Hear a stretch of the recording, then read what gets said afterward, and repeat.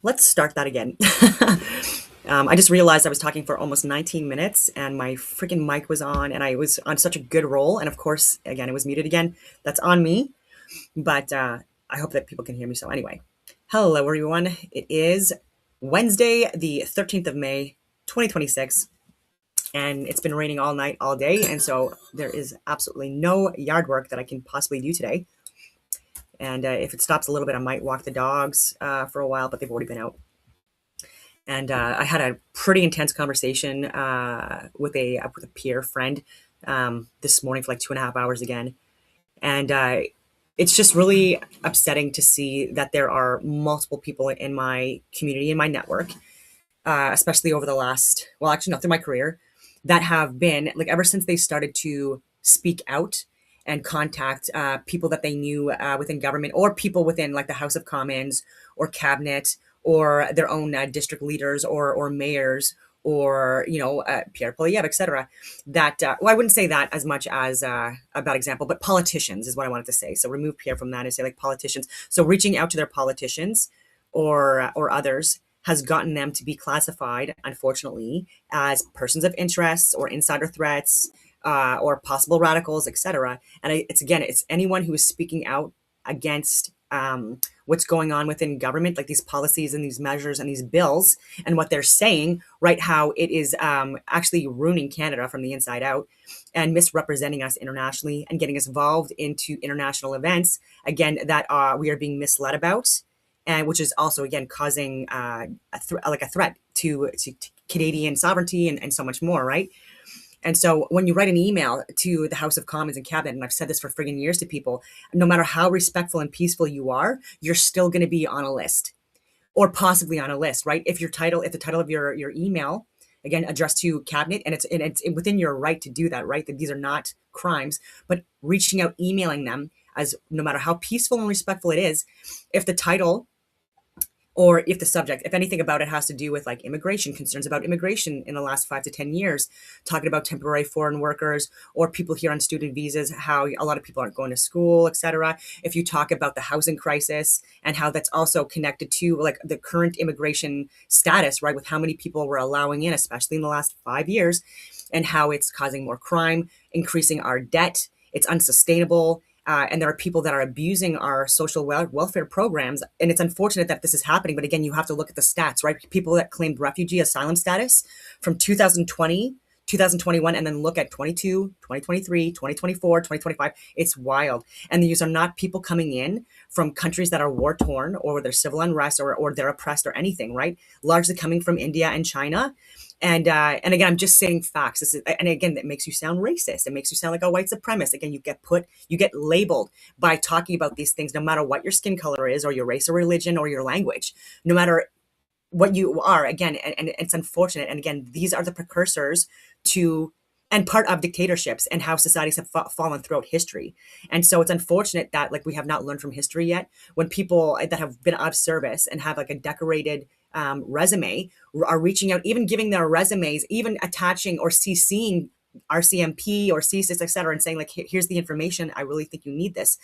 The fact that it's actually, again, being used against them, it's wild, right? And so this is where we still need to still speak about this stuff, and anyone that's willing to talk about what they've experienced because of speaking out or emailing or phone calling people within government just with concerns, how they've been a target and how it's ruined their lives, or again, like not supporting a dictatorship, right? So like even doctors that are now homeless, that had homes, that had vehicles, but because they gave medical exemptions, they lost their licenses, all of this stuff, and again, even lost their appeals, right? And so and then you have people within government, like I said, that were put on lists just because they're questioning the narrative. If you were questioning any DEI, ESG stuff, you were on a list. If you were questioning the carbon tax scam, on a list. Climate agenda bullshit, you were on a list, right? If you wanted to talk about how there are other major polluters and contributors to the like the carbon emissions and stuff like that, and not even close to addressing that, right? With China, like they're the biggest contributors of pollution in the world by far. And why are we rewarding them with like giving them more of our money and giving them our resources, etc., so they could possibly practice the same practices that they're practicing in China that's making it more polluted, right? Like, why do we want to have that model? Why do we want to bring that in, etc.? Why are we not sanctioning them? Why are we not refusing to buy their products if they're the biggest contributors? And then why are we shipping to them as well? Like, which again is further away, much further away than the U.S. Um, anyway, I'm going on all these rants. But yeah, like talking about these things gets you on lists, and it shouldn't be the case. Like these people should in fact be part of panels or committees, or at least responded to, saying, "Hey, we're looking into this. We appreciate this information you've provided." But they're not even opening their emails, right? And they've even admitted it as well. They're like, "Oh, it could be a scam. It could be a virus. Like all this bullshit." Then what is your job?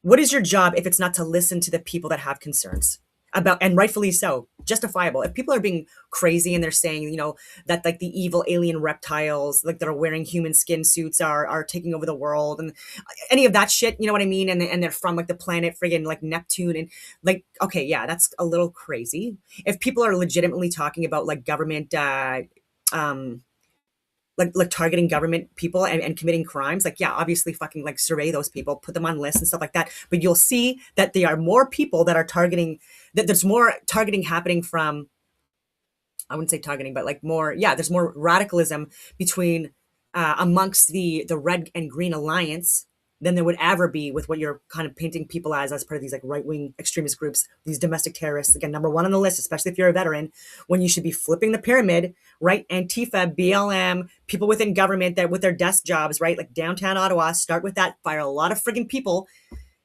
and put them in jobs where we actually need people to be in jobs, right? That's helping the communities, not actually hurting them and exploiting them. And again, just for votes, it's absolutely disgusting how it's gotten. And again, if you go to report lines, you're on a list. If you go to CSIS tip lines, again, you're on a list. Like so damned if you do, damned if you don't, right? It's either you don't address it, and it just happens anyways. Or you do address it and then they're going to torture you essentially until you commit suicide or are homeless or in jail, or one of those things. It's absolutely appalling. So another friend, again, he just randomly reached out, again, the guy that's high speed as well, I won't say what his position was, but he's on the West Coast, reached out to me randomly this morning, shared some more information about CSIS and surveying people unlawfully and like not giving information on the people they were doing it to, all this stuff. And he's like, you know what? He's like, I just remembered like from like a few years ago. He's like, when you told me, he's like, when you said that, if you don't think, I told him, I'm like, if you don't think that you're on a CSIS list right now, I'm like, you are wrong. And this was a few years ago. And he said he didn't believe me at the time. And he's like, but literally, he's like, a few months later, he's like, his ex-wife randomly reached out to him and she's like, CSIS just came in and was questioning me. He's like, his mind was blown. And I'm like, yeah. And this guy is high speed, like, and had 25 years in service. Such an incredible human being. What people would consider toxic masculinity, but it's not. It's what's needed in society. And again, not a threat to Canada at all. But again, he's sharing information. And again, he's on friggin' lists. And they go to the ex-wife. Why? Because most likely she might give dirt and they want to paint him as a fucking enemy. So again, this is what I mean by blue on blue in this way doesn't help. Okay, like there's reaching out to people, listening to what they have to say, looking at what they're sharing, and then passing it up. Oh my God, what a concept. What a concept. Oh, but if you push it up, you think that you're going to experience the same thing that you're imposing on these people by doing this. And you don't want that. So then you're a coward. So then you should be fired because you're actually not doing your job. I went on all these rants too about how this has happened, where there's plants and people that bait people into doing things so that they can blackmail them or bribe them, etc., or even paint them out to be, again, like the enemy of the country. And I even said with the Coots trial, there were these honeypots out of the RCMP that were radicalizing these people, eliciting emotional responses in men, including veterans. And I was telling people in Ottawa, got like people that were having these friggin' meetings. I'm like, guys, don't trust that what you're saying or sharing is helping in any way. Yes, I know that you think you are helping, and if these people were willing to listen and share this information to their chain of command and say, like, actually, there's a lot to this, then yeah, okay, that's helping. But what they're doing is they're trying to radicalize you, and they're getting other people, again, to insert, again, certain narratives within these communities to radicalize people more.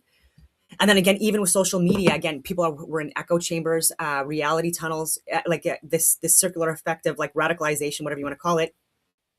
And Yeah, and then I would be injected into that, like, hey, like, we got, like, I'm really worried about this guy, this is what he's talking about, and then I'm trying to literally de-radicalize and wake these people up, saying it's not fucking worth it, like, what you're, and be ready, right? Because, like, you might think that this is innocent and you're not talking about anything criminal, but you don't know that what you're saying to that person is not going to be taken out of context, that it's not going to be exaggerated, or that they're not going to outright lie and use that, the crown, to use that against you. Lies. So the Coots guys, they alleged that they were trying to or planning to murder RCMP.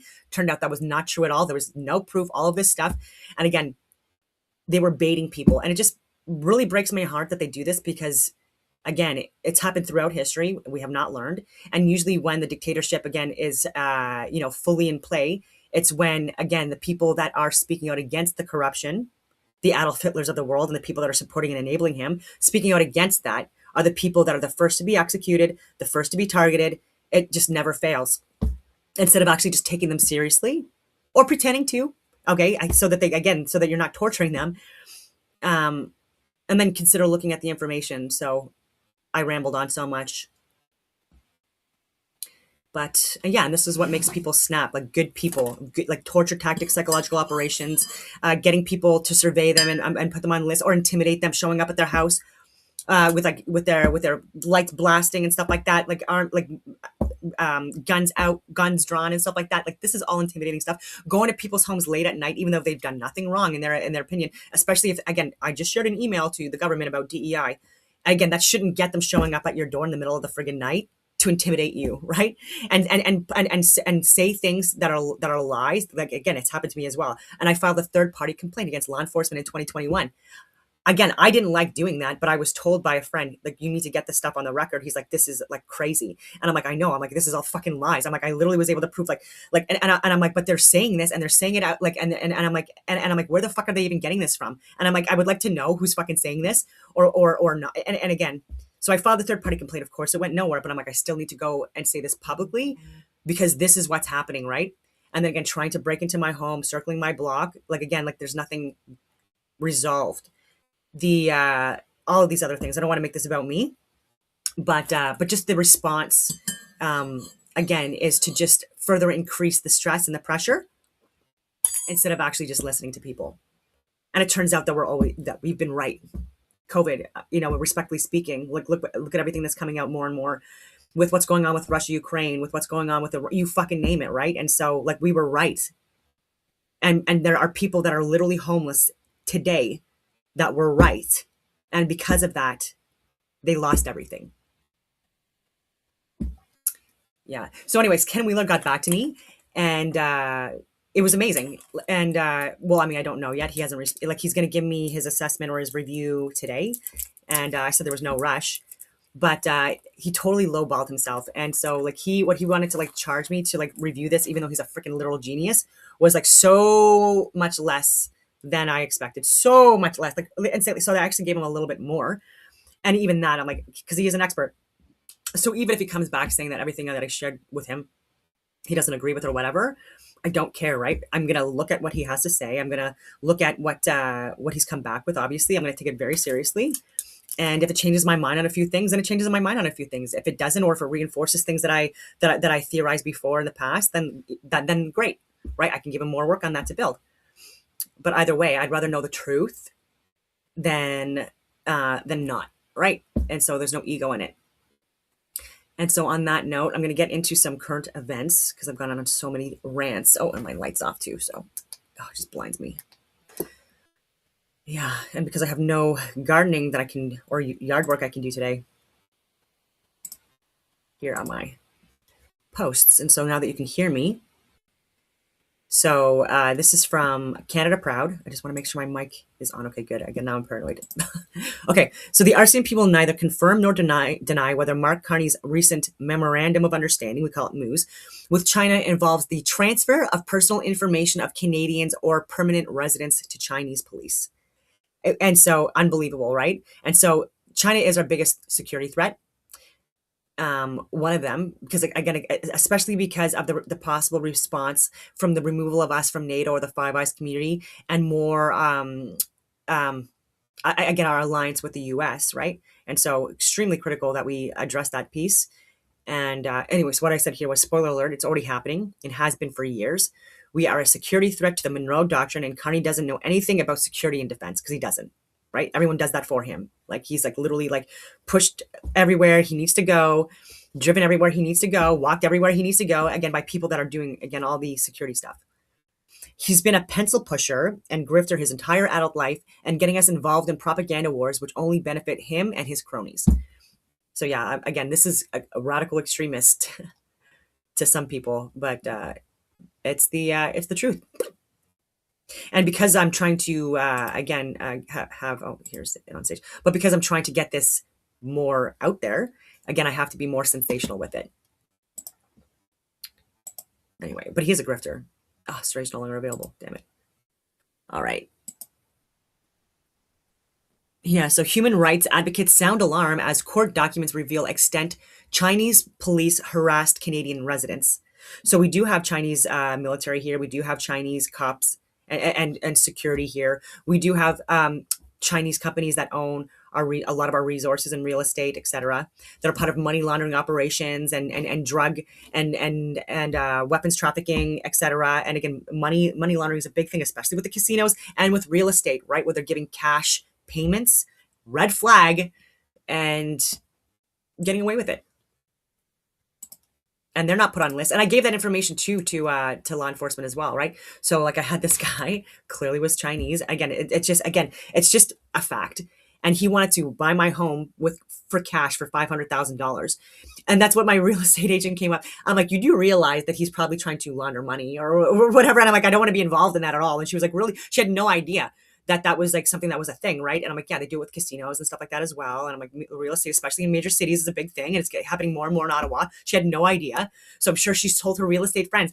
But I'm like, yeah, it is a possible crime, or he wanted to do a crime, and I'm like, so I gave that to law enforcement. Did they do anything about it? Probably not, but they have his name and stuff like that, and yeah, but that's not the stuff they want to look at. No, they want to look at anyone that's going to be talking against DEI, immigration, how it is now, or carbon scams, or COVID, fucking things like that. It's wild. I did like this. And so, because I talk about DEI a lot. Woman with a blue collar manual labor job. I don't think I know one. Yeah. Hey there, bud. I'm glad that you brought this up because this is a really interesting and important question, honestly, with an even more interesting and important answer. The actual reason why you don't know a lot of blue collar women is actually because you're a fucking podcaster. You know, that's most of it. I bet you don't know any blue collar people really at all, let alone women. But what this is just a fucking bad faith thing that all of these conservative talking heads do, where they feel blue collar by proxy because a lot of blue collar people tend to identify as conservative. So they invite themselves into blue collar tables. Oh my God, I've talked about this as well, right? And I know I'm rambling, but like even with like, again, not all, like, but guys with like at Taggart, like fake friggin' conservatives, like fake, like the Carhartt jackets, everything.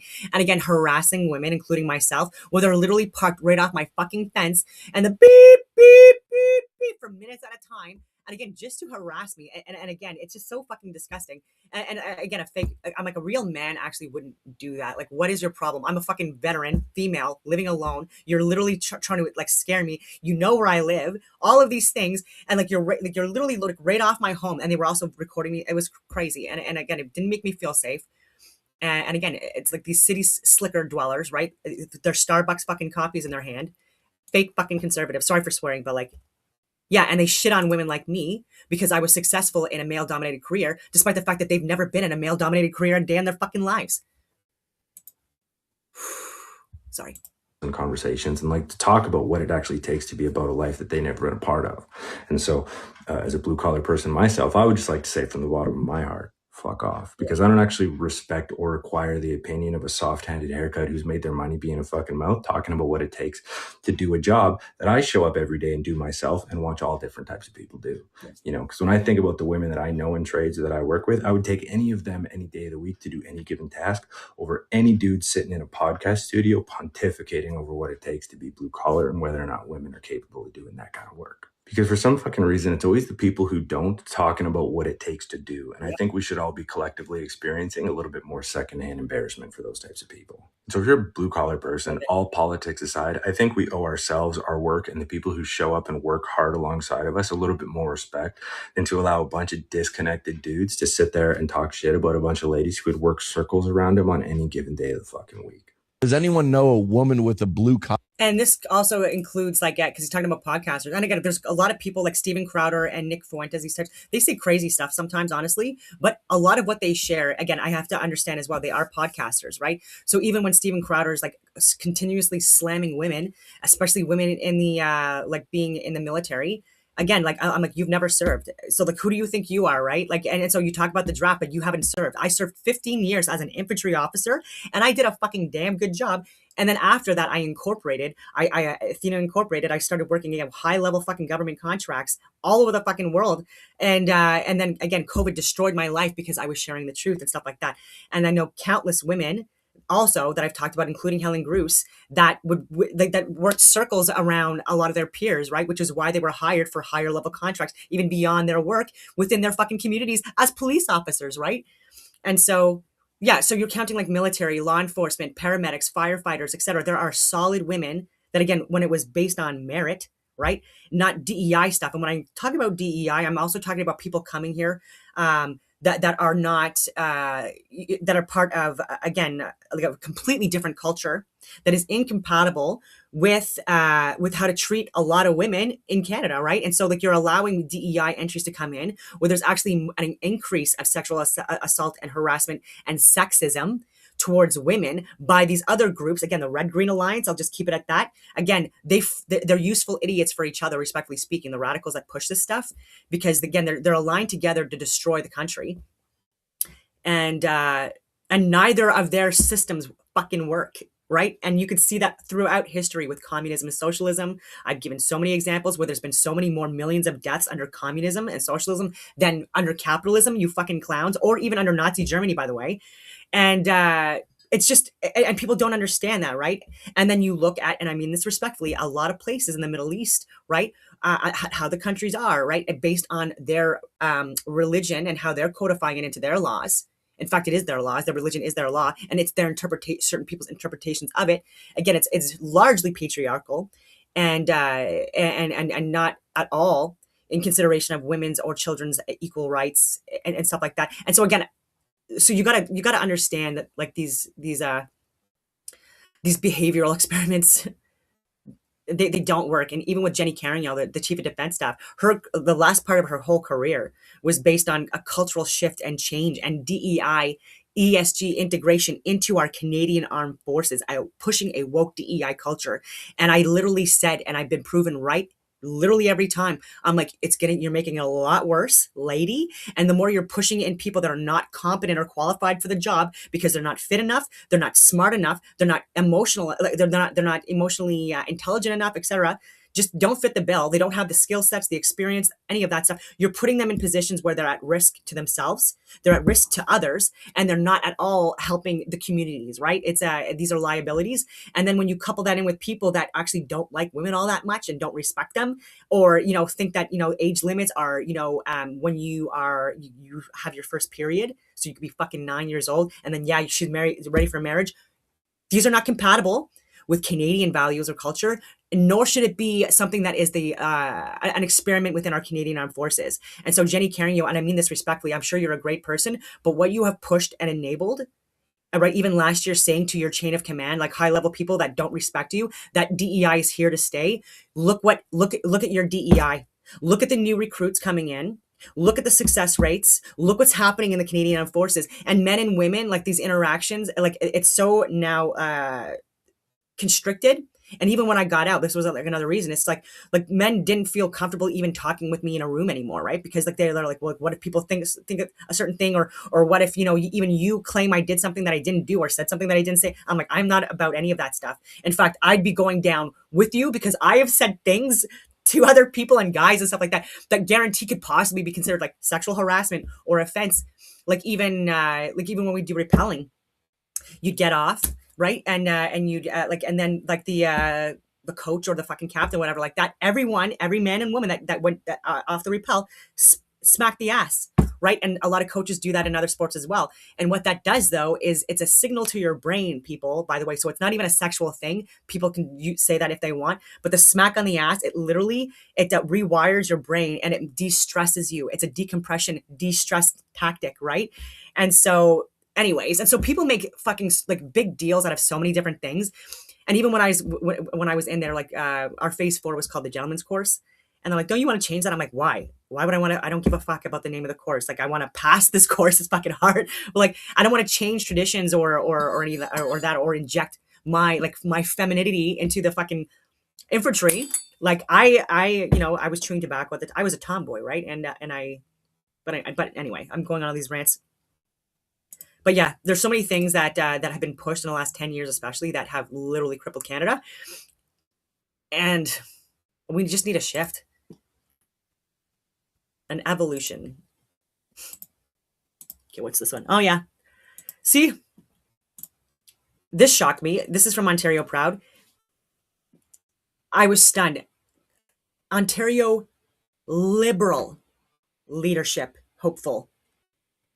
Ontario Liberal, I'm going to say that again, Liberal leadership hopeful Eric Lombardi calls for 80% of all temporary residents to be removed from Canada over the next 5 to 10 years. He added that future immigration must value cultural compatibility to ensure Canada remains a high trust society. What? And he has a cool mustache too. I'm really confused right now, but this is good. If this is true, oh my God, like this is literally all I've been saying. I'm like, if the Liberals, because again, this is not like a left, they're trying to make this left versus right and stuff like that. But if there was actually people within the House of Commons and cabinet that were actually not wildly radical and just corrupted to the bone, so far removed from the reality of Canadians that it's just crazy, then I would vote for them and I would support them and I would love that. Yes, please, a good government that is actually doing good things for Canadians. Yes, yeah, I want that. I don't care if you are Black. I don't care if you are Green. I don't care if you are NDP. I don't fucking care. If your platform is good and you stand by what you're saying and you want to push for things that are actually going to help Canadians, then why not? I have literally voted for 3 different parties in my life. Because again, the platform matters, and what they say and do matters. So yeah, I was talking about Helen Greaves. She's gorgeous too, right? And so amazing. Okay, so the sentencing is next week. Facing sentencing for a Police Service Act charge of discreditable conduct for allegedly seeking links between the COVID vaccine and death of children.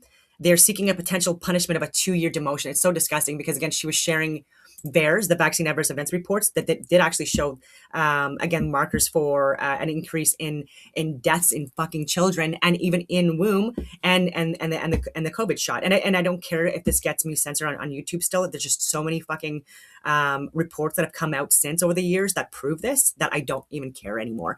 And again, she was an expert on the ground, and she was seeing a trend where there was not one before. Well, actually, that's what it like. I guess that it makes it. She was seeing an increase of deaths in children.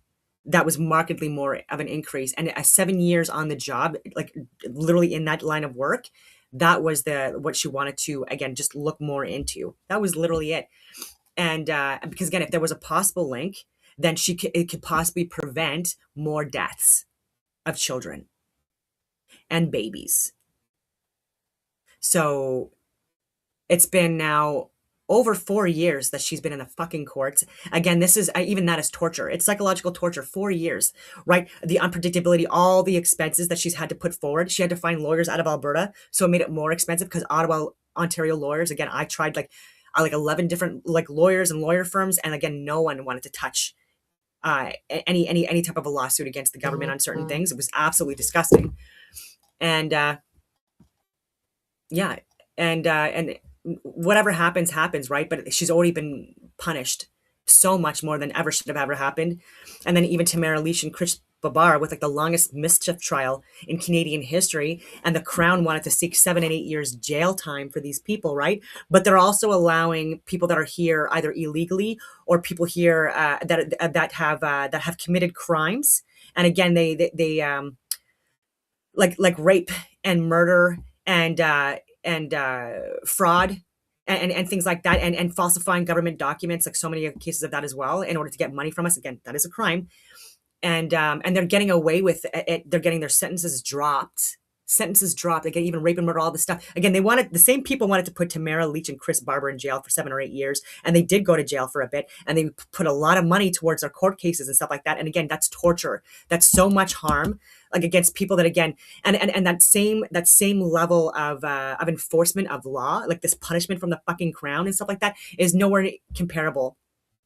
So it's a two-tiered justice system, unfortunately. And if we're risking their deportation status, again, they're getting charges reduced, sentences reduced rather, and charges dropped or reduced as well. And out on bail, like next day for literal rapes or wanting to, again, go and rape children and stuff like that. Again, this is all proof. No one wants to talk about it because, again, it puts them on friggin' lists. But it's like, why? Why is this putting people on lists, people? Like, people need to say this out loud because, again, it's getting bad, right? And it's just wild. And is it because they want to have different quotas and stats within the prison systems? Harsher penalties for people that, that they see as like political dissidents because they think that that's a bigger crime than actually raping and fucking murdering people, or breaking into people's homes and stealing all of their stuff and traumatizing the children in the process? Or being on the roads illegally and causing deaths, increasing insurance costs for Canadian drivers, truck drivers, etc. So many people are impacted, honestly, in so many different ways. And anyone that speaks out on it, this is what happens in a dictatorship. Yeah. And so, Carney, again, by Canadian, not Canadian. So companies 100% foreign owned still qualify as Canadian under Prime Minister Mark Carney's Buy Canadian policy, says the Department of Public Works. So again, he's just going to mislead us into thinking that everything's good in Canada and Canadian owned, Canadian made and stuff like that, when it's like China or some other country. And again, they're profiting off of it, and we're the ones that are going to be ultimately paying for it. Yeah. It's so broad, the definition. It would apply to foreign-owned corporations with storefront branches here, like the Bank of China records show. So yeah, we should redefine what a Canadian company is. Yes. So 95% of ocean plastic comes from just 10 rivers, and most people don't know this. So you've got China, into more Western Asia, Middle East, Africa, and where's Canada and the U.S.?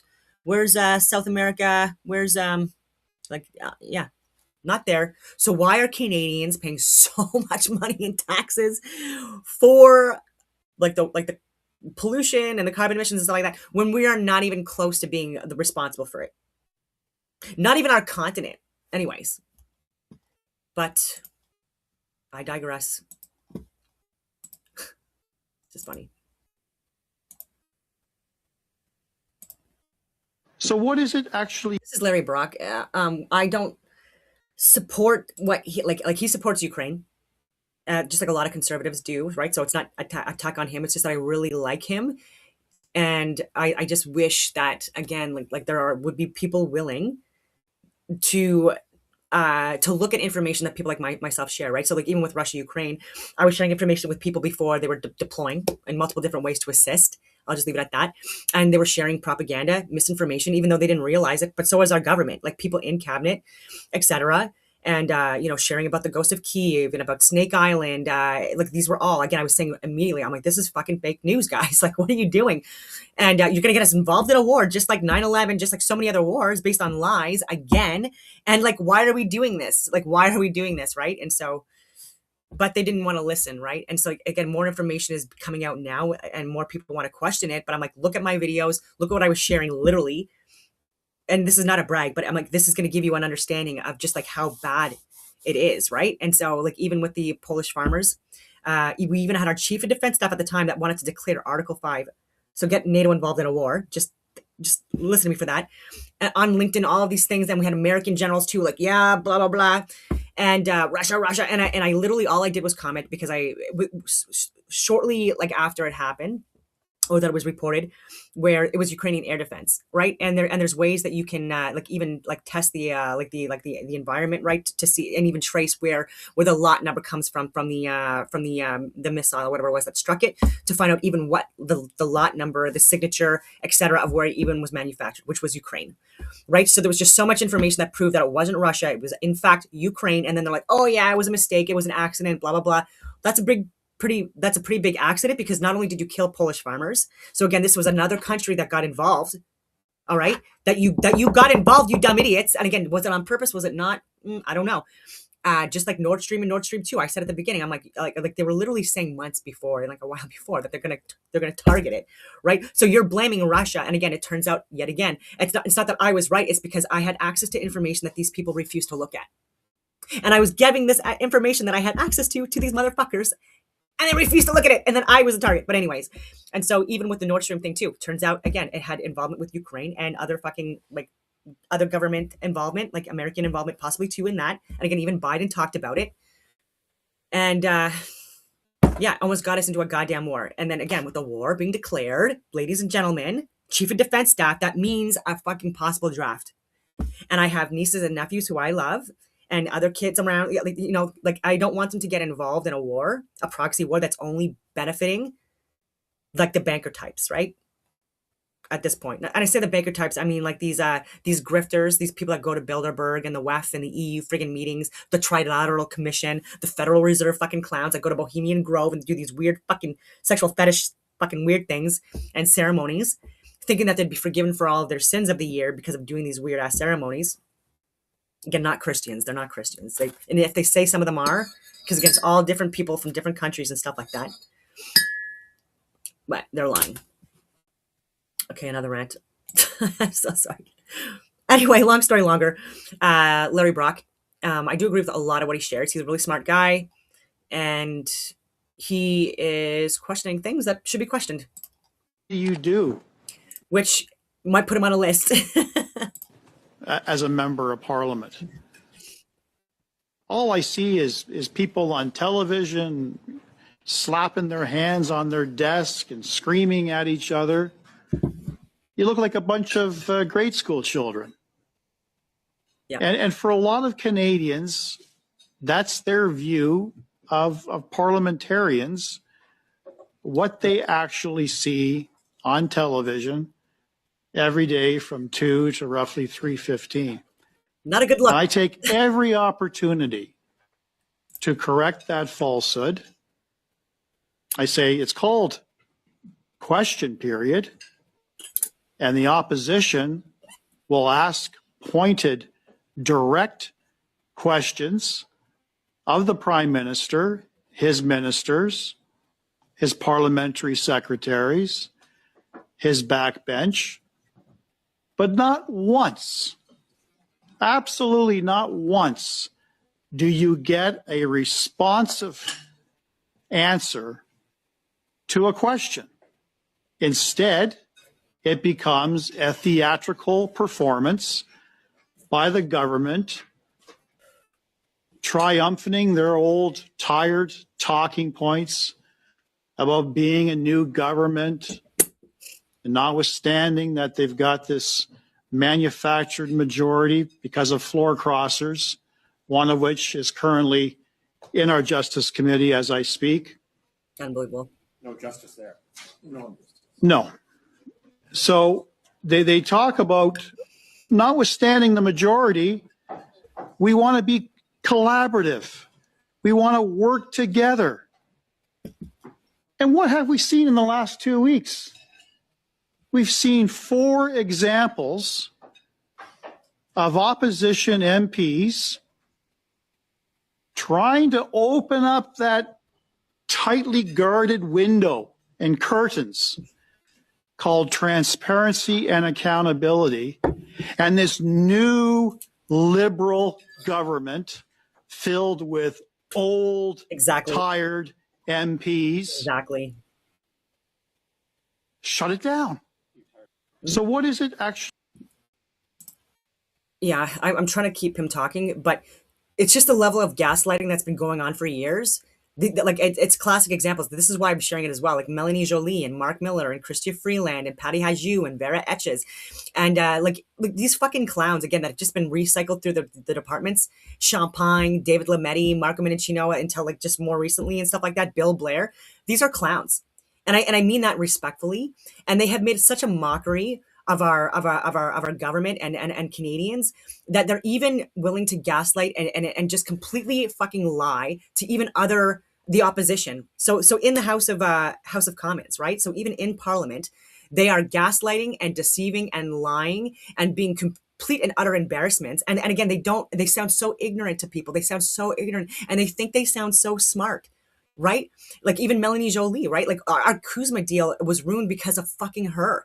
And how is she still being hired, right? How has she not been fired yet for that alone, let alone the other stuff, right? And so they're not getting fired, they're getting recycled through, they're getting cushy jobs, and like when they leave they're getting like Ukraine positions or UK positions like Bill Blair and Chrystia Freeland. And and a lot of people again, like they listen to them talk and look at the bills and the policies and like what they've done to Canada, and these people are jokes. And it's like, how are these people the ones leading us? And anyone that's part of the opposition in government, members of parliament, elected officials, like they don't even give a shit about, they disrespect them and they have smear campaigns against them with like the mainstream media involved in that as well. It's absolutely disgusting. And they target again independent journalists or anyone that's speaking out against it as well, right? And it's all these hit pieces. It's always these hit pieces. And this is why I'm gonna like talk about Steven Crowder and Nick Fuentes, because they're very controversial podcasters. Okay, they don't have like, they're not politicians, they're not people that have had first responder jobs, any of this stuff. They haven't been to the Middle East or any of that stuff. However, they had an incredible conversation yesterday. And regardless of where you fall on what they're talking about, like where you land on it, that was an incredible conversation. And they know so much more. They're so much more informed about current events and about policies and implementations, all of that stuff, than anyone in cabinet right now that we've seen in like over a decade. And so the conversation that they had amongst themselves, you will never see that like especially in long form between Melanie Jolie and David Lametti and Marco Mendicino. When these guys talk and stuff like that, they're so uninformed. So much so that there's two podcasters that are humiliating them with like just how ignorant and uninformed they are. Like they're literally spanking them. And Nick Fuentes is in his 20s and he has said a lot of crazy things that I don't agree with, that I've shared, right? And but do I think that there's a level of like extremism that he wants to put in there so that he gets more viral? And becoming a little bit more radical. He's getting more views that way. So it's a little bit of like push and pull and stuff like that, like what he's willing to say out loud, which is fucking some of this stuff is crazy and I don't agree with. And but again, like he shares a lot of good points. So does Steven Crowder, and even with him, like we were very much like polar opposites on like a few big conversation topics, including about women. But again, they are very well informed when it comes to certain topics. And even if I don't agree with what they're sharing, they're able to back up their arguments based on their own research, right? They're backing it up. They're giving their own, and I love that, right? And I wish that we would see that in the House of Commons. That would be really great. Anyways, I'll let them keep talking. Actually, you do as a member of parliament. All I see is people on television slapping their hands on their desk and screaming at each other. You look like a bunch of grade school children. And for a lot of Canadians, that's their view of parliamentarians, what they actually see on television every day from 2 to roughly 3:15. And I take every opportunity to correct that falsehood. Okay. I'm going to push through here because like people definitely want to hear about Nick Fuentes and Steven Crowder. So again, in my social media, I'm also talking about, I'm calling out APTN with CBC. CBC behind a production that has been deceptively entrapping interviewees and is, in true CBC fashion, seemingly sparing no expense. How do fraudulent fake documentaries fit in with Mark Miller's claim of CBC being necessary for social cohesion? And so that's all circulating in the news as well. And I think we're on the right path to getting, again, information out there and the truth out there. So on with the show. It's going to be a long one. And so spoiler alert, because there's good comments being made. So if the right has failed, my only hope is the left, question mark, question mark. And I'm along the lines of like, friggin' no. Nick Fuentes definitely, he says that he's going to vote Democrat. Again, I think that's a freaking terrible idea. I did donate to the channel when they were doing their live stream.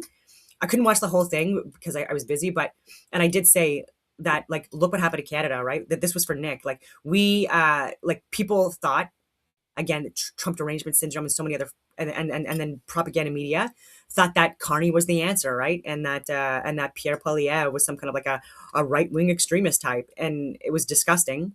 But we ended up losing the election over that, and this Bilderberg deep state select became our leader, and now within the last year, we now have what was a minority government is now a majority government, and there's so many bills and policies and things put in place, even more so now, that again, it's so bad for Canada, so bad for our economy, and it's only profiting, again, Carney and his grifter friends and family. And there's, again, I'm going to reiterate, people in the House of Commons and cabinet, and I've named them: Marco Mendicino, Melanie Joly, countless others, Patty Haju. They have friends and family that do have shares and stocks, and or part of contracts, again, government contracts, millions and billions of dollars worth, that, again, they're benefiting them at the expense of Canadians. And now they're gambling with our pension funds and stuff like that. It's just absolutely wild. But anyways, and so I'm like, you're going to vote Democrat, you're going to vote Gavin Newsom or AOC, or again, like a disaster for the US and for Canada and the world, because you don't support what Trump's doing in Iran.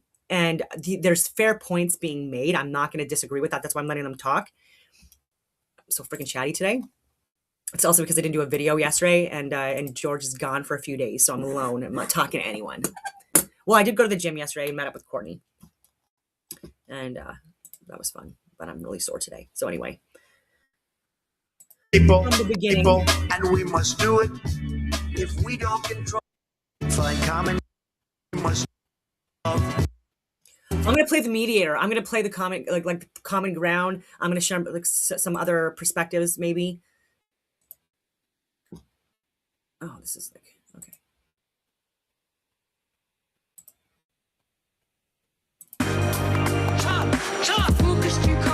What happens now? You just took it. Steven Crowder does make hilarious ads. I will give him that. I thought a lot of work feel... into it. And this guy too, he's so good. Keep taking it. Matrix. It's too constricting. Said now there's okay, these are funny, but company meeting.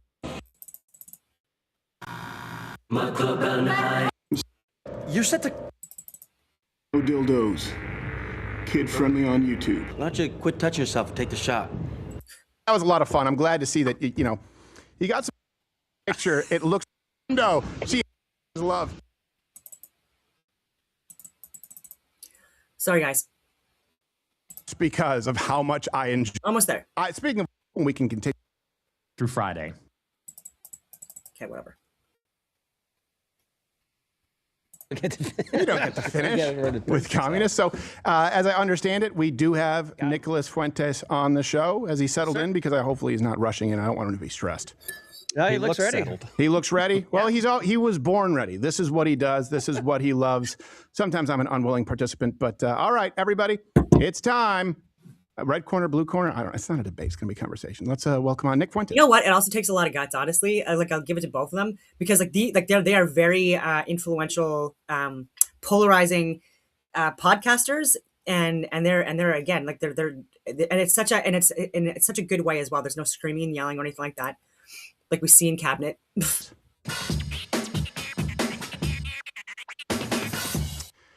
All right, Senor Fuentes, thank you for being. Can you see me? Can you hear me, sir? Yes. Can you hear me? I can hear you well. First off, you big timey. You show up late, and it's the one time you're not wearing a suit. You do the hoodie. What is this? It's early for me, Steven. I do a nightly show, so this is like, it's early in the morning over here, 10:30 for a show. All right, that's crazy. No, I'm joking. I appreciate you letting me know and being accommodating last week where we had a doctor's, I had a doctor's appointment that I couldn't avoid. Hey, first off, where's the best place for people to find you? And I apologize if I'm looking down because I kind of have to look to see you on the monitor as opposed to my, you know how that is. Best place for people to find you when you stream. I am at rumble.com/Nick J. Fuentes every Monday through Friday. All right, Greg. And X, you're there now, right? Yes, I'm still on X. Nick J. Fuentes there as well. Okay. Well, I figure we start this off. I think last time, right? It was fair. It was a fun conversation. We had some disagreements. I'm hoping we can continue on that path. If you're good with it, yeah. Absolutely. And you fully have permission, by the way, to respectfully be disrespectful. I think, there's enough rapport. You can call me names, whatever that is. Treat me like a buddy, like a buddy who's ass you kick in the locker room. Now, speaking of which, I did want to show you, I don't know if you saw our coverage of you rightfully shoving that lady who showed up to your house, but I have that clip on a loop on my computer like a morphine drip, just because of how much I enjoy it. For people who haven't seen it, you were well within. And were you surprised at the level of defense you got, even from detractors who didn't like you? I was, and from Reddit. It was on the front page of Reddit, and all the Redditors were defending me too. So yeah, I thought it was going to be a little bit more maybe negative or maybe even split, but it was almost like 90% of people said I was in the right. So it's surprising. I was a little surprised too, but I think that does indicate that people are tired of this shit. Because once upon a time, people went, well, he deserves it, that kind of stuff. So there's been a noticeable shift, I think, post Charlie Kirk.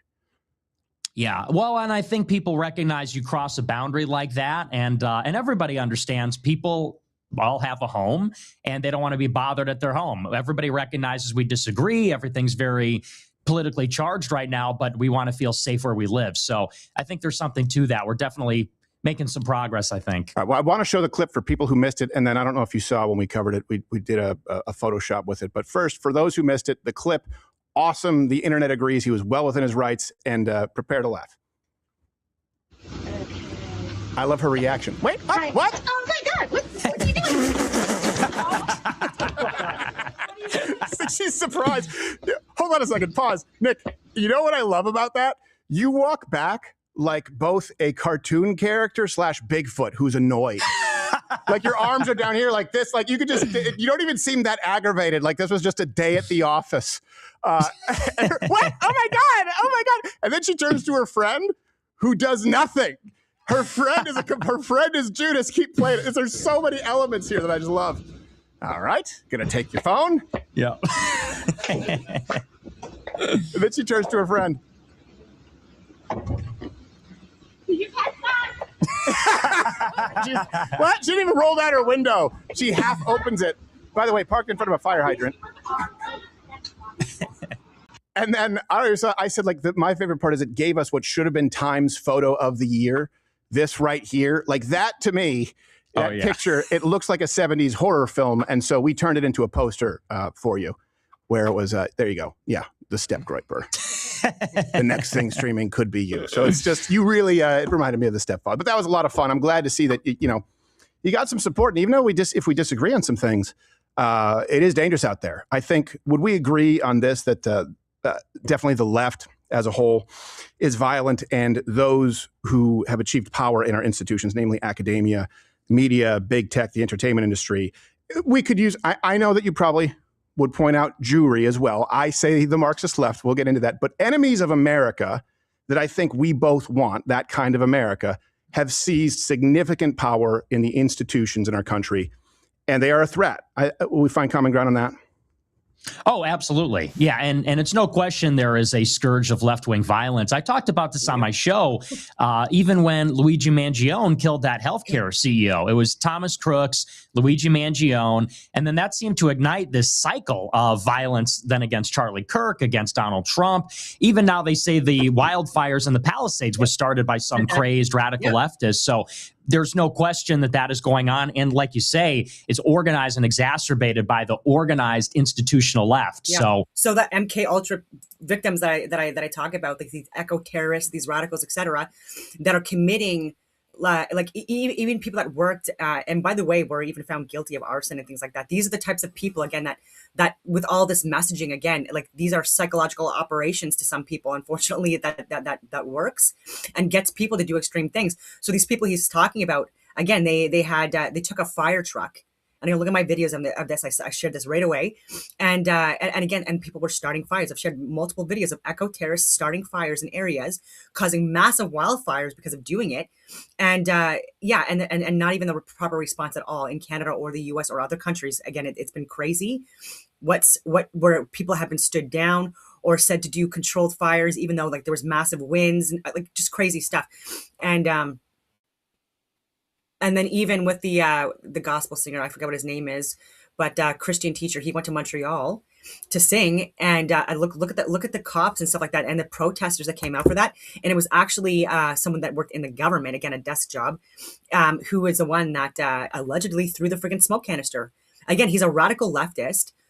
Doing something like that should be jail time, in my opinion, or at least fucking fired from government. And nothing happened. Like the police still haven't even followed up. I don't think. I don't know if they have or not. But he's been named, he's been identified, etc. And so like that, we're doing your jobs for you, and nothing's happening. Alexa Lavoie, she's an independent journalist with Rebel News. She's been targeted. And doxxed and stuff like that. She's been struck in the face, all of these things by people within certain groups, right, that are radical leftists. And cops even seeing this happen and then blaming her for this happening when she's a reporter and she's doing what people should be doing. And it's reporting just how crazy this is getting and how coordinated it is and how violent it's becoming and how intolerant they have become and how they're trying to take over so many different institutions and graffiti and damage in so many different places. They're impacting schools, even elementary schools, and our government, including Kathleen Wynne and Catherine McKenna and stuff like that, are pushing ideologies into even Christian schools, and parents are saying like, look, that's not what we want to teach our children. All right, these radical woke leftist critical race theory, like all these crazy ideologies, and they're pushing back, right? And they anyways, it's been crazy. I've been doxxed by someone that was radical left. His name was Autumn Rain. It was a fucking huge man, okay, that doxed and he tagged my home. Again, and hashtag bigot, right? And part of the community, right? Where they were doxing people to target them and giving our fucking addresses. And I'm sure that government was giving them our addresses too, because that was also happening. And again, nothing done about this. I called the police, nothing fucking done. Like didn't even respond to take my fucking report. Didn't even respond. And I had the screen captures too. Like I had that. Like I literally had the proof. And again, like you're not gonna fucking help me. But if I would have called him a fucking derogatory name because I was mad, because I was scared, because he doxed my home, and people are crazy and they actually are killing people, okay, they're fucking doing it, that are talking out against certain things that they don't like being talked about. But if I would have said a bad name to him, I would have had, again, like the full fucking arm of the fucking law enforcement at my door showing up because I'm saying bad things to a vulnerable group. What are you talking about? Like, anyway. It's just wild. Like even that girl in the UK that used the term faggot or whatever to a guy that like I think he fucking raped her, and it was in a private conversation. And they took that and they went to her fucking home. I'm swearing, I shouldn't be swearing. When she was taking a shower, and if you were already investigating her and surveying her and stuff like that, you pricks, you knew she was in the shower, okay? Because you can hear that stuff. You can anyway. Or I'm about to, and so it's just convenient times, right? And so like, did you want to show up? You know what I mean? And get her naked and stuff like that. And again, these tactics are so disgusting. So re-victimized her, and then I think they jailed her actually. So a fucking victim of rape makes a comment to a friend because she's angry. No threats, no anything like that. But because anyway, where are we at in the world? A long conversation. I'm sorry. I think we're 100% agreement on that. Okay, good. Now let's get to the part here where we disagree. And I think it's a political strategy prescription. So to be clear, we did play the clip where you said, I'm a moderate Democrat now. I said, look, I think that's hyperbole. I think he's making the point here. So I don't want to do the whole, he's a leftist or he's a Nazi. Let's start this way. How about I steel man your argument as I understand it, and you can let me know if I have a decent grasp or correct me. Okay, sure. Okay. So my view is you're issuing a political strategy, right? You are not a leftist. You are not a Democrat. But okay, Republicans have taken your vote for granted. They have not been held accountable. They haven't delivered on any of the promises that they've made. Americans are feeling this right now, particularly young Americans in this economy. They feel as though they're not represented and they're being sold out to big corporate interests, including, by the way, a foreign nation like Israel, placing that above the interests of American citizens. And so we need to speak the only language they understand, which is defeat, make it sting in the midterms, vote Democrat in 2026, so that it will pave the way or allow for a candidate who more effectively represents America first or a true version of their constituency. Yeah. Yeah, that's a pretty good summary. Yes. And Okay. so this is where I would love to have a conversation with Nick, not like it would ever happen, and tell him like what you're doing has already been done in Canada, because we thought like the same thing as you. A lot of people that voted PPC, for example, there was the split in the Conservative Party because of so many different reasons, right? Because of people getting propped up, or things that were getting voted on or not voted on that we thought were really important, or things not being brought up or addressed that we thought should have been addressed, including COVID mandates and all of that stuff. And so there was a split, right? And then so you had Maxime Bernier with the PPC, and then you had I think it was Andrew Scheer at that point, or Aaron O'Toole. I think it was Andrew Scheer, then Aaron O'Toole, the Toole. But anyways, because there was a shift and disagreements within the party that caused the break, there was a lot of votes that went to PPC that year, 2021 elections, that should have went to the Conservatives. And again, I'm including myself in that. I voted PPC, not because I'm a freaking right-wing extremist or any of that stuff. I'm a libertarian, but it's because he was the only one that was talking about immigration, how it was turning into something that we couldn't sustain. And he was right. And then he was talking about COVID mandates and enforced inoculations, not having informed consent, all that stuff. And he was right about that. And even with the Indigenous stuff, he was saying, look, we're not focusing on the right things. We're hiring and working with companies and peoples that are exploiting these groups. And they're not even part of these groups or helping them in any way, but they're exploiting them, again, to push an agenda. And we're seeing it, again, come to light as well. And so if more people, again, would have voted Conservative during that time, even though they were unpopular because of a lot of stuff they were doing that didn't align with us, I think it would have been a different path. But also, like, I also get his point too, like, it also sent a message to the Conservatives that, like, look, we will not vote for you to the point where we will actually, like, collapse our country, unfortunately. I didn't realize it at the time, but it's like, it was more, I thought it was not an accelerationist view. I thought it was not like the opposite of that. But it was like, yeah, what it did was it created the collapse to happen quicker, unfortunately. And then now we have Carney because of the same friggin' reasons, a lot of the same reasons, and then people even want Pierre to be replaced and stuff like that. Like, that's not the answer. And then again, who's going to replace him? He has a lot of experience. He has a lot of knowledge. He has a good platform, and so we should be voting for him in the next election as well. But so for Nick, yeah, like, we've tried that in Canada. It didn't end up well at all. Is there anything that you think have gotten wrong or would correct? I would add another layer to it, because to me it is a two-parter. It's for 2026, but it also is there's a very significant part of it that's looking ahead to 2028 as well. But that's a big part of it. That's, let's say, half of it. Okay, good. But again, I haven't listened to the whole thing. I will say again that, like, that did pressure the Conservatives to have a stronger stance on conservative values and things like that, and the platform, and more aligned with the PPC, right, with what they with the platform. And so that did help wake them up. But again, they still lost, and then things still ended up bad. But would they be in a position that they're in now had it not been for that? I don't know. Let's discuss. Now do mine. Well, I think that, you voted for Trump in 2024. I think you'll. The strongest argument, I gotta shut up, is that voting for Carney because people didn't support Pierre anymore. Like, people, it's especially the boomer class. It's got us a majority government now. It was a minority government, and so now there's even more of a dictatorship, right? And then now there's even more control of a corrupted regime, in my humble opinion, of a small group of people within Canada that are running the show for everyone and pushing an agenda that's only benefiting them and hurting us. And that's where we're at. And that's what you're going to get with Gavin Newsom or AOC. Like, these are the type of people that they showed you who they are. They're willing to lie, cheat, and steal, and grift and exploit at the expense of their own people, including like where they're freaking dying on the streets. And yeah, again, for their own agenda. And if they were to be given the opportunity to do something to, have more control and have less control of the Republicans, they would absolutely do it. So the risk with voting for a Gavin Newsom type from the Democrats now, you're going to get people that are going to do things to like your Supreme Court. They're going to do things in a sort of like really slimy way, but still in a way that can be seen as like not illegal, and that they're going to mobilize more control and more power within Congress, within the Senate, you name it. And then it's going to be worse. So I would not vote for a Democrat in the midterms. I would absolutely not. But again, I would, at the worst case scenario, it would be independent.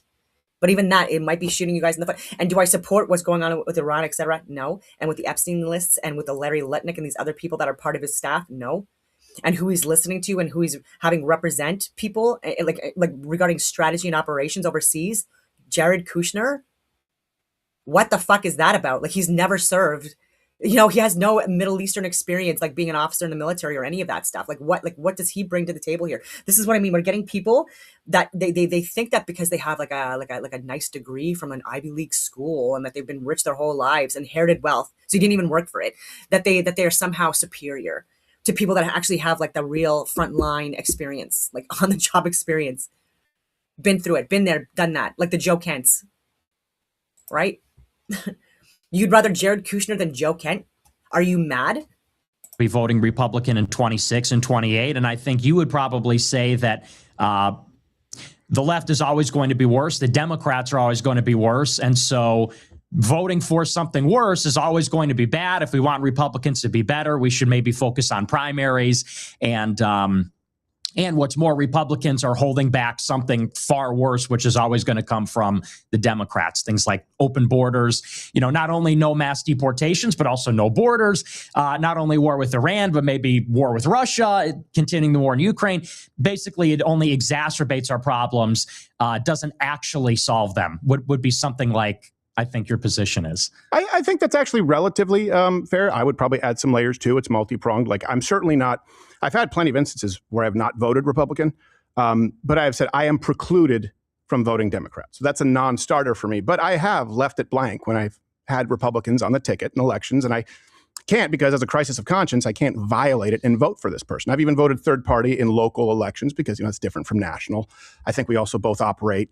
That's one thing I appreciate about you. You're not just the system, man, third party, let's vote Gary Johnson. Like, that under universal suffrage, it's a two-party system, and you have to work within that to affect change, right? Right. Yeah, absolutely. Yeah. And I appreciate you being more genuine about that, because a lot of people online just throw their hat and they'll keep you warring with each other. And, so I don't want to do that silly crap today. Okay. So flesh out the plan. I disagree. Vote Democrat in 2026. Why? And then walk me through the plan. So, in 2024, I didn't vote Republican. I recused myself. I just told people not to vote. Everybody thinks I voted for Kamala, but I didn't. I just told people to withhold their vote. But in 2026, what really did it for me was the war in Iran. I think that, for me, that was the red line. We were promised no new wars. We got a war in Iran. And I really believe that if you vote for Republicans after that, it's almost like you'll tolerate anything, because that's such an explicit betrayal and on a very serious matter. And then what's more, to maybe get into the positive reason for voting Democrat as opposed to withholding your vote or not voting Republican, is I think that when you look at the House of Representatives in particular, and I say this on my show, they exercise oversight powers under the Constitution. And so they can depose, they can compel the release of documents, they can subpoena, form subcommittees. And I really believe that they, set against the Republicans, will actually work to slow down the administration. And it's not just that the administration is not doing things, they're doing things that are bad. They did try to bury the Epstein files. And if it wasn't for the Democrats and a handful of Republicans, they would have never seen the light of day. And then you have the War Powers Resolution in the Senate, which got shut down basically along party lines, with one exception, which was John Fetterman. And so, and then you have a group of Democrats, this is just last week, they put out a letter to the White House asking to disclose Israel's nuclear program. So I would like to see actually Democrats. Can you repeat that last part just for people who maybe missed it? There was a lot of rapid fire, disclosing the nuclear program. Yeah, there was a group of 20 House Democrats. They signed a letter to the White House basically asking the White House to acknowledge that Israel has a nuclear arsenal, because they believe, and I think it's correct, that the lack of disclosure about that creates a risk of miscalculation or escalation. We don't know where Israel's red line is when they would use a nuke. So these are just like a few examples where I think that it's actually a good thing for Democrats to have a divided government with Republicans and slow down and challenge some of the things that are going on, because I think they're not good. And then, if you will, do you want to stop there and then get on to the other part, or do you want me to finish the whole thing? I think so. So let's take all of that, let's take it in totality. First off, I still don't think it's anywhere comparable to the actual progress, the wins that have been made under the Trump administration. Like, I wouldn't say and also, I don't think that these are things that you couldn't force Republicans to do. For example, it's a pretty popular position, at least in my experience with Republicans on this show, to remove this ambiguity, this unofficial ambiguity as far as Israeli nukes. I also agree with that. I don't think that it outweighs the mammoth wins, but let's assume that, okay, it's a wash for the sake of this. What I really want to know is, okay, so you vote Democrat. I think you and I would both acknowledge, because you've said that voting Democrat is a way to punish Republicans. You're not going to get the change in this system with the Democrat Party. Do I have that right? This is about fundamentally changing the Republican Party through accountability. Absolutely. Yes, totally. Okay, good. Just because I don't want people to misconstrue what you just said. Like, so see, Democrats are actually good. Like, they have some bullshit that they throw in every now and then. What do you do after that? So in other words, you're saying this will lead us to a consistent or more representative victory, 2028. What's the roster? Where are the funds? What's the ground game, right? Because it's a big risk handing the country over to the left. We know what they want to do. Well, and see, this is where it gets interesting, and this is where we might disagree on some things. So the way that I see it, 2028 is really what it's all about. I really believe that this administration is just cooked. Like, I don't think there's going to be a course correction. I have no faith in this administration. I think Trump is old. The people around him are very bad. And so I think the real question is, and this is a huge question, who will be Trump's successor? Because that person is going to define the direction of the party. And I really believe there should be a very competitive primary for the presidential race in 28. And what they're trying to do is consolidate support around either Vance or Rubio. As I'm sure you know, behind the scenes, there's a very big fight going on between donors and between party personnel. Are they going to get behind Rubio, which he seems to have the backing of the neocons and Mark Levin and AIPAC and Miriam Adelson? Or are they going to get behind Vance, who has the support of Little Tech, Palantir, Tucker, and he's going to clearly run in the more America First lane. At least nominally, he's going to claim that. And I think that we should not have consolidation where it's 80% behind one candidate. I think it should be wide open. I also don't like either Rubio or Vance, because I think you get a neocon or a Palantir guy. And so to me, the only way to have an open field is if everyone associated with the administration is sufficiently weakened. So I'm actually rooting for Democrats to degrade and sabotage this administration and the people in it so that they're less politically viable. And maybe that clears the way for a dark horse or an outsider, someone from outside the MAGA, Mar-a-Lago, Trump administration to maybe clinch the nomination in 28. And to me, that's really the big picture. Okay. So here's my primary problem, what you just said. And it's that keyword maybe. So my first question is the roster. You say, yeah, competitive primary. I agree. I hear who you don't want. The roster, the funds, the ground game. Maybe, right? Because you've tried this before.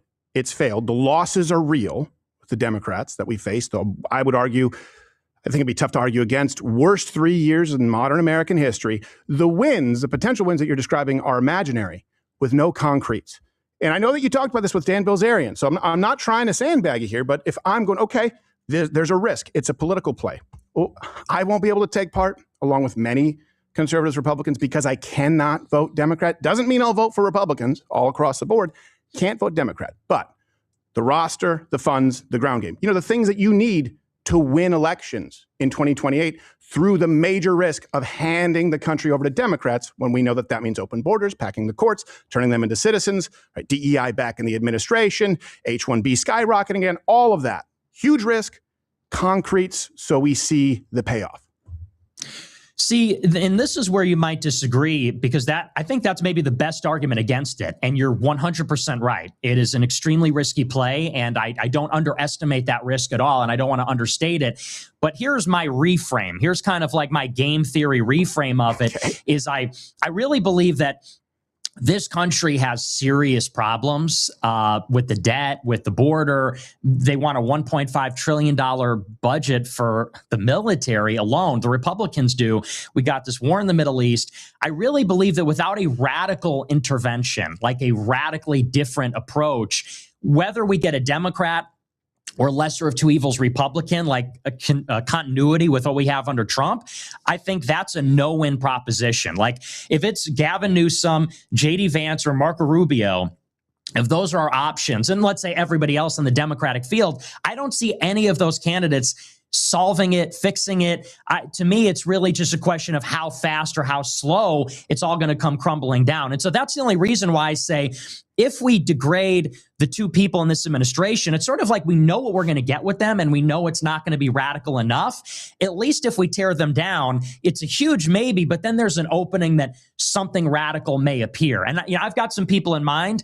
I wouldn't say them, of course, because that game about who's going to run and who's going to throw their hat in the ring, and then my endorsement might hurt that person if they're characterized as the Groiper or Caesar or something. I don't think so. I mean, we have examples of that right here. I mean, Ken Paxton, who you may or may not like, but like Brandon Herrera, who was on the show, he won his primary. We had him on the show. I knew him through the GunTube community, and he directly went up against AIPAC. They put out a hit on him, figuratively, to be clear to people watching. He fought them, and he's going to win. He's going to win his seat. He then won the primary. So, no, you could have an effect. I actually think it's a requirement, frankly, considering the risk. If we both acknowledge it, the risk is you say something radical could happen. With the answer you're giving me now, something radical will happen. Yep. It's the radical that we experienced from 2020 through 2024. So the radical upside, you do got to give a name. You do have to give some finances and a ground game for us to take that risk. Because I don't think, and I'll make the case here, I don't think there's an equivalency. If you look at the actual record, Nick, when Democrats controlled the Senate, gave us open borders, record inflation, right, at 9.1%, trillions in new spending. They, of course, stopped deportations. They stopped building the wall. They put DEI. So even with the point, like he's making about like the Middle East and Islam, because they're going to talk about that as well, and what's going on with Iran. It's also impacting us domestically, right? With like this massive amount of immigration that we're allowing that's unvetted, unchecked, including in Canada. It's really bad here. There are people coming in that have extremist views, and it's absolutely a problem, and it's a very obvious problem. People don't want to address it or talk about it because it makes them sound racist. It's not about race at all. And so that is absolutely a threat as well, but it is based on, unfortunately, liberal policies, NDP, etc., and Green and Bloc, unfortunately, voting for this, allowing it. And then with what's going on in the Middle East, people are becoming more radicalized, more disenfranchised. They're becoming more destabilized within their regions, etc., more refugees. And this is causing, again, more people to become, again, more extreme, more radical. And people, again, that are here are feeling it as well. And they're seeing it on their social media and within their communities, what's happening in the Middle East. And it's causing more radicalism here as well. And in the U.S. And so, he could talk about like Iran being a threat, but it's by the actions of liberal policies, democratic policies, and I'll put ownership on the Republicans as well for again not pushing enough to like not allow this stuff to happen, and not holding media more accountable as well with, again, the narrative that they were pushing, especially like the CNN networks, MSNBC. Oh my God, crazy. But again. And then not with the deportations and stuff like that, the anti-ICE, all of this stuff, like there are radical leftists, again, that are being funded by Democrats and radical leftists internationally that are part of these protest groups that are literally going after ICE people, doxing them and stuff like that, trying to fucking drive over them with their vehicles, crazy.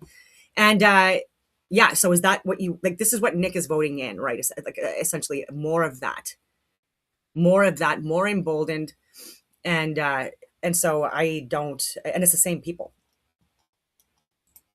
They're pushing the same ideologies, that they're just doubling down, need new people in.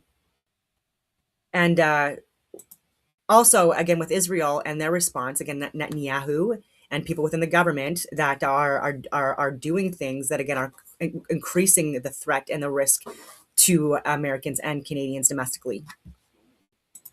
They even said that the biggest threat to from Iran would be if Israel attacked Iran, right? They would respond. They would possibly respond to American against American bases, et cetera, American infrastructure, because it's the Americans that are funding this, right? And Canadians too, and other groups. And so, and then they did it. So And they had the Department of Misinformation. Trump 2.0 has put us for the first time in net negative immigration, record deportations, over $1 trillion in cuts. Yep. Not to mention doing away with DEI in the administration, some huge Supreme Court wins that actually pave the way going forward. I mean, H-1Bs are a really big thing. I know because you ran billboards on them. No, they are not the same. not These are actually, I would say, and I think you'd be hard pressed to argue against whether they're enough. They are the single biggest rightward shifts domestically that we have seen in modern American history, and that includes Reagan, Nixon, anyone else. So the risk is what we lived through. That's guaranteed to happen unless we have concrete. Yeah, what I would push back on is I really think that you think you're overstating some of the wins. To me, I would just say it's too little too late. I mean, as far as like open borders, that's my favorite one because Trump ran in 2016 saying, we're going to build a border wall. And why a border wall? Because it cannot be torn down. You build a physical structure. Democrats can't undo that. If it's an executive order, like remain in Mexico or some of those other architecture, they can, and they did. And so it was really Trump's failure to build a border wall. And he enforced it through executive orders, which is why Democrats were able to come in and say, oh, we're just going to undo all of that. And you might say, well, okay, Trump has another crack at it. And the border is secure now. It's like record low crossings. There's no apprehensions at the border. However, it seems that once again, he's given up on the wall. You know, you've got That's incorrect, coming Nick. up. That's incorrect. Nick, he has built more of the wall in his first 6 months than all 4 years of Biden. And it's on track to be done in 2027. Let's call it 28. It's just How much not wall has he true. built this year? This last year, it's been, as I understand it, hundreds of feet, and they're going to be putting up digital security, right, because there's certain areas and terrain that are a little bit more complicated, but more than Biden in 4 years. And you're saying vote for those people for 4 years. So there is a difference building anything than nothing. And I agree with you, by the way, like a good example, H-1Bs. Remember, you ran those billboards, right? Yeah. And you and I were on the same page. I don't know if you saw this. I was going hard at Elon Musk on X, on H-1Bs, Yeah. and President Trump. And by the way, I got into an argument with Vivek in person. I suggested a 3-point plan. One of them was a 6-figure fee. So you put up bill. Have you told your audience about the unfathomable wins on H-1Bs? Well, I believe they hit the cap for H-1Bs last year, did they not, in 2025? So 26% reduction in issuances and new overseas H-1Bs, meaning people who are not in this country, down 87%. They were up anywhere from 20 to 90% under Biden. The denial rate was like 1%, 2% on a really good day. 87% reduction on new overseas H-1Bs with a $100,000 fee. If you put up billboards and people are upset about that, and you and I are in the same camp, have you told your audience about that win? That's the biggest shift we've ever seen in H-1Bs. It's not even close. Again, yeah, I just don't think that's really, when you say, well, they're building hundreds of feet of border wall, that's more than Biden. Well, there's a 26% reduction in H-1Bs. They hit the cap, I believe, 87%. And here's last why, year. 87%. Here's why, you know why. And Nick, let's both pretend that we're smart enough. Okay. The president has broad powers over people coming into this country, right? New H-1Bs. And I see this a lot where he gets no credit for executive orders. But then when things get blocked and cut, they also blame Donald Trump and go, well, why didn't he get these cuts? Well, that's because of 100% of Democrats. And yes, some feckless Republicans. We should know them by name, the Thunes, the Murkowskis, the Collins of the world who should be voted out. But he has broad powers on who's coming in the country. He can slap 100,000 on that. And he did, 87% reduction. To deal with the bulk of H-1Bs, people who are extending them, that would require an act of Congress. Okay, so just on the H1, on the visas, that is, I do agree with Nick on that more. It's like that's not like a big selling feature to vote for Trump at this point when there's still people that have not been held accountable for COVID. Like Fauci's not in jail yet or anything like that. In fact, he was freaking pardoned for things, which is wild to me. And so that's still, and then people on the Epstein list, people that committed actual crimes, they're still like, again, being covered for. And there are people that are working within the cabinet, including Larry Lutnick and others, or that are donors, heavy donors, again, that people absolutely have a right to question because these people, again, are not at all there for the best interest of Americans. And so there's concerns with that as well. And again, with what's going on with Iran, with how he's responding to like Mary Tyler Greene and Thomas Massey, like, and him slamming Thomas Massey when a lot of people again do like Thomas Massey. So he's really not helping himself by not putting him in his corner, right? Like he is not. Like I think he's doing a good job. Again, I'm from Canada, so like I don't have my finger on the pulse like Americans do with like how well he's doing or if they support him or not. But I think he makes sense with a lot of what he shares and posts and what he says. And I do think he calls a lot of things out. And I think that he votes with what he thinks is the right thing to do. And it doesn't matter if it comes from a Republican or a Democrat, right? He's voting based on principle and his morals and what is the best thing for Americans, not for himself, not for other people, right? And so by Trump kind of like doing that, like he's like that's also again not helping and making people question him. And again with Pam Bondi as well with that whole freaking disaster. And there's just a lot to unpack. And then attacking the Pope and other things. It's just people are questioning that. And then even with that that meme or whatever that he had posted that he said he thought he was a doctor on it, right? Again, like people are just like, what are you doing, right? Like he's, whether he realizes it or not, like he's really kind of like isolating himself from his voter base by doing things like that, like multiple different ways. And it's so Steven Crowder, again, like he's bringing up again, like not like the weaker of the points of things that he has done well. The DEI thing, he can absolutely push that more. That was really good for the world. A lot of people are waking up to, like, even with like with the World Health Organization and him questioning them and then questioning like NATO and their involvement in certain wars. Like he has shifted the narrative a lot and made people reconsider things that they wouldn't have otherwise. And so credit there. And then again with ICE and stuff like that, like doing things that are not popular, but to again help American people. And yeah, those are good things. And would that have happened under the Democrats? Absolutely not. Congress. So the most potent tool that he has as president, he enacted an 87% reduction in new people coming over. People should know that if they're going to say both sides are the same. Yeah, I mean, maybe I'm just not sure, but I believe he hit the cap for H-1Bs last year. It was 127,000 came in. You're always going to hit the cap when you're talking about people extending H-1Bs. What we're talking about is new people, new Pajeets coming in, right? Yeah. $100,000. And this is important. It also, by the way, this is your job, my job as commentators.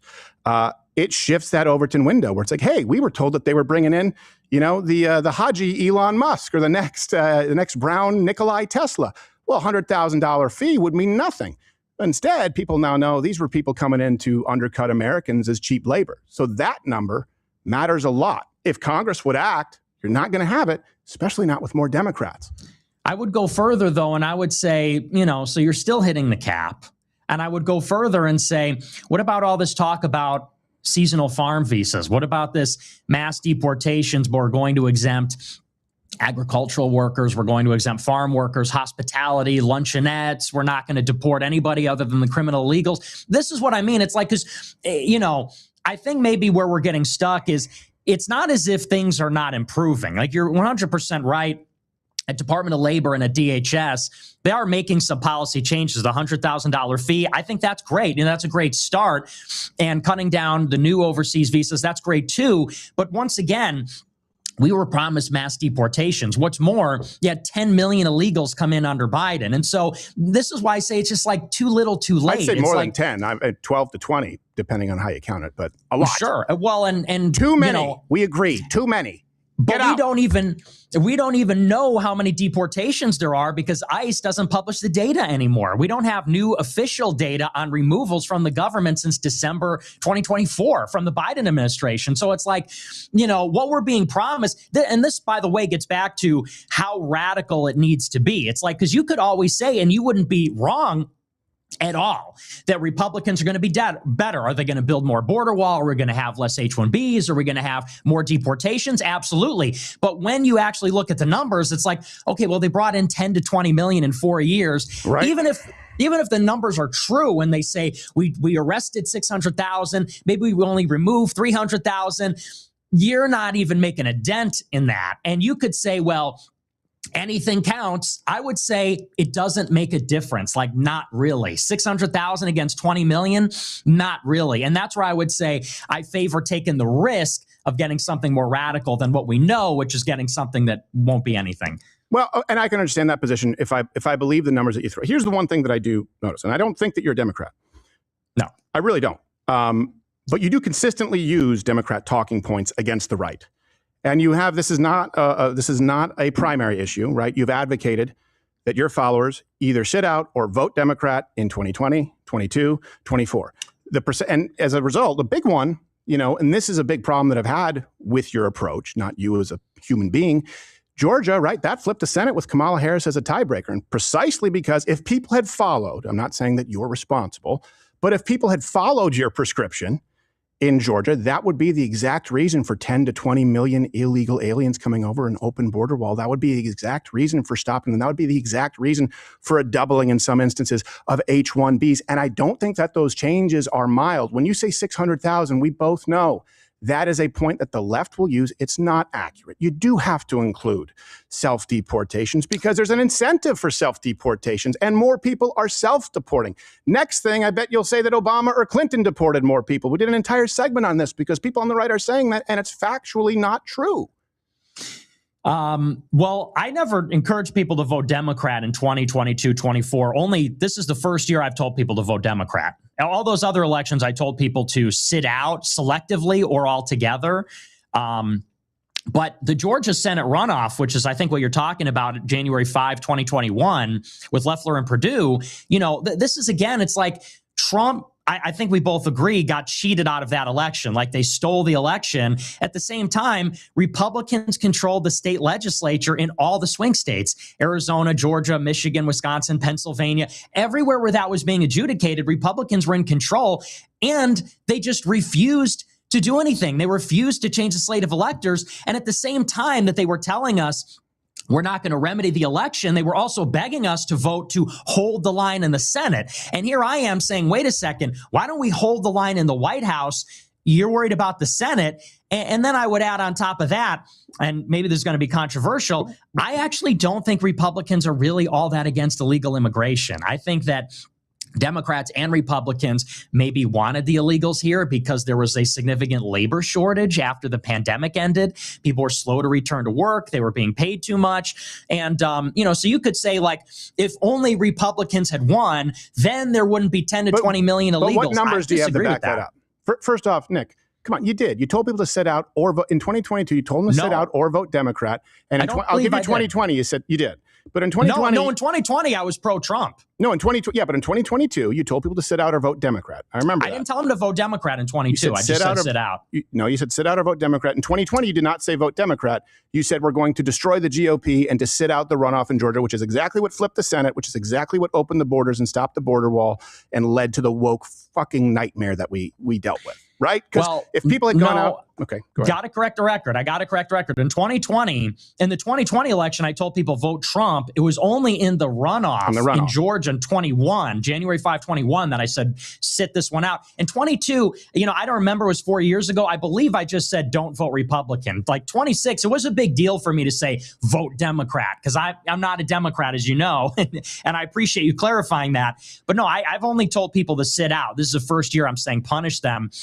And I guess the larger point is maybe we just disagree on the level of complicity of the Republicans. I think they're utterly complicit because even going back to, and this is formative for me, Trump won in 16 saying border wall. And you remember Republicans wouldn't give him more than $1.8 billion for that little fence in the Rio Grande Valley. And they said, no, we're going to focus on Obamacare and the tax cut. We'll do the border wall after the midterms, which they lost. And then they shrugged and said, Nick, but now be accurate with your audience. Why wasn't the border wall built? Was it for the same reason that it was completely paused after the 2020 midterms? In other words, you say Republicans, do you mean Democrats? And so they said the perfect is the enemy of the good, and they got done what they could get done at that time. It would be like people in the future saying, he didn't do anything about H-1B visa extensions. Well, sure, because he can't. It'll be blocked 100% by Democrats, maybe 10 to 15, 20% Republicans, but he used the most potent tool at his disposal.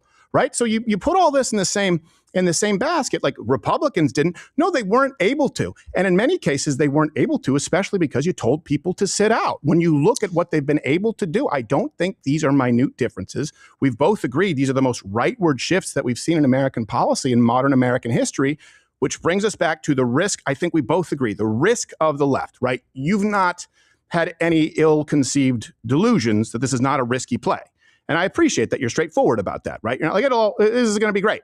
You know it could backfire.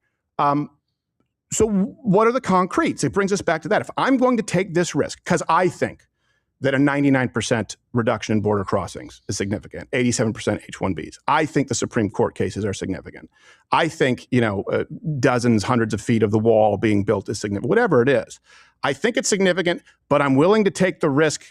This plan will be effective because I need you to walk me through the end of the plan, as opposed to hopefully these magic candidates will show up and then you're going to deal with the donor class again and the ground game again. What does it look like? I had to take the dogs out. It's still raining, but even regarding this as well, I did miss a bit, but I know they're still talking about obviously the elections and stuff like that, because again, Nick is doing a 180, not even a 180. Actually, that's wrong, because he didn't vote. I don't think in 2024, and he was telling other people not to vote as well. And people were coming on my channel saying like, "Why are you voting?" Blah blah blah, and all of this stuff. And I'm like, I still want to put it out there, right? And I know there's election tampering. There's so much rigging going on and district changes and all of that stuff, and more immigration again for votes and stuff like that. I know it's slimy what's going on and the propaganda, but I still want to have my vote, right? Like I still want to put out there who I want to vote for. And I think that a lot more people should be doing that. The reason why they're getting away with a lot of this stuff is because they think that people are not paying attention. And when politicians see that there's election turnout at like 32%, 35% of the entire population, they're like, oh, well, most of the population doesn't give a shit about us or what we're doing. So take that as you will, right?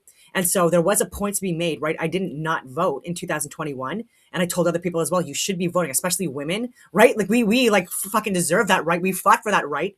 You know what I mean? And so why not, right? And so there's so many women in other countries that would like love to vote. Like, how dare we like take that so lightly? Anyways, I'm on a tangent. But I wanted to, again, vote with my heart and my gut and my mind. I did a lot of research into the platforms, into the people, all that stuff, did huge deep dives. And I thought that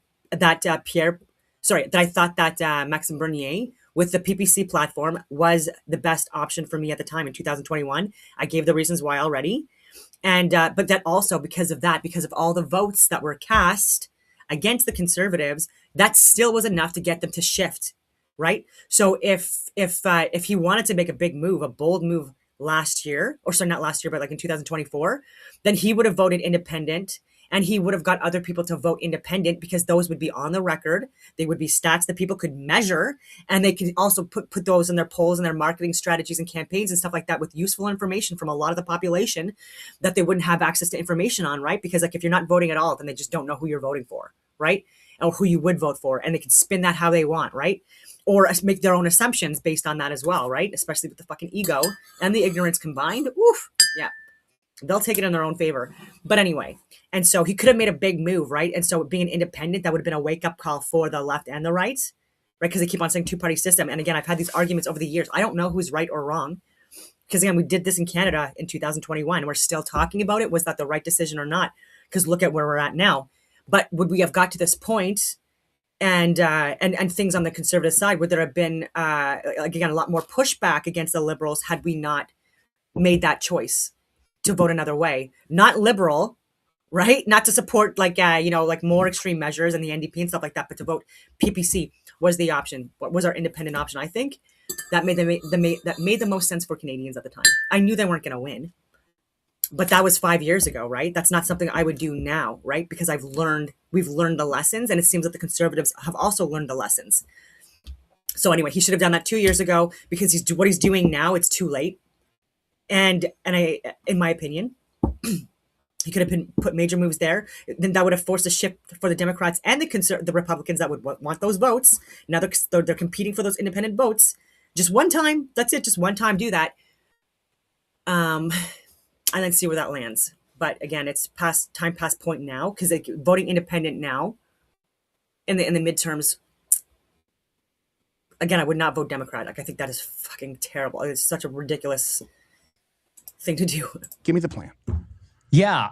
Well, once again, I'll just say first, and then I'll get just to respond to the preamble there. It's like, I just grow tired of these games where it's like every cycle there's this excuse. It's like, well, we did this, we couldn't do that. It's politics, and this is just a brief example I'll give. They allocated in the big, beautiful bill, what was it, $200 billion, $190 billion for DHS. Significant portion of that goes to ICE. And then they gave up on deportations in January because they said, well, this is not popular for the midterms. Then they launched the most unpopular war in modern history in Iran. It's like, if you can eat I'm just going to also say, though, that I would not vote independent in 2024. I've said this on all my videos. I said, even though, again, I have a lot of questions and concerns about Trump, I said I still would vote for him over independent or over Kamala Harris, just because of, again, what I saw to be what would happen had American not did that. It would be much worse for you. So in the case of 2024, not voting at all, like, it didn't really help, because that doesn't send a message to anyone. A lot of people don't vote now. It's more and more. It's become more popular just in the last couple of years. But it's because it's now a circus, right? It's become now like dramatized. Elections are just so exhausting and annoying. Anyway. Word sand. I don't know if you'd swear on this show. You can swear on this show. You can say whatever you want. Yeah, okay. It's Rebel, for God's sake. I mean, we're on YouTube. Alex Jones, he's on radio, so But they want to see the language. Yeah, take your methylene blue. Yeah, turmeric. Yeah. They want us to eat a shit sandwich on Iran, but then on deportations, they go, oh, well, what about the midterms? So to me, these come across as like excuses, but I do want to get into what the plan is. You're right. It's hope. We're hoping for a space to be opened up for a candidate to go in, and there isn't anything specific. I have a candidate in mind, and there's a ground game being built and things like that. I can't share that information. There's maybe a couple candidates that I'm looking at. But again, you know how it goes. Unless somebody's ready to announce, you can't really say, oh, so-and-so is going to run for office. And then especially because it's me, I can't be the harbinger of whoever the candidate will be. Well, why? Let's explore that, though, because we both agree, two-party system, you need voting blocks. See? You need coalition. Depends. So if there are that many people out there who share your view, shouldn't be a problem for you to endorse anyone. As a matter of fact, that's a net positive. So give us the name. I can't do that. Once again, it's not somebody that's announced they're running. It's not somebody that maybe even is in contention. But you know how this goes. When you have people that are running for president, they don't say, they're not going to make an announcement until they're ready to make an announcement. Well, sure, but usually these people who are developing Republican strategies aren't telling people to vote Democrat in a midterm, right? That's a long game, and you need that answer for people to take it on faith. Otherwise, it's just snake handling. Well, I think that, once again, either way, you can take my word for it or not, but what isn't going to work is Vance and Rubio. Like, that's a 0-win proposition. You could sit there and say, well, but that's better than a Democrat. At least that's concrete. It is, though. I would say it's concrete that we're going to lose. It's concrete that if we get a Vance and Rubio, and again, yeah, it's not the best options, but they're still better than a Gavin AOC. Are we crazy? Did we lose the plot? Like, I'm a Canadian, so am I wrong in this? Like, I feel like we have enough facts now at this point, after a lot of stuff that's gotten exposed and corruption and fraud and all that other stuff, including the Leering centers, that like maybe we shouldn't be trusting the Democrats. Continuation of this, we're going to get more of this, and this is not working. So rather than trying something that isn't working, I want to give a chance that something might work. Oh, God. And if people want to take a leap of faith, then I think that's where they need to go. But, the way it is right now. Not working. I guess you would have to define working, right? So again, this is right. Okay. First net negative migration country, right? For over 30 years. See, I dispute that. I don't think that's true. Okay. Go ahead, dispute it. I think to say that it's net negative migration, you have to count self-deportations. I've seen a lot of different, and I think those are being overcounted because they took this number from the community survey from the census, which was taken last year, and there were 65,000 households polled, and they basically said, well, there was a lack of response from like non-residents, non-citizens of the United States, and then they used that to extrapolate, what was the number? 1.5 million people left the country. And then later, by the way, that data got corrected. It was in CIS, Confederation for Immigration something or other, Center for Immigration Studies, they actually corrected the number with the new 2026 data and said, no, actually, we vastly overestimated how many illegals we thought left the country. So in other words, the government keeps track of how many people self-deport. That's not the number they're using. They're using this basically a guess based on a survey with a very small sample size to say, oh, well, we think all these people left, and that's just not reliable. So I don't, that's not a good number. I don't believe that. Yeah, well, that's not the only number. And you would have a point if that was the only number that people were using. It's not. It is the number that the left wants people to use. And this is why I say I get it. You don't like this administration. Right, I understand that. So it would make sense that you would use the numbers of people who are sympathetic to attacking the administration. But we also have the CBP One app. Okay, so am I. And let's assume that we both are. CBP One app does have abilities to track. The Brookings Institute, by the way, left-leaning, has also estimated net negative migration. There are plenty of third-party analyses. It's not just one number. It's actually one that's not even being argued because the left is using it as an argument as part of their campaign that, hey, isn't this horrible for immigrants? But okay, let's dispute that one number. And just let's even say that it's just one source. I would present them and I'll make this stuff publicly available. I disagree with you. But then also looking at, for example, what we talked about, H-1Bs is a big deal. Looking at the border being closed 96 to 99%, depending if you also want to use border crossings, asylum claims, refugees. You look at spending cuts. I hear people say nothing. Well, no, it's hundreds of billions of dollars in DOGE cuts. And if you want to use the left's point, say actually it's only a few $1 billion. It's not possible if you look at what's happened with NGOs. Medicaid alone, just requiring, I think we could agree on this, young, able-bodied American males and females who are single with no kids, working or going to school 80 hours a month. SNAP, right? Just no Coca-Cola, no Fanta. You're looking at 900 billion plus another 100-something billion. These are not small things. Work requirements. You look at, I mean, obviously energy independence. I know we're going through the war right now, but if you actually look at what we're able to produce in comparison to the Green New Deal, in comparison to pausing leases, this is going to have a serious effect for Americans. H-1Bs, 87% reduction in new ones, DEI in the federal government. You know, if Democrats get the risk too, we won't be able to have this conversation. We both have to agree on that. If the Democrats seize power, first off, they're going to pack the courts. This is the plan. People need to know it. I agree with that. Yep. They will pack the courts. They want to go to 13. They want to make Puerto Rico a state. They want to grant all illegal aliens and any temporary citizens the right to vote and undo everything. Yep. Right? And that would include deplatforming. Yep. That's the risk. That's the plan. So we can't just, and I'm not saying you're lying, but we can't just take your word for it to take that risk. You can understand that. Well, here's what I would say to that. I think that every election, the Republican side basically overstates what the Republicans are doing for us. And then I think they exacerbate or overstate the risk of Democrats. This whole like they're going to pack the courts and make Puerto Rico a state. It's like, well, they didn't do that under Biden. I don't think they're going to do that this time. And if you believe that they did, why aren't we using the nuclear option?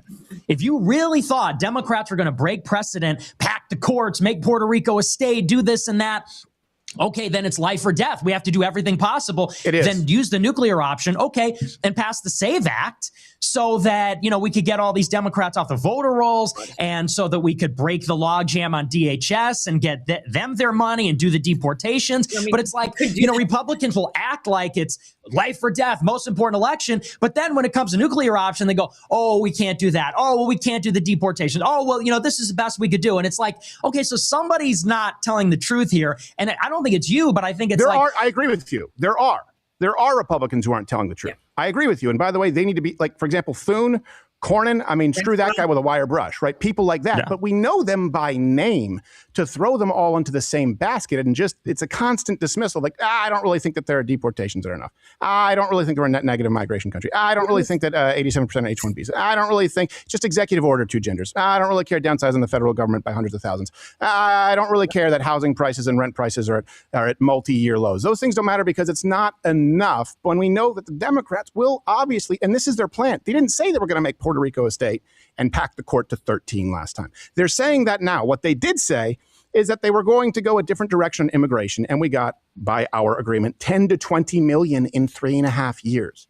That is unsurvivable, and you're recommending that people take that risk based on then what else? Where do we go? So we vote Democrat, we take the risk, but we cut it off at the pass. Do that again. And but again, it's like, you can say, well, that's not survivable. Well, we got 10 to 20 million illegals. Why? Because Republicans didn't build a wall. And now they're not going out because Republicans won't deport them. So it's like, if Democrats get in, they're going to end the world. That's why we need Republicans to not do anything. No, you're taking what Democrats did and blaming all Republicans. Most Republicans wanted the wall. We voted, but we can't because you also have something known as gridlock. And then you're saying vote for the Democrats who blocked the wall and opened the border. But in 17, we had the House, the Senate, the White House, the Supreme Court. Why didn't they use the nuclear option to just build the wall? It's because the Republicans don't really want to build a wall. They want the illegals to come here. And then when the Democrats get in, they can say, oh, shucks, the Democrats brought in all these illegals. And so we're going to deport them.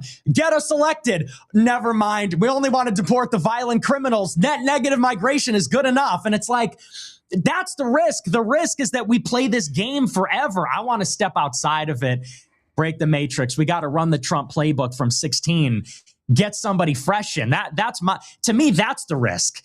I don't have a problem with getting someone fresh in. I don't have a problem with getting someone fresh in.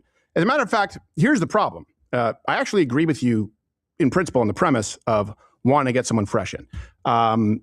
I don't probably have the disdain for Rubio and Vance. Between the two, I probably would choose Rubio because of really.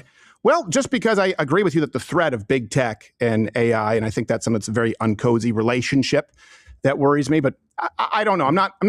They're not ideal. But I still would pick them over a Kamala Harris or a Gavin Newsom. I don't think Gavin Newsom is a Chad. I think Gavin Newsom would be a disaster. I think Gretchen Whitmer would be the worst, but I think they've learned their lesson. They're not going to run abroad, hopefully. She would be the worst thing that could happen to this country, Gretchen Whitmer. But I would like someone else. The problem is your plan guarantees the opposite, historically, without exception. I'm sure you're aware of this. In other words, you're asking people to take a risk. Well, you're aware of the moderate Republican paradox. This goes all the way back to Goldwater.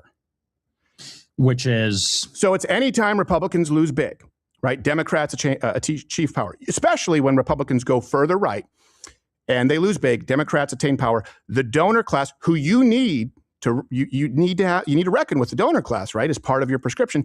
They immediately go to the most moderate candidate who they think is winnable. So, for example, just using some like after Goldwater, they decided to go with a more moderate Nixon. What happened with Ford over Reagan? If you look at what happened after George Bush, McCain, and then you even look at examples like the Tea Party swinging further right, and then I'm going, oh my gosh, you know what? We need someone moderate to win the general, Mitt Romney. So what you're doing historically, with pretty much no exception, is guaranteeing the next John McCain or Mitt Romney. I think you're missing one. I think you're missing a notable exception to that.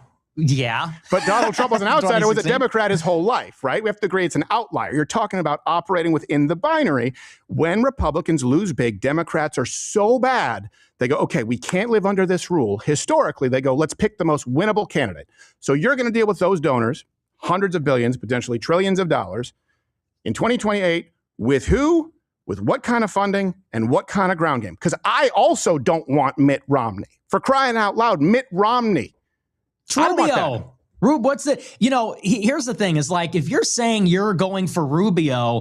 I didn't say I'm going for Rubio. I said if I had to pick between the two, because I really don't like the Palantir connection. I agree with you, is what I was saying.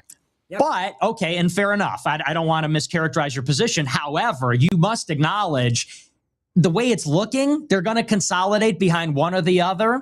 And right now, it looks like Rubio is the donor choice. The Wall Street donors, the pro-Israel donors, they're taking informal survey. They want Rubio. And to me, it's like, okay, 10 years after Trump defeated Rubio, New American Century, Miriam Adelson's puppet, I think Trump literally said at AIPAC, or the Republican Jewish Coalition, he said, you want Rubio because he's your puppet and he'll do whatever you want because he takes your money. He's a Florida creature. He also said Ted Cruz's dad killed JFK. Come on, we know what goes on with primaries with Trump. And one thing I do have to address, he's not an outlier. Republicans won in 2014 before Trump paved the way for him. That's what I'm saying. If they win, you can veer them further right. They also won in 2022. If they win, you can veer them right. That's what paved the way for Trump. So it actually proves a point. If Republicans lose, you guaranteed historically paved the way for a moderate Republican. It doesn't go the other way. So I'm asking you, and that's what I don't want. That's a big fear of mine, by the way. I don't like, I'm not all in on Rubio or Vance, but I would like to not see someone worse, to not see someone more moderate, to not see a Romney or McCain. That's what we'd be looking at if there's a big Democrat win. You just made my point with Trump, right? He was No. able to because of 2014 Republic. He probably wouldn't have been able to if you were looking at a Republican loss. It would have been like Goldwater. It would have been like McCain. But you had a Democrat incumbent or a Democrat leaving office, which was Obama. Here's the dynamic, the way that I see it, is that Democrats win in 2026, and they're going to sabotage this administration because they're going to impeach Trump. They're going to investigate everybody, and they're going to find embezzlement, corruption. Like there's some problems in this administration, or at least there's a lot of smoke, let's say, around Howard Lutnick and some of the crypto stuff. And there's a lot that I would even like to see investigated. Larry. So everybody in the administration is going to be hurt by this, Rubio and Vance included. That weakens them ahead of the primary. If they are toxically associated to the administration, which is failing more under Democrats, then to me, that provides an opening for somebody fresh from the outside that says, I'm sort of repudiating Trump's legacy, or maybe even I have some allegiance to Trump's original message in 2016. Maybe I'm going to save Trumpism from itself or where it went astray. That's kind of, I don't think we need to get into like Barry Goldwater. That's how I see it. If Trump is strong going into 28, then his people are strong. They have a better chance of winning the primary, and there's big consolidation. If they're weak, then people are going, oh, I don't know. Rubio and Vance are toxic. They're tied to Trump. They're unpopular. Maybe we need something else. So I think that's the dynamic. I mean, do you disagree, and why? Well, if he's strong, wouldn't that suggest that the country's in a good place? Oh, no, but it's not. Yeah, I do. In a better. So even with, oh, God, even with like the space narrative that's going on with Artemis and like the moon landings and Mars and things like that, like these are all like to people that I would say have strong proof and evidence to suggest that they were faked. So much proof. Look at Bart Sabrelik, even the newer stuff that he's sharing. And it's incredibly important to just look at this information instead of just poo-pooing it, right? Like that people on the left seem to love to do. It's like, no, you're wrong, gaslight, don't even listen. That's what I like about this as well. They're both on polar opposite sides of the narrative that they're talking about. And they have strong arguments for, like, to support their side. Both of them do. Well-researched and able to back up like so many claims. And so like these are the conversations I wish that our own like politicians, I would consider them more like politicians-esque rather than like military advisor types, you know what I mean? For obvious reasons. And yeah, I just wanted to commend them on that. Better place, certainly. In a better place with Democrats. Right. No. If Trump is strong, we're saying strong going into 28. But I mean, with all of that stuff, like all of these billions of dollars that are being invested possibly into lying to people, like how does he not know that? Right. And so there's just so much to that. Is it because it's wrong? Or is it because he knows it and he's covering up? Or is it because he doesn't know it? And so he might be lied to or be given information that's deceiving him, like, even with like this alien propaganda stuff that's coming out with the government involving themselves with high level religious leaders in the US and Canada and stuff like that. And like saying that there's going to be like more releases for this stuff. And again, it's to divide people. It's to create like disillusionment in God and Christianity. And again, it's so why are you doing that, right? Like, why are you lying to people and giving them information that you're claiming is real information and it's not, to manipulate them into not believing in God, our creator, or in Christianity? Because again, it goes against the Bible, right? In many different ways. And a lot of the pseudoscience that's being taught as well, it goes against the Bible. And so there's more of a separation between, I guess, the intelligence and scientific community and Christianity, when they used to be mutually beneficial and more collaborative, including with the Jesuits, and people want to say what they want in a negative way, calling them military spies and intelligence for the Vatican and stuff like that. But they were also, again, very instrumental in domestic wars, like wars here, like on this continent, I mean, and in other major wars against other invaders and people that wanted to conquer. I go on all these tangents. I don't even know where I was going with this. After people vote Democrat. Sorry. No. If Trump is strong, if Democrats don't win big and they're not able to sabotage him, okay, he'll be stronger than he would have been otherwise. So wait, are you saying he would be strong because people vote Democrat? No, I'm saying he's stronger if Democrats don't win. Right, the midterms. Right. Yeah. Okay. So how does that play into your plan? And forgive me, it could have been a timeline there where I was confused. I was assuming that we were going along with your plan, and Democrats get voted in 2026. Yeah, Democrats get voted in 26, and they weaken Trump. Trump is weaker, and by association, everybody else is weaker. Rubio, Vance, because again, they're going to dredge up all this stuff, and you're not going to be able to run from that because they're going to haul people before the House. They're going to impeach people. It's going to get ugly, and I want them to bring, because this administration's a failure. It's an utter betrayal. And I don't think I don't want to say you won't acknowledge. I think you disagree. But they promised mass deportations, and that's not happening. They promised no new wars, and we got a war with Iran. They stabbed us in the back. So a couple of things there, and I think this is important. We did get it. And if you want to predicate it on Democrat numbers that we don't have deportations or enough, but at least we have some versus mass importations. Yeah. And I certainly would say if you looked at the matter of record that even from left-leaning think tanks, institutes, that we are seeing record deportations. We have a net negative migration country. I never thought would happen in our lifetime. Nobody actually disputes that except for you. Okay, I don't think that's a betrayal. That's not nobody. I do think a betrayal is saying that you don't care about immigration, which you said. And that's where I need to know, do these things matter? Do these things matter to you? Does immigration matter? Yeah, does immigration actually matter? Because people who care about immigration certainly see this administration as the biggest wins of our lifetime ever, in contrast to Biden. You're wrong about that. You're wrong about that, and I'll tell you why. Because there are people in DHS. The people in DHS, I talk to people in the administration. I'm sure you do as well. The morale is low. I actually really don't.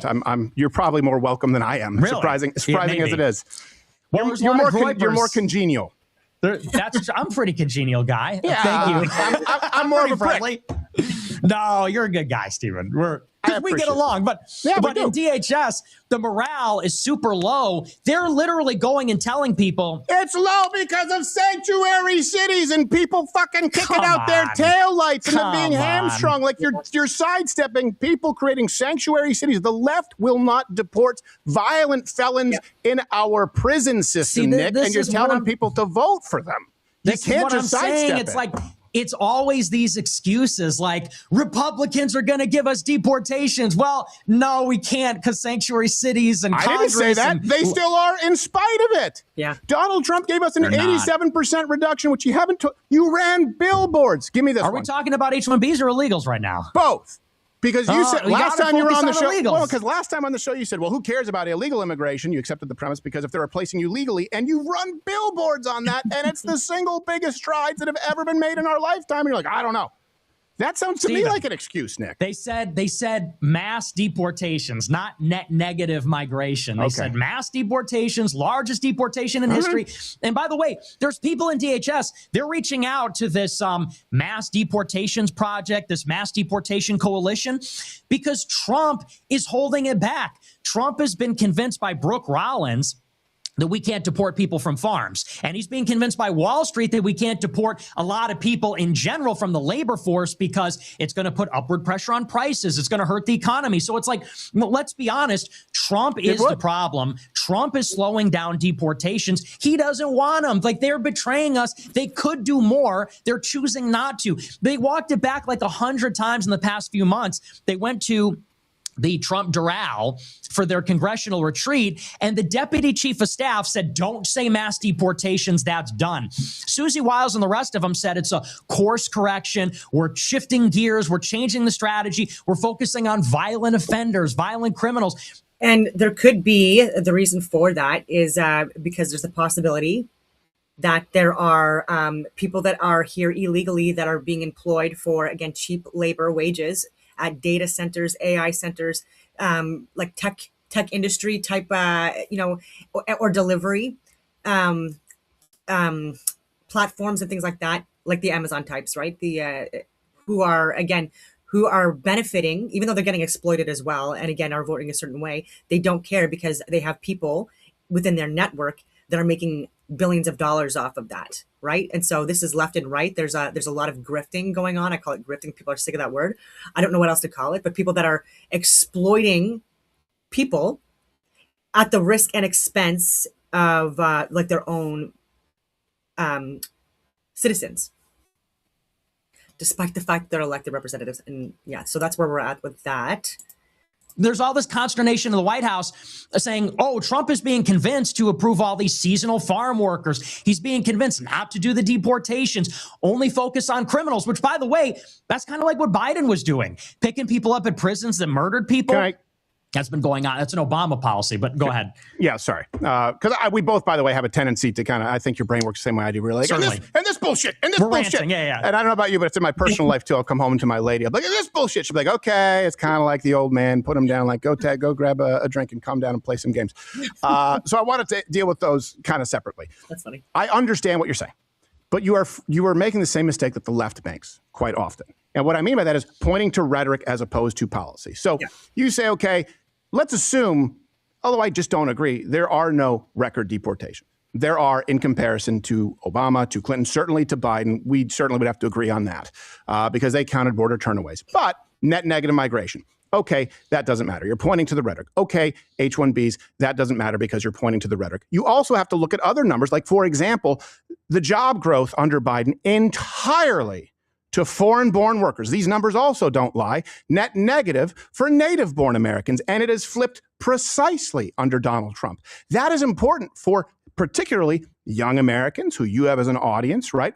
We have a youth unemployment that I think we would both agree is directly affected by H-1Bs, cheap labor, illegal immigration. It's bad here. It's worse anywhere the left has power. You're talking about 20% across Europe. You're talking about 15% in Canada. Those numbers also don't lie. Okay, Joe Biden, no Americans hired post-COVID. Only foreign-born workers. First year of Donald Trump, switch. Foreign-born workers, their jobs go down, job losses, growth for native-born Americans. That in combination does become undeniable in saying these aren't mild differences. This is a major difference. And rhetoric, you know, in having to deal with the media, well, we're going after violent criminals first. Tom Homan was on the show. I guess that would be one of the administration. He's someone we've had in the show a couple of times. He said, you know, well, of course, we're going after violent criminals, but what are we going to do if we run into someone who's not violent? We're going to deport them. They can't be here. That's our job. We're going to deport them too. In other words, it gives them some leeway, and the numbers bear that out. It's not even close, Nick.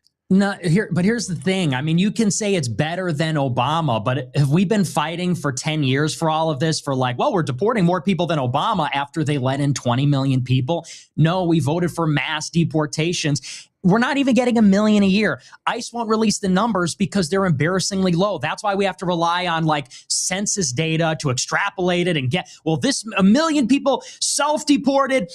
You know, that's what they promised. And by the way, you're saying it's all rhetoric. Let's look at the policy.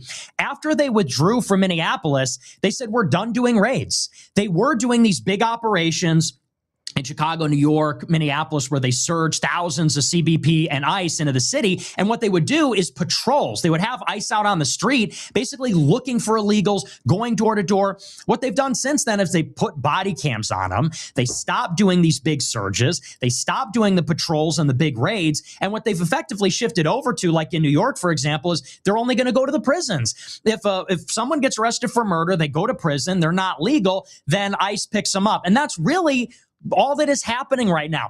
If you wanted mass deportations, what would that look like? Home Depots, farms, meat processing plants, the Hyundai facilities. But what happens when those places get raided? Trump gets a call. He gets a call from Wall Street. He gets a call from Hyundai. He gets a call from Brooke Rollins. And they say, stop deporting our farmers. Stop deporting our Hyundai employees. Stop deporting. And so Trump is effectively protecting our illegal immigrant workforce. They could deport them. They're choosing not to. The numbers could be higher. They could be doing raids. They stopped doing them. And they stopped doing them, they said, because of politics. We'll lose the midterms, you know, all this stuff. And I'm just saying, you know, it could be better. It really could be. They're choosing not to. It could be better. Of course, it could always be better. No, things could always be much better. Okay, let's say it could be much better. It's funny they use a meat processing plant because we saw that exact example in I believe it was Omaha, Nebraska, where then there were Americans lined up when a bunch of people had been raided and people. And then they shut it down. And this the happens Hyundai across thing too. So are you saying that there's an equivalency? In other words, it's not that big of a difference as far as immigration. Yeah, I think it's not meaningful at all. No, okay. That's getting back to. And what about, let's go through, what about H-1Bs? 87%. It's not 100, it's 87% in new ones. The place he has, is that significant? No, I don't think so. It needs to go entirely. There needs to be no H-1Bs. Okay, so 87% reduction is nothing, so we'll go with the party that increases them by 200%. They hit the cap. They hit the cap every year. And by the way, we're going to get more. I mean, Elon Musk and Little Tech are lobbying this administration. So 87%, 99% border crossing reduction, not significant? No, there's no wall. We did that in 2020, and then we got 10 million illegals. We're building the wall now. Well, the wall was stopped again after the midterms, and you encouraged people to sit out, and the Senate flipped. Well, How much you want to bet? How much you want to bet about that the 50? wall will be finished? It's like over 50 miles. Is that what the wall is? Over 50 miles, and there's another 17 miles of secondary wall. This is just in the very border's first 2,000 miles. Yeah, we built how many hundreds of miles in the first term, and how many times was it being gridlocked by the Democrats who you say people should vote for? 60 miles of new wall. There's 400 miles of replacement, 60 miles of new wall out of 2,000. How many was in the first term is what we're talking, right? Then now we have another 50 plus, call it 75? For the first term was 60 new, and this second term, I'll take your word for it. I haven't looked at it, but if it's 70, I mean, then you got a grand total of 130 miles of new wall. Okay. It's 5%. And how many were built under Democrats? And how much of that was done when we had control versus Democrats? That's crazy. We need more. We need more. But the point is there will be no wall. Wait, we know this. So, but there isn't a wall. So let's vote for the party. Go ahead. Okay.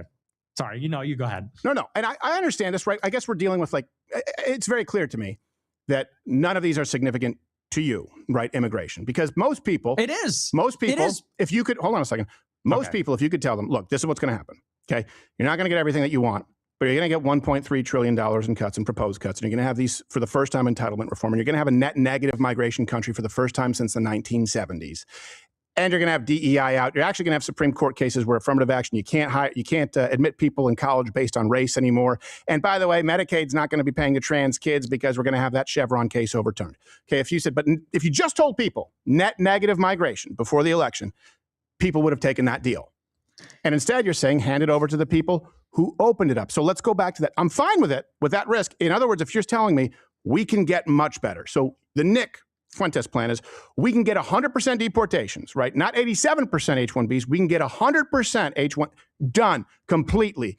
Guarantee it. We can get Medicaid, not just a $900 billion. All of this, you can get it done because you're going to vote Democrat in 2026. And then I still need concrete. Well, let's just reframe the deal a little bit, okay? Because here's the real deal is Republicans say we're going to build a wall, and a wall, Trump said 30-foot concrete structure, 2,000 miles of wall. That was the proposal in January 2018. That's what we had in mind. Sure. Well, what you're really going to get is 130 miles of 18-foot steel bollard fencing with a 5-foot climbing plate after 10 years. Then they say mass deportations. We're going to deport 1 million people per year. They don't even release the numbers. According to the New York Times, they deported 230,000 last year. Maybe they arrested 300,000 more. Okay, that's not a mass deportation. You're not even making a dent. Hang on, in just those 10 years. Then you want to say, well, they cut $800 billion in Medicaid to pay for a permanent cut in the corporate tax rate. And they want a $1.5 trillion military for this year alone.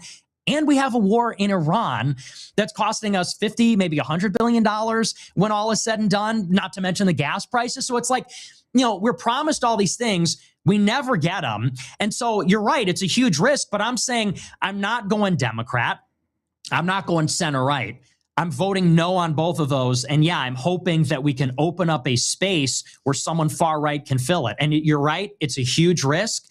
You're right. It's totally uncertain. But I think the real risk, again, is, these half measures. I think unless we have radical reform, it's either we're getting our head cut off or we're getting cut in half. I'm voting for maybe there'll be some option where we don't get totally destroyed. And that's all I'm interested in. That's all I care about. You want to cut around the edges on immigration. It's not going to meaningfully change the demographics of the country. How many illegals are here? 40, 50 million? You want to say, well, we deported 1 million. It's like, okay, cool. We're still in this immigrant nation. So. Yeah. No, well, first off, I'm familiar with that New York Times article that they cited 500,000, and that's not including self-deportations, which is the vast majority of them. I get that you say, I don't count it. I don't count self-deportation. I don't believe in arrests and removals. So 500,000 is arrests and removals. I don't believe in self-deportations. Okay. That's still very different from 10 to 20 million in the span of 3 years, which you guaranteed will get. Let's assume you don't believe the Democrats' clearly laid out plan of packing the courts, of undoing all of the decisions, of making Puerto Rico a state, of redistricting. Let's assume you don't believe any of that. will we both agree for sure if Democrats attain power, another 10 to 20 million illegals in that term? I'm not sure. I really have no idea. I think if you're anything, a betting man, Nick. Honestly, no, because you know what? So they did it under Biden, but learned their lesson? No, and I'll tell you why. Okay. If you look at Davos this year, there was agreement, actually. I think Clinton said this in an interview sometime after this. I believe Hillary Clinton, that is. I believe Bill Gates said something to this effect. They said because of AI, we don't actually want the irregular migration anymore. Like, why did they need the illegal immigration in 21, 22, 23? Because there was a labor shortage after the pandemic ended.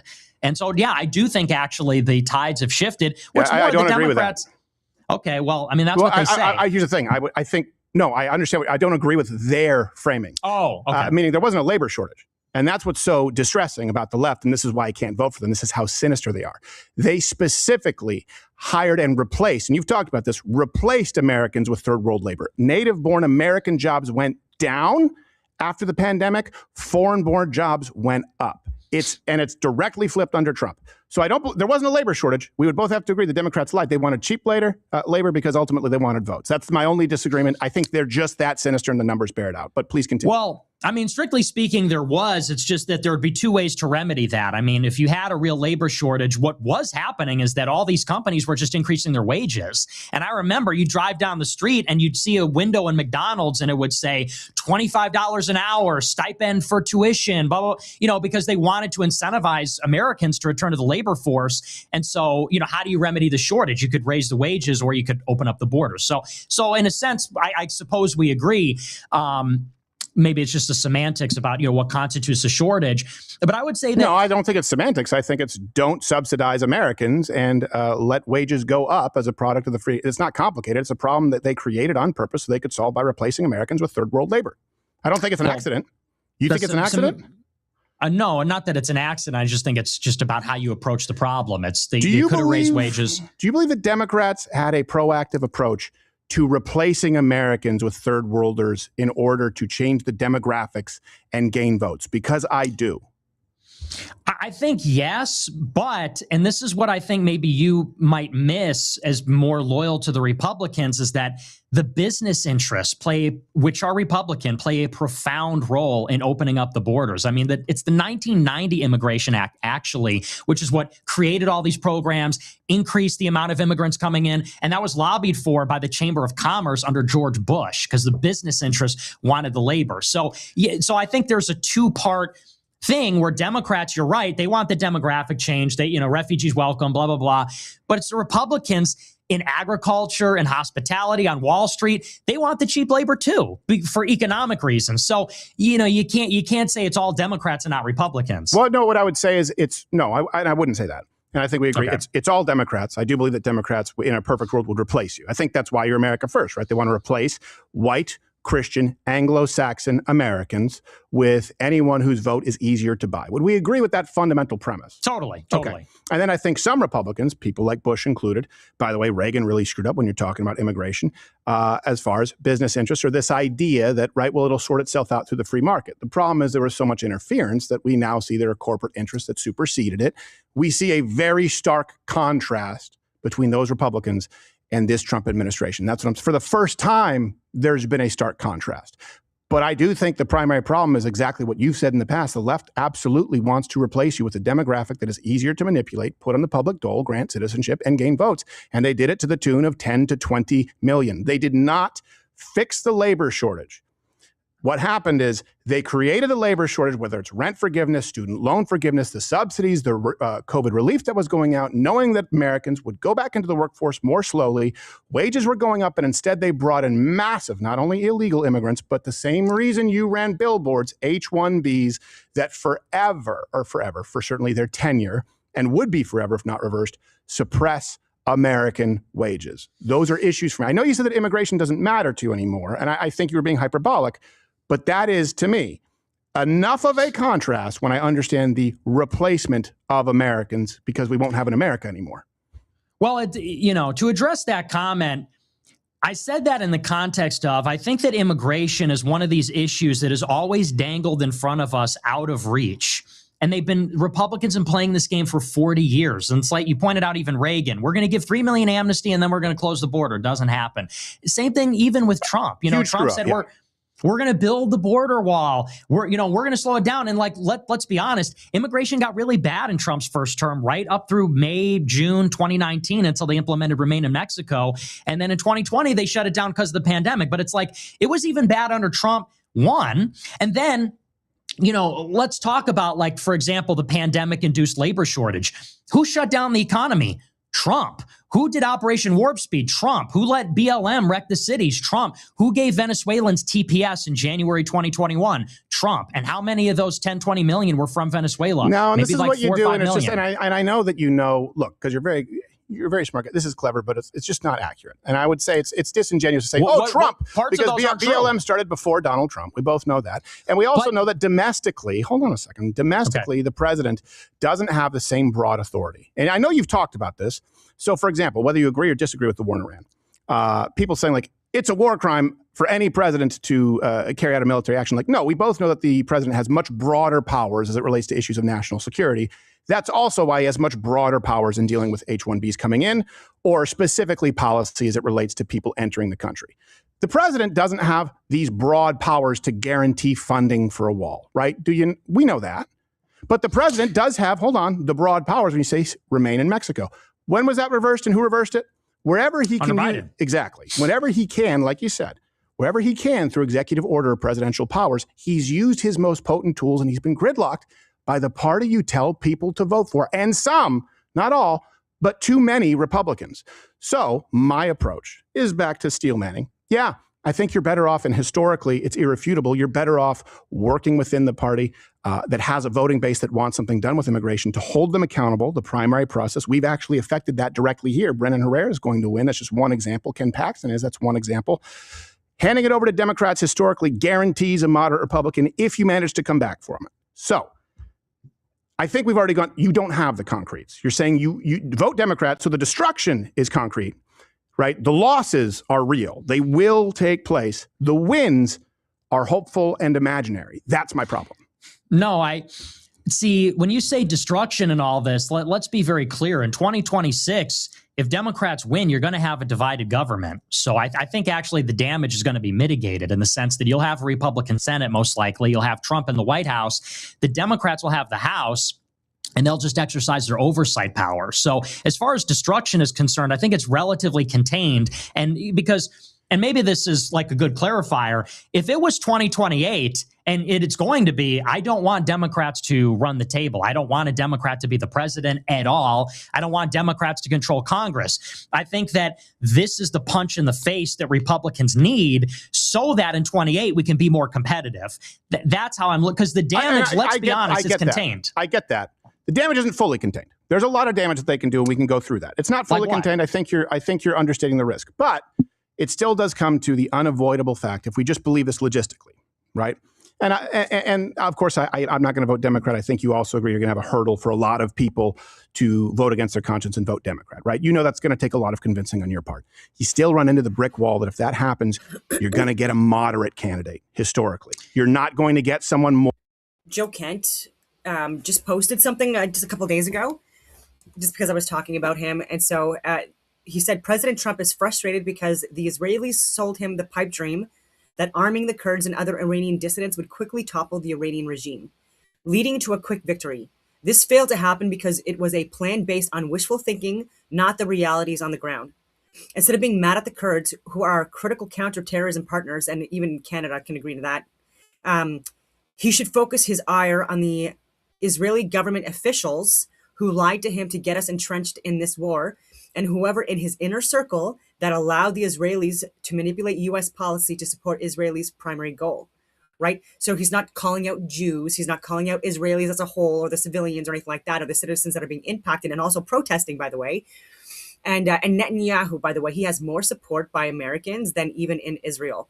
Okay, just that's how far like the propaganda has influenced the West. It's just wild to me.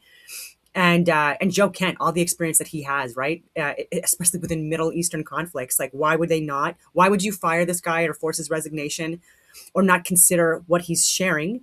Instead, again, talking to people, again, that have no business or experience in these wars. Israelis' primary goal was to get us in a war, not to make the pipe dream they were selling would actually, not to make sure the pipe dream they were selling would actually work. Israel, and I like to say Netanyahu, has always understood that they can't topple the Iranian regime without us doing the majority of the fighting and funding. They needed to get us into the war.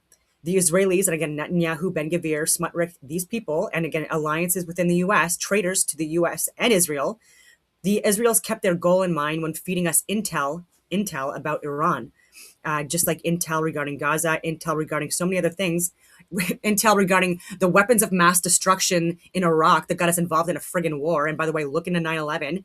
Again, like people are so misinformed. And Trump, even with that, why has he not reopened those investigations? Those like the reports. Okay, so yeah, Netanyahu lied to Congress in 2002 or 2003 about weapons of mass destruction, and we fell for it. Canada got involved too, lost a lot of people. Unfortunately, President Trump's inner circle failed to keep Israel's main goal in mind when receiving Israel intel, providing context to the president. It's happening in Canada as well at our highest levels, unfortunately. And I don't want to sound like I'm some kind of like a racist or anything like that. I'm just saying that who we have our highest levels operating with, and it's such a small network that's operating in like Jersey City, for example, and Tel Aviv. These people are lying to us, to Canadians, straight to our friggin' faces, and to Americans, straight to our faces, and they're knowingly doing it for our money and stuff like that, and to keep their grift going and to keep them out of jail, right? Because as soon as, again, these wars, these proxy wars are over, again, they're going to jail, or at least they should be. And that's why they're going to flee beforehand, likely, or anyway, some kind of like mock trials, or be found guilty of charges that, again, like are so bogus and like minor that there's no accountability, right? Just like Hunter Biden. And I'm going to get into something that I had put together. And again, I had help with AI to assist me with this. So again, we're going to work through it, but it's just regarding Israel now under Netanyahu's rulership, and how, like, if like would the Middle East and the rest of the world would be better off without their constant involvement, right? So that's what we're saying about like restricting this government currently, maybe getting better people in, making these people go to jail, etc., and again being more transparent with their intel. Or right wing, more. It's called the Republican moderate paradox, and it's almost as inescapable as gravity. Now, if you had a plan like, but we're going to punch those donors in the face and have a ground game, awesome. I'm all ears. Please let me know, and let me know how you get this guy or gal. I'm assuming it's not a gal. Please tell me it's not a gal. Elected in 2028. How do you get? Let's go to that. Let's really distill it. Let's assume there's no difference between Republicans and Democrats, and they're so bad that it's exactly the same. One thing that they both can agree on is that they don't like women in charge. You couldn't put any daylight between Biden and Donald Trump. Let's assume that I agree with all that. I don't, but for the sake of argument, how do you get this guy, please not gal, elected in 2028? Well, like I said, I don't believe in this moderate Republican paradox that you're talking about. I think if Republicans lose the midterms, they're going to be weakened. Like you can't argue that they're going to be stronger having lost the midterms than weaker. Vance and Rubio will be weaker I'm not arguing after that. the fact. I'm not arguing that. And weaker Republicans look for a winnable candidate who they view as moderate. The donor class will do that, guaranteed. They will. But the donor class. Okay, but the donor class is lining up behind Vance and Rubio. Okay, so they still will. How do you deal with that? How do you get your guy elected in 2028? And they will be weaker. I think we need a grassroots campaign in those early primary states in Iowa, New Hampshire, South Carolina, Nevada. And let's also just talk about the architecture of the race. It's going to start relatively early.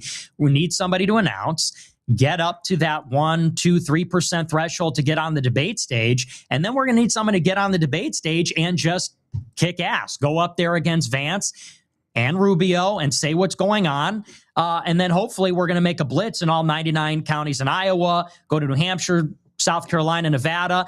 And if we have something viable, then you go on into the future. It's basically the Trump playbook. I mean, you can say well, you don't have $1 billion lined up for the general, or, you don't have a plan here. But Trump did it. Trump did it in 2016. He had like a few guys, just started doing rallies, self-funded some money in the very beginning, went on the debate stage, and then it just was off to the races. And I think that we have to be open for something like that to happen. Yeah. So did they have a ground game? I don't believe they did. A couple of things. First off, it sounds to me like you're talking about then at that point engaging in the primary process, right? You're saying, yeah. Yes. So why haven't you taken part in any of these primary processes now? I haven't really seen anybody that I like. I like Thomas Massey, but I think that I might hurt him more than help him. I like James Fishback in Florida. We wanted somebody to run against Vivek, but there wasn't a good candidate in Ohio. Do you think he's going to win? Be honest. I don't think his odds are great. Okay, I know. That's a tough question. Sorry, I didn't mean to put you on the spot. No, it's fine. But that's the thing. And I said this on my show the other night, or maybe I said it in private. I'm not sure actually. But isn't it tough how that works with our lives? You're like, did I say that on air? Or did I say that? Yeah, right. I was like, did I say this in a group chat? But like, the problem with the primary is, like, groypers and far right people are not the majority. I was telling my fans this. But they need to be for your plan to work in 2028. No, they don't. Because here's the difference. If you're like, let's say you're in Ohio. Okay, perfect example. If it's Vivek and another guy, you need the groyper guy to get 50% of the votes in Ohio. And groypers are all... What's his beef with Vivek? Like, what's wrong with him? Like, I actually don't even know. I haven't even heard about him in a long time. And I'm assuming it was because of the rift between him and Elon Musk. And I was thinking that maybe it had to do with like his interpretation of the world as well for certain things, because he has made subtle points during I don't know what you would call him. I think he was working with anyway, he was with Charlie Kirk and stuff like that. He did a few debates when he was out going to the schools. And for the majority of what he shared, not all, but I did largely agree with what he was saying. Like young white men, very engaged, very online, maybe punch disproportionately outside their weight class, but it's a small contingent. So we're not going to get 50% of the Republicans in Ohio in a two-way race. But if it's a Democrat versus a Republican, let's say it's 50-50 neck and neck, if we could push it 1% or 3%, we can flip it. Now, the primary in 2028... But how are you going to do it, though? Because this is my problem, because you're like, well, I don't want to endorse anyone because it's going to hurt them, and the groypers aren't big enough. Okay. But so that's why I haven't taken part in the primaries, and that's why you haven't enacted this plan. Now, you've told people to sit out, in some cases, implied vote Democrat or run billboards. So this is not new, right? You've done it 3 election cycles, something similar to this. And I understand what you're saying, by the way. I don't want my endorsement to hurt anyone. Groypers are not popular enough. But that will be different. You will endorse mount a ground game, and there will be enough of you in 2028 after Democrats seize control. How? Well, here's the thing, okay? Exactly. In Ohio, what we're doing is we're going to go for the Democrat, and we are going to endorse the Democrat. We're going to go all in. In 2028, I think there is going to be an appetite for... The COVID architect Jew, just to be clear. Yeah. Okay, you know what, though? I'm going to make a bold theory that if it, in fact, turns out that Nick Fuentes votes Democrat and they end up winning, that he would be one of the first people they cannibalize to shut down, because again, like what his platform is about is completely antithetical, or whatever you want to call it, anti-ideological to what their narrative is, right? Like the polar opposites. And they've attacked him. They've tried to, like, so many different ways, like financially bankrupt him, dox him, you name it, show up at his house, try to kill him, everything thrown at him. Negative messaging to put a target on his back, even more to like further radicalize people and elicit emotional responses in people. Again, like it's essentially torturing him in so many different ways. And they also do this financially as well. These are other tactics that they use, the Democrats and Republicans as well. But again, more and more it's happening with the Democrats, and we see this time and time again. And so he can end up possibly being again deplatformed, his life possibly ruined in many different ways. And maybe, anyways, if again they get elected, especially if it's like Gavin Newsom AOC types. Yeah, I think, do you think that she's going to be worse than Vivek? Yeah. Because I don't. I think she'll be worse in terms of governance, but I think that in terms of overall impact, it's far worse for us if Vivek wins. Right. Because what it signals to the GOP is that, we'll vote for anything. We'll vote for an anchor baby who hates Americans, who's part of little tech. Oh my God. So yeah, I'm willing to forfit Ohio for 4 years if it means we send Vivek back to the kitchen. Can I pause you for one thing, just because Ohio is a different breed. Okay, Ohio is a rare bird because they had Kasich, for God's sakes. Ohio will vote for anybody. It's a weird frickin' place. I can't the most unlikable human being alive in Kasich who thought he had a chance in the national. So let's just agree that Ohio is a bizarre place. Sure, their state legislature leans red, but you want to talk about feckless Rhino City. That is Ohio. It's bizarre. But yeah, I still do think that Vivek would be better than the COVID architect feminist who also, is Jewish for the Groyper people. See, I mean, well, and I don't even mind. That's the thing. It's funny. Dan Bilzerian got on my case. He's like, she's a Jew, blah, blah, blah. I'm like, okay, but there's more going on here than that. I know. You know what I mean? Like, I know. It's a bigger thing. Yeah, and I know you and I maybe agree on that, but but the thing is, to me, Vivek, and maybe you'll cringe at this, you're not wrong. Vivek would be arguably a more effective governor than a Democrat. However, if we accept him, does that not send a message to the GOP that we're accepting this little tech power? Because Vivek is involved with all these people, went to Yale Law School with Vance. They're looking at opening up this Anduril factory in Ohio, making the push for these government contracts. You're sending a message that the post-Trump GOP is going to be shaped by people like Vivek, which is decidedly, I mean, he's basically against everything that Trump ran on in 2016. Because Trump runs in 2016 saying the reason this country is dying is because the globalists sold us out on trade, immigration, foreign policy. Vivek is saying, no, this country's failing because you're lazy and you did too many sleepovers and you went to prom and you watched Saved by the Bell. And it's like you're blaming Americans for policy decisions. Nick, you're talking to the wrong guy. You're talking to the wrong guy. You're talking to the guy who got into a shouting match with Vivek here in the studio over race, to be clear. Right. I am no fan of Vivek. You want him to win. No, I don't. I would vote for him over the COVID architect who will destroy the state. But again, Ohio is very different than the rest of the country. But this isn't a primary strategy, right? You're not just talking about Ohio. You're talking about Democrats across the board like you have in 2020, 22, 24. And I'm still not getting that. Yeah, okay, Vivek bad. I would be, by the way, hard-pressed to not leave it blank in Ohio. Yeah. I'm precluded from voting for someone who's part of the party that will literally kill me. Yeah. But I am with you. Did you ever see my argument with Vivek? I see he was like, well, why can't we talk about Americans and what we should? I said, I can tell you why you can say it and other people can't. He goes, what? I said, because you're brown. He goes, oh, that's such a cop-out. I said, no, it's not a cop-out. I'm telling you that if I'll say it, but I'll say anything, but other people say it, it'll be an accusation of white privilege. It's because you're brown, and you need to acknowledge it. And he got into a shouting match and got all indignant, and I was like, screw this guy, and I haven't had him on since. So you're talking to the wrong guy if you think that I love Vivek. I am saying, however, if in a situation with a Vivek and an Amy, I always forget, Amy Acton. Yeah. I always want to say Cantor. That's probably just the Semitic stereotype in my mind. Hey, Amy Cantor, that's a diner. At that point, I look at the platform of, okay, still increasing by hundreds of percent H-1Bs, decreasing new H-1Bs by 87%. There's a guardrail there considering the risk of voting Democrat and what they've done that can be worked within effectively. But we're not talking about just Ohio. You are talking about across the country, midterms, voting Democrat. So it still does come back. And I don't think that you begrudge me for asking for concretes because I know that you asked Bilzerian from it. Now, to be fair, that wasn't fair. I don't know that Bilzerian can give concretes on anything to anybody. But I do require them because I'm the guy who's like, how do we undo the Vivek? How do we undo the Mitt Romneys? Now, I thought we made some progress with people like Trump, with people like Brendan Herrera, with people like Ken Paxton, where I was like, this is some momentum, right? It's in the right direction. Power can corrupt. But I'm all ears. I need the concretes to vote Democrat, though. You don't, though. You don't. Because I think the far greater risk is that we get Vance and Rubio. I think that, to me, that's unacceptable. I'm not going to go for that.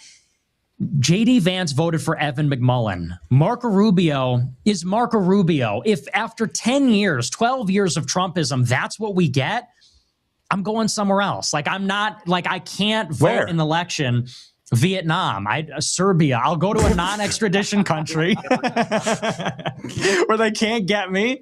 Well, they can always get you, but maybe they can't ask to bring you back. Yeah. But that's the thing. It's like, to me, those are unacceptable. So I want to hurt them as much as I can, burn the boats, and open up a space for someone else. And you're right. There's no concretes, but we have to allow for the possibility that will happen. Yeah, I think in the face of allowing for a possibility when guaranteed we will have open borders, the courts will be packed, and we lose our country. So in other words, on one hand, we guaranteed lose the country. There's no doubt about that.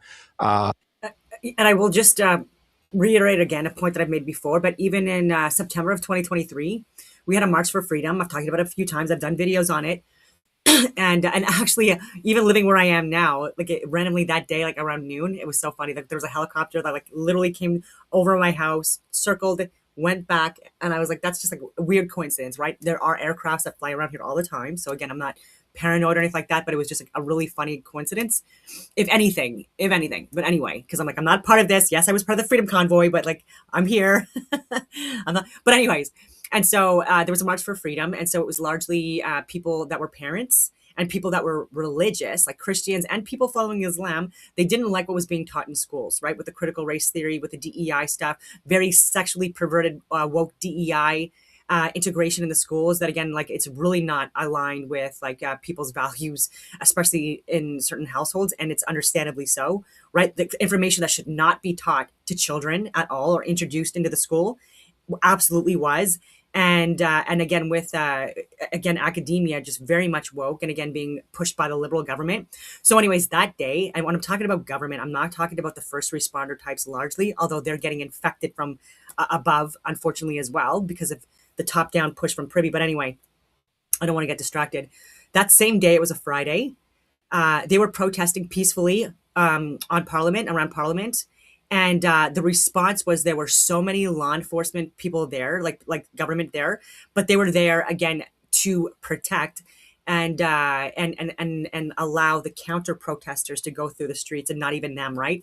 And so you had people that were they were allowed to get time off work. And these are government employees. So like over 50% of Ottawa, it's like people working in government. It's actually probably way more now because of, especially in the last 5 years with all of these like different government projects that we've been working on. Again, the woke DEI, carbon stuff, green energy grips, all this stuff.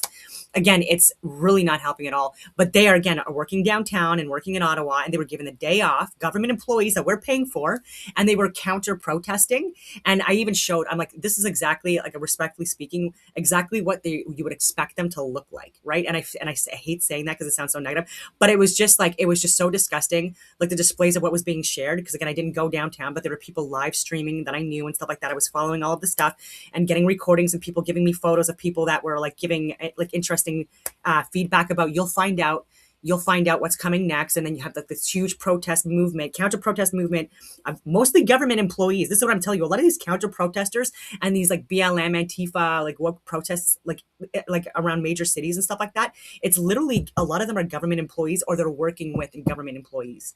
I'm going to reiterate that, like largely it's the staff job people.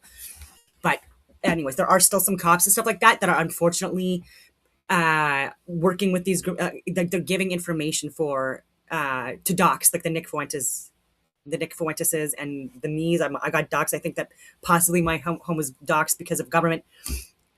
Anyway.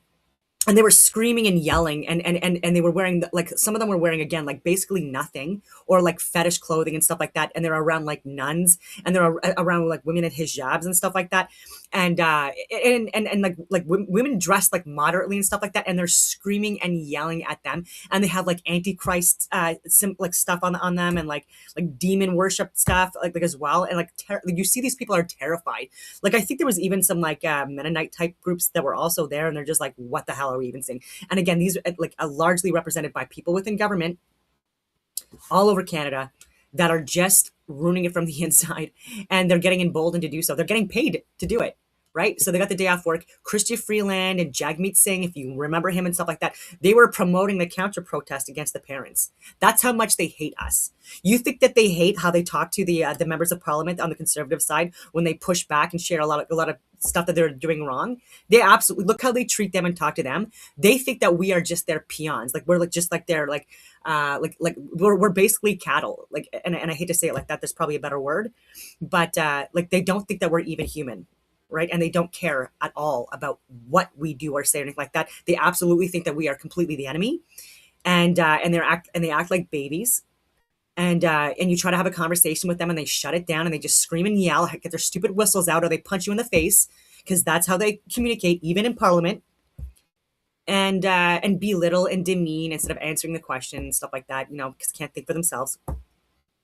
Anyways, the rant. But anyways, this is what Nick is voting in for: more of that to be increased and more people to be emboldened that are in government, that are Democrats, to be specific for the U.S. case, or working with them, like part of like USAID funding the protests and stuff like that, and like people working within government that are using their skill sets again to promote these protests and other movements, etc.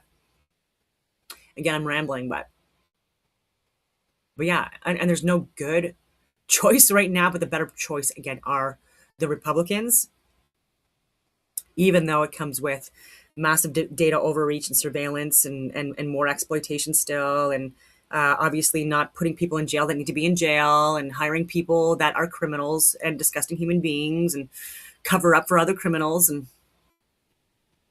getting us involved in proxy wars that are not benefiting anyone that it should be.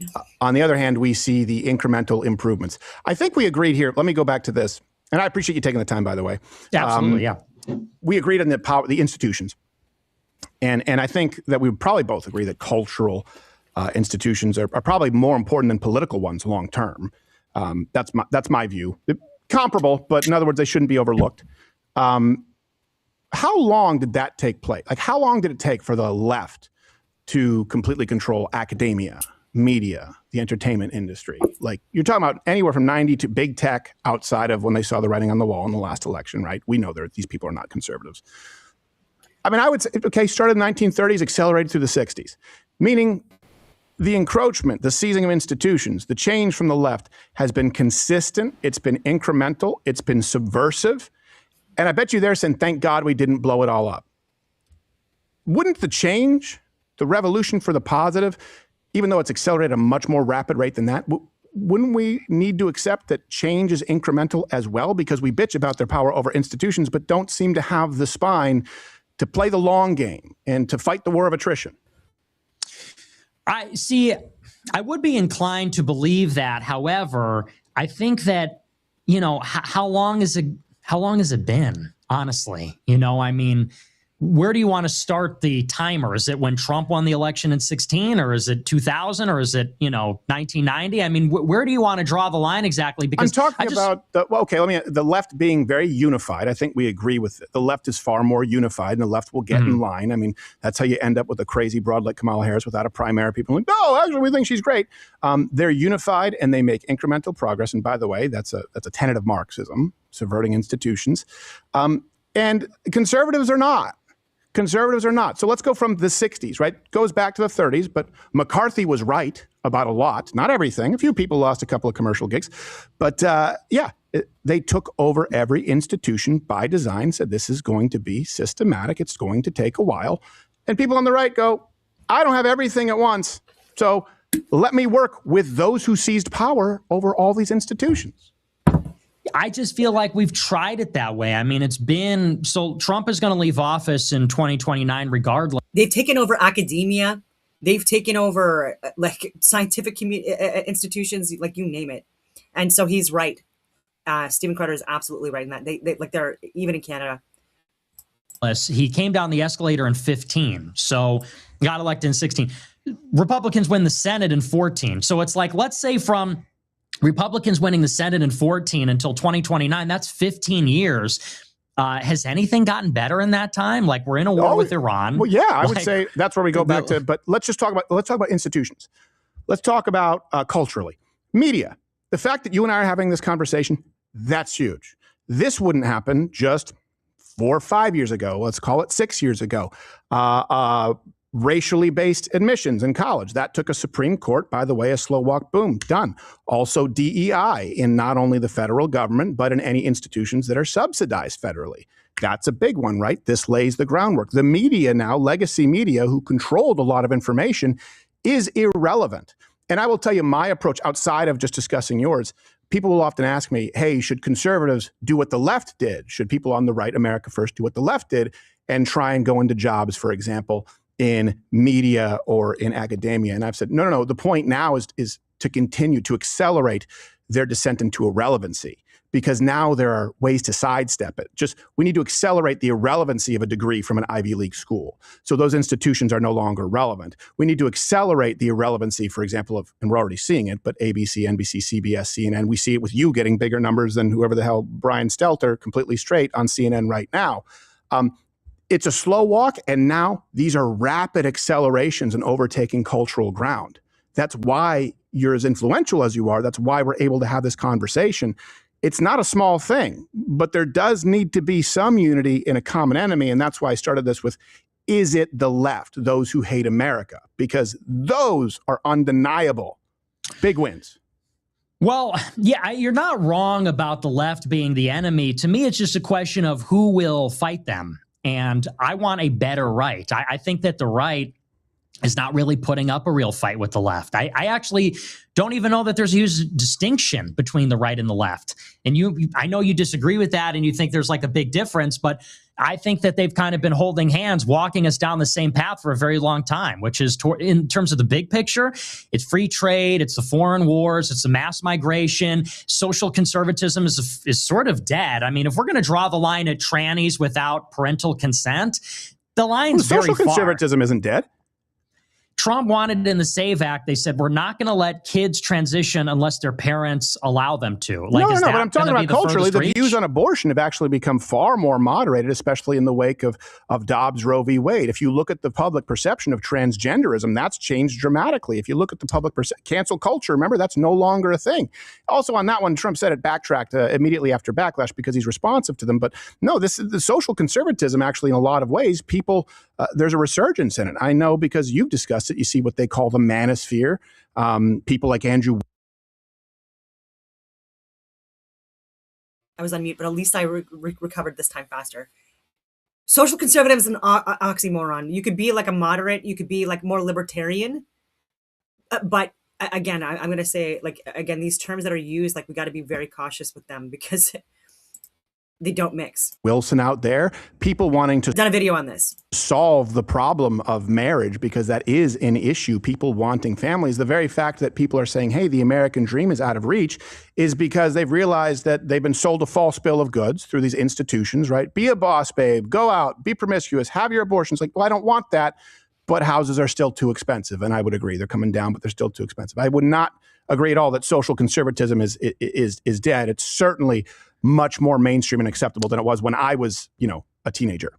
I disagree. I think you look at the GOP now, they're religiously pluralistic. They have all these like Hindus involved, like Charlie Kirk wanted to call it ethical monotheism is like the new credo. So we can incorporate all these other traditions. You have the Trump administration's pro-IVF. They're not fighting on gay marriage. They have all kinds of gay people in the administration. They're not fighting on abortion. They overturned Roe. Now they don't want to do anything more about it. And then even with the transgenders, it's like, to me, that's the furthest, most extreme reach. And they're barely able to draw a line on that. They're not fighting feminism at all. You think about the party 20 years ago, and there was like a moral majority, and you had these like Buchanan, extremely Christian. Sure. But even under the Bush administration, now I feel like they've just kind of given that up. And now this administration is like, not everybody's Christian. Like I said, you've got some of these deviants involved.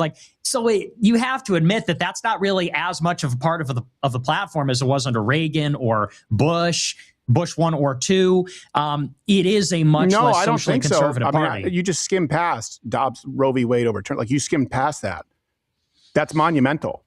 Yeah, I mean, I get it's not everything. It's not everything, but it is the single biggest, most impactful policy on abortion, which, by the way, we all assumed was a foregone conclusion in a degenerate society. It came as a shock, and it was such a shock that the left rallied behind it, right? Can we just like, you can't skim past that. It's not perfect, but that's a huge change. I mean, to me, it's not a question of perfect. It's just when you look at the overall climate, like, is this Republican Party as Christian as it was 20 years ago? Absolutely not. Would you argue that? I think young people are absolutely more Christian receptive. And when you look at church attendance, particularly in more traditional denominations like Catholicism and Orthodox, I know people will argue that they're not growing as fast, but they are growing quite a bit, especially among young men. Yeah, when I was a teenager, I'm in my 30s. It was Rock Against Bush, right? Swastika on his head. By the way, left has done that with every single person.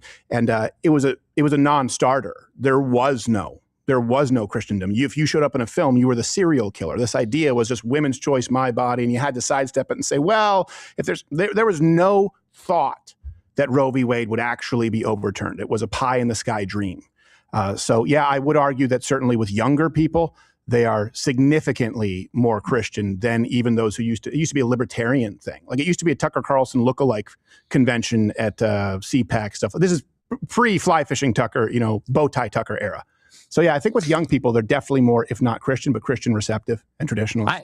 To me, I guess overall, I'm just not as impressed with the progress that we've made over the past couple of decades. Maybe that's the difference. As you sort of look at as glass half full, like, well, at least we got Roe, and at least we're trying to do these things, and hey, it's incremental and it takes time. And me, I feel like we're staring down the barrel of a gun where it's like we're about to become a minority as white people. The immigration thing, it's already kind of been done to us. We need something radical and urgent, because otherwise it's going to be a slow descent, and that's not a victory. But what'll it fix? So let's assume, and I can't, but let's assume you have the concretes, the roster. That was my first question. It'll still be my last. Roster, funds, ground game. Okay, you get that guy in. You're still going to run into 100% of the Democrat Party opposing it, and you're still always going to have some Republicans who are useless. So let's assume you do that. How does that get you radical change within 2 years like you demand? Or you basically, sabotage them? See, but this is a straw man. It's not about 2 years. This is Trump's second term. Republicans have been in control since 2022 of the House and the Senate. So it's like, it's not like we said, oh, you got 2 years. I gave them 2 years in 2016 and they did nothing. And then we said, okay, 2018, then 2020. You say nothing again. Can you say he didn't do as much as you would like, but not nothing? They didn't build a wall. They didn't repeal Obamacare. Then they cut the corporate tax rate by 10%. So it's like, meaningfully, what did they really do? They didn't, illegal immigration was really bad. So it's like, again, it's not 2 years. It's been a long time coming. And well, so back I then would we just had the vote was on the economy, and it was the rip-roaringest economy that we had seen in our lifetime. These are excuses. These are narratives they give I'm saying us. when people vote on immigration, when people vote on the economy and they run on those platforms, they're held accountable to those platforms. You said you don't care about the platform of immigration, which was the big issue this time. The first election, it was entirely about the economy. So if you want to say, okay, record low inflation where we actually saw employment come back, onshoring jobs, that's nothing, you can say it, but be honest with people and say that doesn't mean anything to you, just like immigration doesn't mean anything to you now. Just be honest. Don't call it nothing. That's dishonest to say. Obviously, I care about immigration, but 2016 was about build the wall. They didn't. They fed us this line and said, well, we need to fix the economy first so we could win the midterms. Okay, well, then you lost the midterms. And then we never got a border wall. It's like, so, this is what I'm talking about. It just never gets done. It never happens. If we win, well, we don't have enough power. If we lose, well, we weren't in power. It's like, okay, so when do we get the border wall? When do we get the deportations? When do we not go to war with Iran? When do we not spend $2 trillion on the military? Like, that's the thing. So I want to try somebody that's actually going to do what they promised to do. Who? Someone will rise up. And you will see. And you'll be very happy. That's the pitch. It didn't happen in the other ones, but it'll happen this time. It didn't happen in 2020. Didn't happen in 22. Didn't happen in 2024, but it'll happen 22's an off year. It happened in 2016. It's about the primaries. But yeah, because you've advocated this or sitting out, and that's a problem. And here's the thing. I'm sure you remember the Tea Party. I want a more conservative Republican Party. But I also look and go, okay, Rubio, for example, so you mentioned the Christian thing, standing up, creating a video singularly about returning to Christian roots for Day of Prayer, setting one nation under, and you say it doesn't mean anything. Speech. Well, just like you just cited speech, instead of policy as it relates to immigration. Like they're saying this, yeah, but the H-1B numbers don't reflect that. So in this case, they're not doing the raids. They're not doing they're not.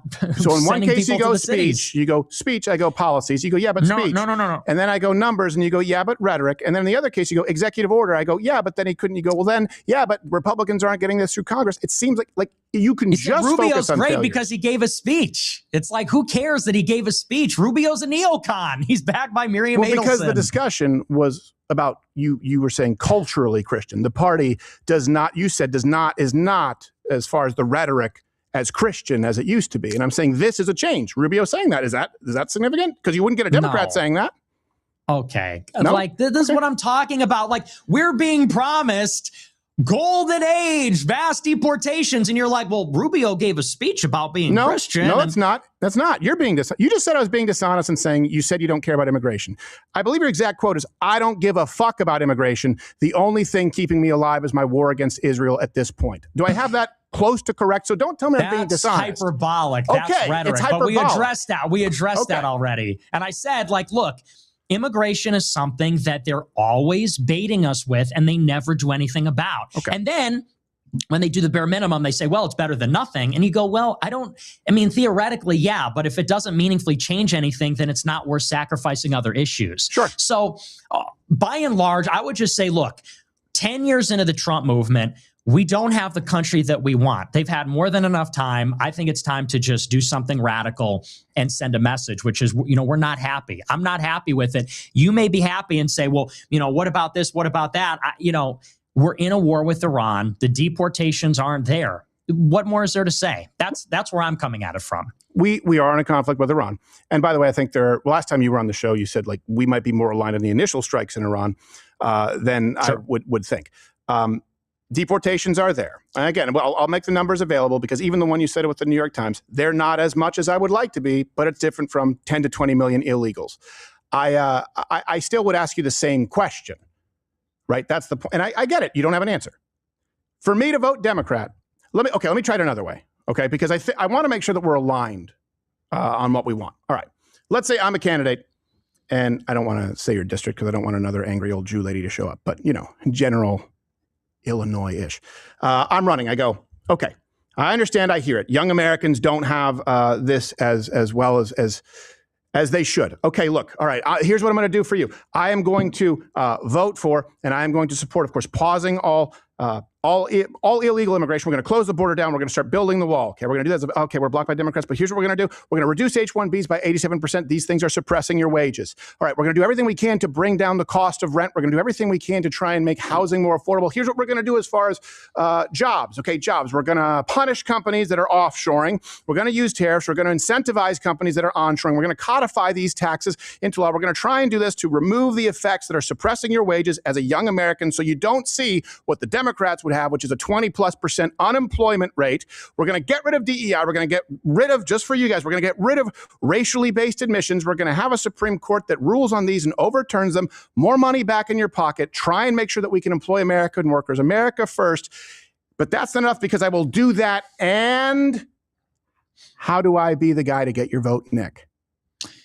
Mass deportations, build the wall, keep us out of war with Iran. Period. That's all you had to do. That's all they had to do to keep me happy, and that's all the next president has to do to make me happy. Okay. It's not happening. So how do I, so it comes down to those, we understand that requires, right, going through Congress. So what you really mean is use the nuclear option to get the wall passed. Stephen, you don't even need it because they passed the big, beautiful bill. They have the money. They got $190 billion. Wasn't that the pitch? We're going to cut Medicaid to pay for a corporate tax rate, but that's okay because we're going to allocate $190 billion to fund DHS in perpetuity, $90 billion for ICE, $20 billion for a border wall. But it's not that they can't do it. They won't do it. ICE and CBP didn't even shut down when the Democrats shut down DHS because they were funded through the next 5 years from the BBB from last year in June. But they're not doing it because they don't want to get rid of the farmers. They don't want to get rid of this, that, because the donors don't want them to. They don't want to build the wall. For reasons like Trump can't get his favored companies to get the contract, so they're just giving up. Like, That's the problem. You can't blame the Democrats on this one. Why are they not doing more? I mean, you tell me. They have the money. Why are they not doing raids? Why are they not shutting everybody down? Why is the border wall not finished by now? It's not finished. It is being built. So, but here's my point. Right, that rhetoric, you're like, do it. Okay, but right now you're not going to trust anyone who says they will do it because there is gridlock. You do have to admit. But someone campaigns on it, and I've heard you say, well, they're not going to do it.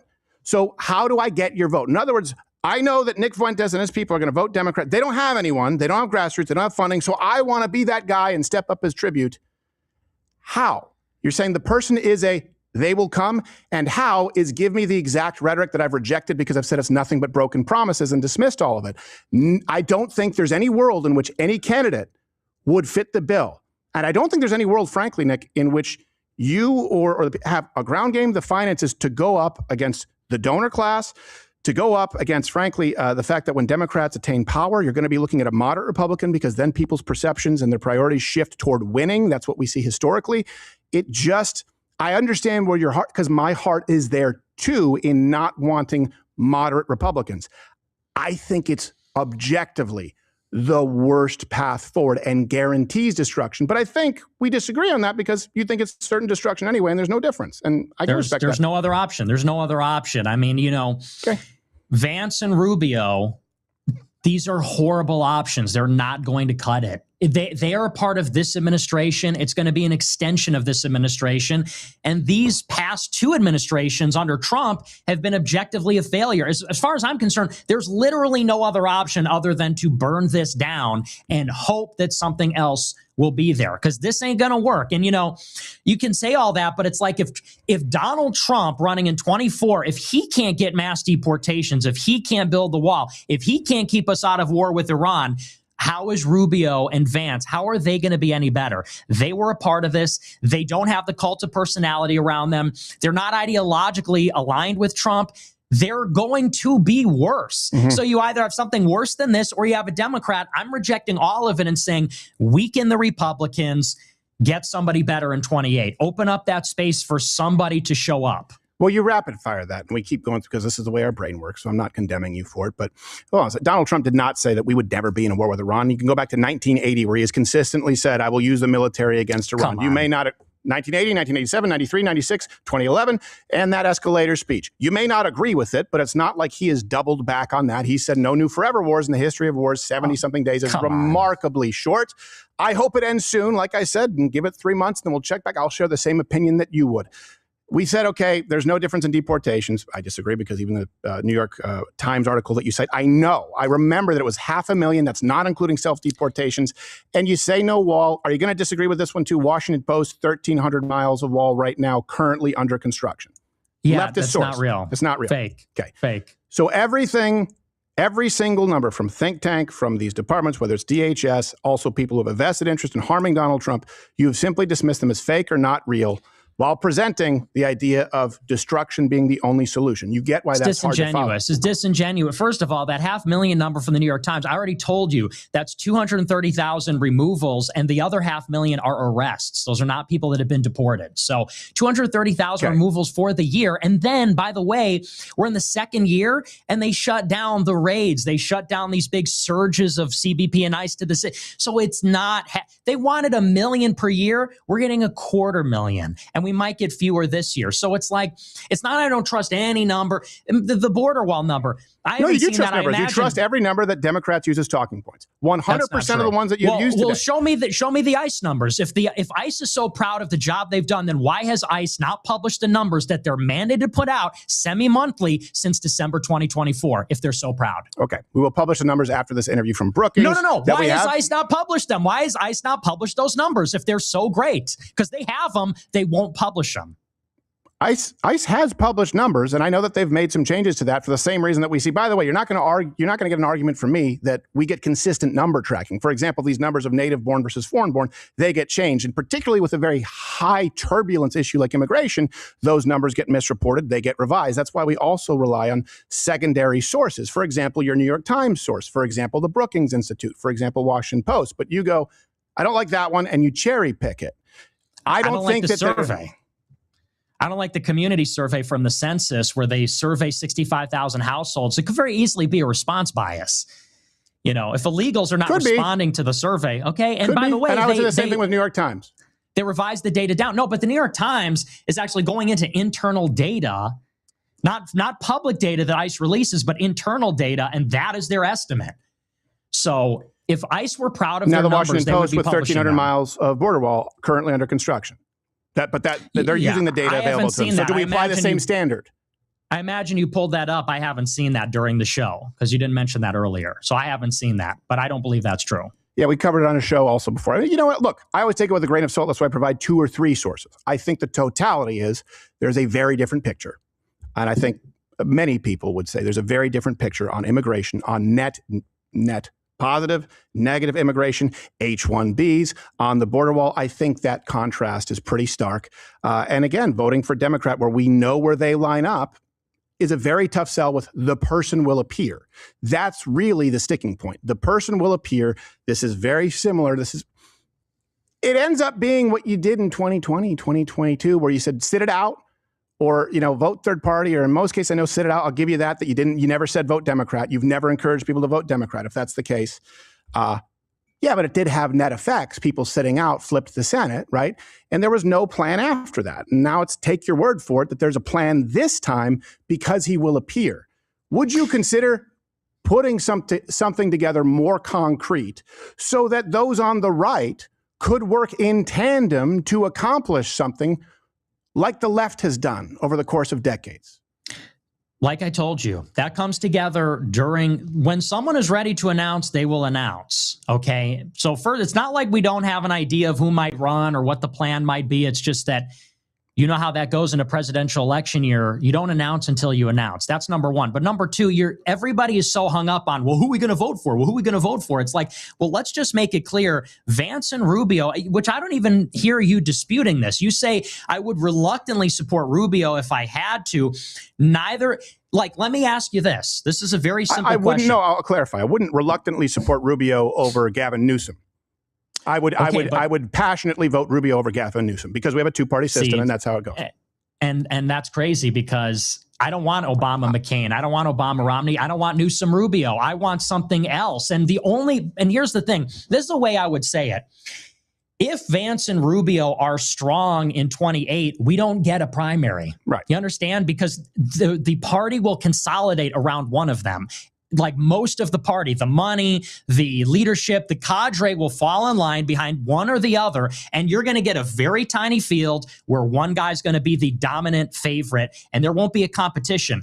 In my mind, that means, like, just in terms of logic, the only way that anyone's going to stand a chance is if they are sufficiently weakened by being tied to this toxic administration, if the administration fails and is sabotaged. Yeah. And so it's just about creating a possibility for another choice. That's the most simple way that I can make it. I understand. Yeah, it's about, like you said, sabotaging the Trump administration in order to create the possibility. And like you said, they need to go into election weaker, which means the country would be in a worse off place. So put the country in a worse off place, sabotage the America First administration in order for the person who will appear who will be better. It's the Israel First administration. I think that's very obvious. So is that the issue? Well, you say you want to sabotage the America First administration. This is not an America First administration. In what way? In what way are they putting America over Israel or other countries? In the ways that we just went through that you refute at all costs with Democrat talking points. And that's where I'm confused. They shut down deportation because they're unpopular. Then they launched a regime change war of choice in Iran. You have them going into Harvard and Yale telling them you have to teach a pro-Israel curriculum. They're reviewing 50,000 visas to see if they've ever criticized Israel. Like they reviewed every country that receives foreign aid to see if they're America First, except for Israel. That was the memo last year. So it's like, you say, oh, well, you want to bring down this administration, saving America. It's not happening. No, I didn't say saving America. I said, I'm repeating back to you what you said. This administration needs to be sabotaged. You've said that you want to see President Trump impeached. You want to see him hamstrung. And the nation needs to be worse off so that someone will appear who will save it. Oh, I don't So think make the sure nation, your audience knows that. No, young the Americans are nation. going to be facing double-digit unemployment, well over 20%. You're going to be seeing a massive influx of H-1Bs. You're going to see the exact opposite. You're going to see the exact opposite. What if gas prices were $6 a gallon? That would be crazy. Oh, it's a good thing we bombed Iran And for Israel. if not this, then that. There's the moving the goalposts. Be honest with your audience. You want this country to be in a worse place and this administration, Democrats to be stronger so that, and I would go along with it if I understood it, so that someone will appear is not enough. Because I think you're going to run into the same problem that you run into with Dan Bilzerian. You're really upset about the purity test, saying we don't all have to think the same thing. And I don't think there's any candidate who would be able to pass yours. Here's mine. No money for Israel at all. AIPAC should be treated like every single other foreign lobbying organization. Fuck them with a wire brush. Could you vote for me? Because I'm not going to go any further than that. I'm not saying the country has to be worse off. I'm saying the administration does. And what I said at the very beginning is the administration is doing bad things. War with Iran is bad. If the Democrats can get in and shut that down, that's good. If Democrats can get in and subpoena and impeach these people that are doing these things, that's good. So, no, I actually don't think the country's going to be worse off. I think the administration's going to be worse off. Okay. The administration's unpopular. Well, okay. So you mean you think it'll just be painful, that you think that Democrats will just be painful for the Trump administration, not for the American people. Do I have that correct? Yeah, because again, they're only going to control the House. Okay. All right. That's a fundamental disagreement. I think that when Democrats, I think especially when you look at their plan, I think when they attain power, I think also what we've lived through underneath them, including sometimes just having control of the House, I think it'll be catastrophic. I think it'll be destructive. And I certainly think that's a big risk, because if they have that and then they get a general election, which is not unlikely, right? That's not a small risk. Would we agree with that? Would we agree that midterm wins generally, especially when opposition translate to general wins the next time? Would you agree with that statement? Not necessarily, actually. Not necessarily, but as a historical trend, the precedent would be the likelihood of Democrats winning a general, if they win those midterms, it's higher than 50%. Maybe it's 52, but it's not a small risk.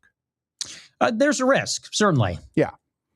And that, what is the risk of running Vance and Rubio? I don't think they're winnable candidates anyway. And I think even if they were, we don't want them. So.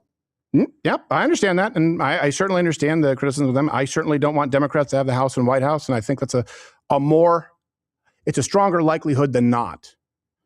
And that, to me, is just a bridge that I absolutely wouldn't be able to cross. But I do appreciate you laying this out. And by the way, I was there at the Tea Party. I think you were younger than the Tea Party there. I know it now. It's like, the Tea Party, it's a corny name, but the Rick Santelli rant, where everyone was saying socialism about Barack Obama was a racist dog whistle.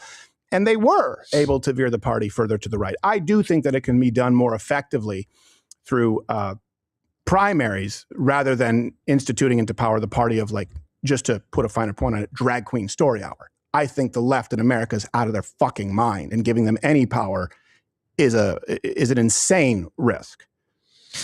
Yeah, I think that we just got to stop playing not to lose. We got to play to win. And sometimes that means you got to take a couple steps back to take a few steps forward. I mean, that's really what it comes down to. I think that because I've been on this ride, you've been on it longer than me, admittedly, but I've been on this ride and I've watched all these cycles, 16, 18, 20, 22, 24, and I've just been so disappointed at Republicans' willingness to just completely sell us out on everything. I mean, you can even go back to 22, not to open up a whole other thing, but like, I remember in 2020, they gave up on Trump fighting the stolen election. 22, they said, we're going to get to the bottom of the Capitol riot footage. We're going to look at the surveillance, and we're going to fight Biden on the debt ceiling. We're going to force immigration. Didn't do any of it. 24, deportations, no new wars.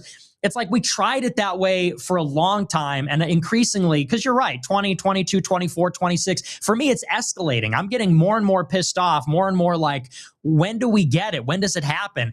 After they bombed Iran, I said, Trump, I see what you've done for Israel. Do that for deportations. They won't. So this is where we're at. I think they forced our hand. That's how I see it. Yeah.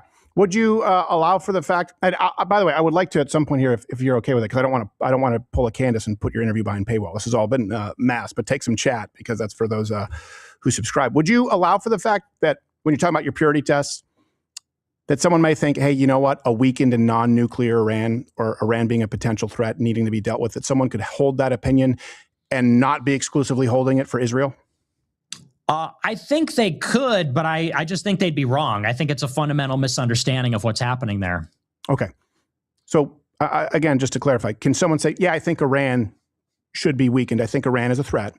And I think there's a reason that this military conflict is going on. And I wouldn't advocate doing it on behalf of Israel, but I do think there's a reason to do it on behalf of the United States. I just don't know. I mean, I think you can think that. I think you can think that that is what you're supporting, but I don't think there's any practical way where that happens in reality. Like I said, I think that's just like context denial of what's really going on over there. You know, like we need to weaken Iran. Like, I'll say this, Iran should not get a nuclear weapon. I'm 100% agreement with that. However, why do they want one? You know, and how are we going to prevent them from getting one? There's no way to answer those questions without involving Israel and how they've been the engine of all of these events. Sure there is. Okay, how? It's a radical death cult who want to eradicate anyone who doesn't follow suit at any cost that they have done historically. I mean, it follows Muhammad to a T, who created this exact same playbook. I think that if you got rid, this is where I don't think we should be giving any blank check to Israel. If we want to discuss this, we can discuss this. Let's do it. I don't think we should be giving a blank check to Israel. None. Ad hoc basis like every other nation. I think I hate AIPAC for the same reason I hate Act Blue, that they gave like $800K to Hakeem Jeffries. But I also think that, yeah, they probably need to look into them. And I don't think they should be able to do this under the cloak of Americans. I don't think any group should be lobbying on behalf of a foreign government above the priorities of Americans. So screw AIPAC with a wire brush. My position is no foreign lobbying, period. But that doesn't pass the purity test, because I also think that the Iranian regime is a death cult who, if Israel didn't exist tomorrow, would be just like Muhammad in the 7th century, 8th century, every single century, trying to eradicate anyone who's not under Islamic subjugation, regardless of this modern nation. That's my opinion. Yeah. And I don't think it helps. I think they hate Israel. I don't think it's the only reason. I don't consider that a purity test. I think that's just a fundamental ideological difference. If you're talking about, I think we should bomb Iran, I think we should destroy Iran for pro-America reasons, it's like, well, I don't think we should destroy Iran. I don't think we can, and I don't think it's even worthwhile. I mean, we just simply cannot. Look at what's happening right now. We hit them with everything we have, everything from air and sea, and they maintain control of the strait. They maintain the ability to launch drones and missiles. The regime is intact. What more do you think we can do militarily that's going to put a stop to this? You know, I mean, do you have an answer for that? Hold on a second. We're getting into two separate things. The question that I was asking is, and we can go to that. I mean, I think that it's, again, you do this where you're like, 90% of their Navy is gone. Like, yeah, they're able to control the strait, but you also know that that has to do with insurance rates, right? And businesses not being willing to take the risk. That's a little different from saying that militarily they're completely intact. The point that I was making, though, and I see this strain, particularly from people like Dan Bilzerian going over and saying, I heard the call to prayer and it was the most beautiful thing in the world. I don't believe that there has been a greater evil perpetrated against Christianity or the free world than Islam. Okay. Yeah. And I think that's I'm not pro-Muslim. I'm not. So I was trying to let them talk as much as I possibly could. And I did have to let the dogs out. I know it's interesting, but I did want to digress a little bit and just talk about Iran and Israel and things like that. And I put it up on a document.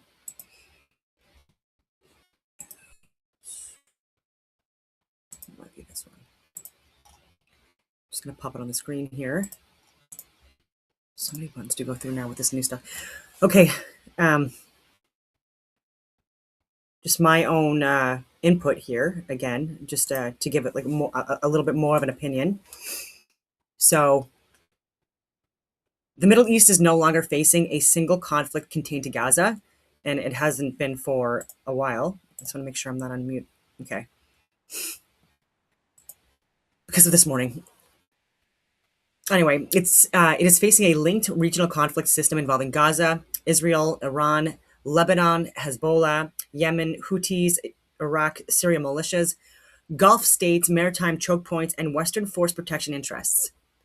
Gaza remains the moral, political, and symbolic ignition point for now. I don't know if I totally agree with that, but it's still fueling a lot of radicalism and people pointing to that as to why we shouldn't be trusting Israel, and rightfully so. I'm talking about like the Netanyahu, Ben-Gvir, Smotrich types. And Iran functions as the strategic escalation hub. Lebanon, Yemen, Iraq, Syria, Hormuz, and Bab al-Mandab operate as pressure valves. Okay, so A sustainable stabilization model should therefore be reasonably legitimate, Arab and Muslim majority supported, UN linked, humanitarian law centered, and only selectively supported by NATO Five Eyes technical capacity. It should not be led, okay, it says visibly led, but should not be led by Israel, Israeli security doctrine, or Netanyahu aligned policy assumptions. The strategic risk is that Israel's state policy, especially under a hard power doctrine, is now generating broader radicalization, weakening Western legitimacy, increasing diaspora tensions, and expanding regional conflict exposure all throughout the Middle East and also domestically. So key judgments, just because I like this kind of a format. Gaza remains regional center of gravity is what they like to call it, but anyways, continued civilian suffering, absolutely. Displacement, institutional collapse, perceived Western double standards provide the grievances to fuel, which is a good point, used by Iranian-aligned actors and wider anti-Western networks to justify escalation. And it's high confidence in that, right? So because of what's going on in Gaza and now in Iran and what happened in Iraq and stuff like that, I've given so many examples of this in Afghanistan. Yeah, these are fueling the grievances by Iranian-aligned actors and wider anti-Western networks to justify escalation. So again, this is why it's getting bad here as well because of that. So Israel is a valuable security partner, but not an indispensable Western intelligence architecture. Western states have independent collection, liaison, technical, diplomatic, military, and counterterrorism capabilities, including Canada, right? By far. And Israel should be treated as one intelligence source, not as the strategic center of Western Middle East policy. High confidence in that, without a shadow of a doubt. A total dismantlement strategy in Gaza risks repeating the structural failure of Iraq's de-Baathification. Removing political militant command may be necessary. Destroying the operational civil and security machinery without a viable replacement would likely produce government collapse, criminalization, insurgent reconstitution, and generational radicalization. High confidence. So, and again, we're seeing this also in Latin America and in other places as well, where when regimes topple, again, sometimes or oftentimes, what happens it has been far worse, including again like firing hundreds of thousands of people that worked within government that were making the country run, and without a replacement strategy for that, right? Okay, so removing political militant command. Okay, so I already said that, that's fine. Assessment is consistent with the prior Gaza stabilization analysis, emphasizing vetted retention, civil continuity, and avoidance of Iraq-style institutional collapse. We had to rehire people a few years after doing that, and again, it was really bad. I'll just say that did not work out. Hard power strategies against Iran risk distributed retaliation rather than compliance. Iran does not need a win in a conventional war to impose costs.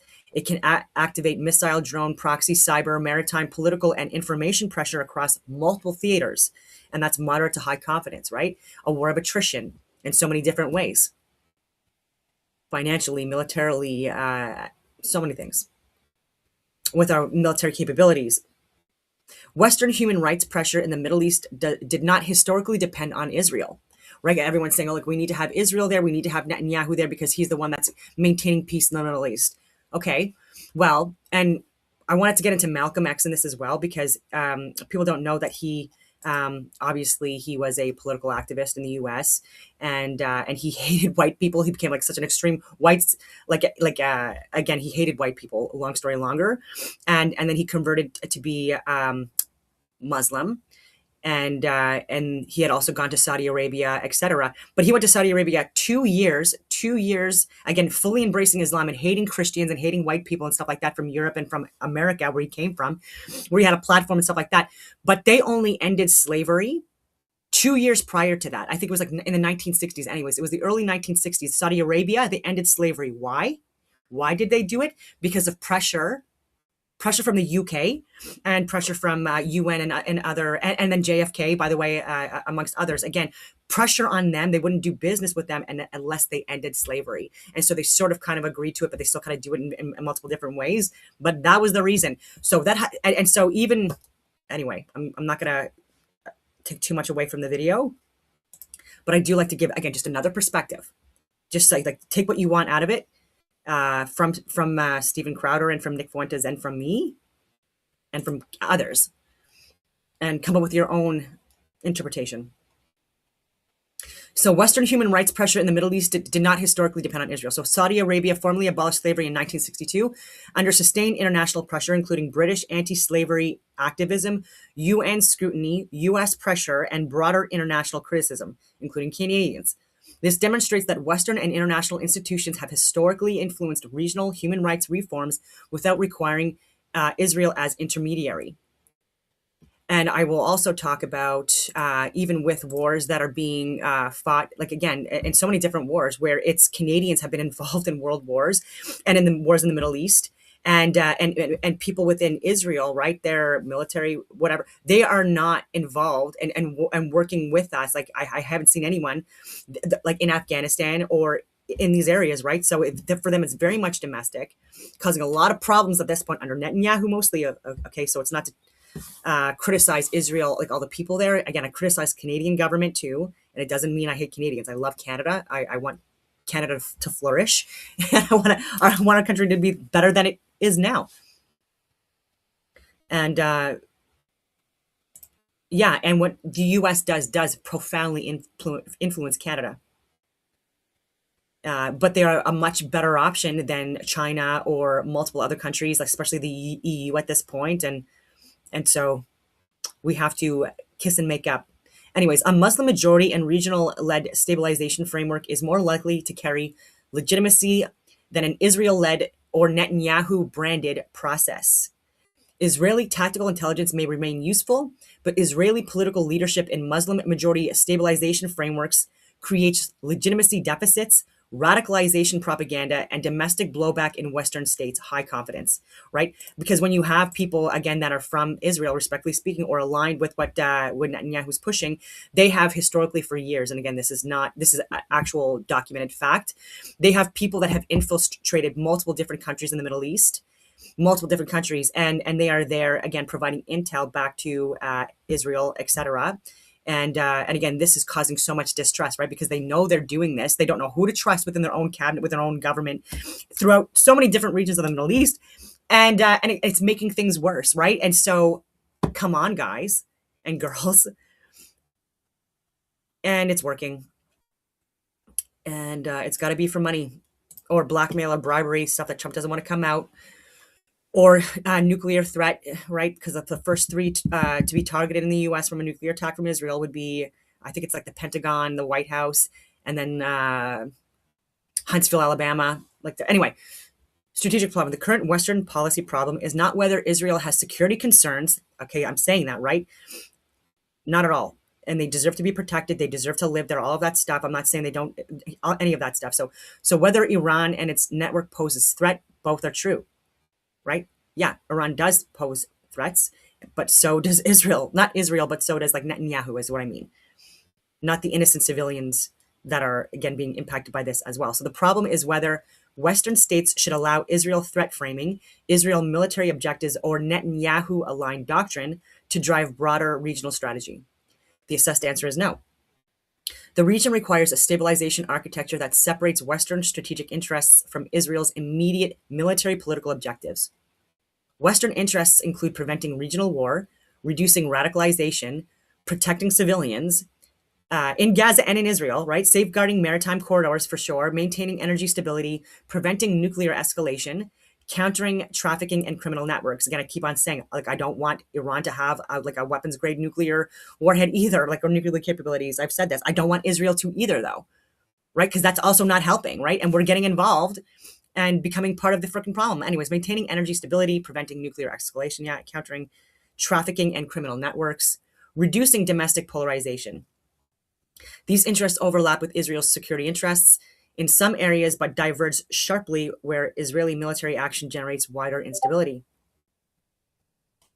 So around strategic escalation hub and network coordinator, Northern Front escalation risk for Lebanon, Yemen, with the Houthis' maritime disruption and Red Sea, Bab al-Mandab pressure, Iraq, Syria militias, U.S. force protection and militia escalation risk, Hormuz, energy market and international economic pressure, Western domestic space, protest, polarization, diasporic tensions, radicalization narratives.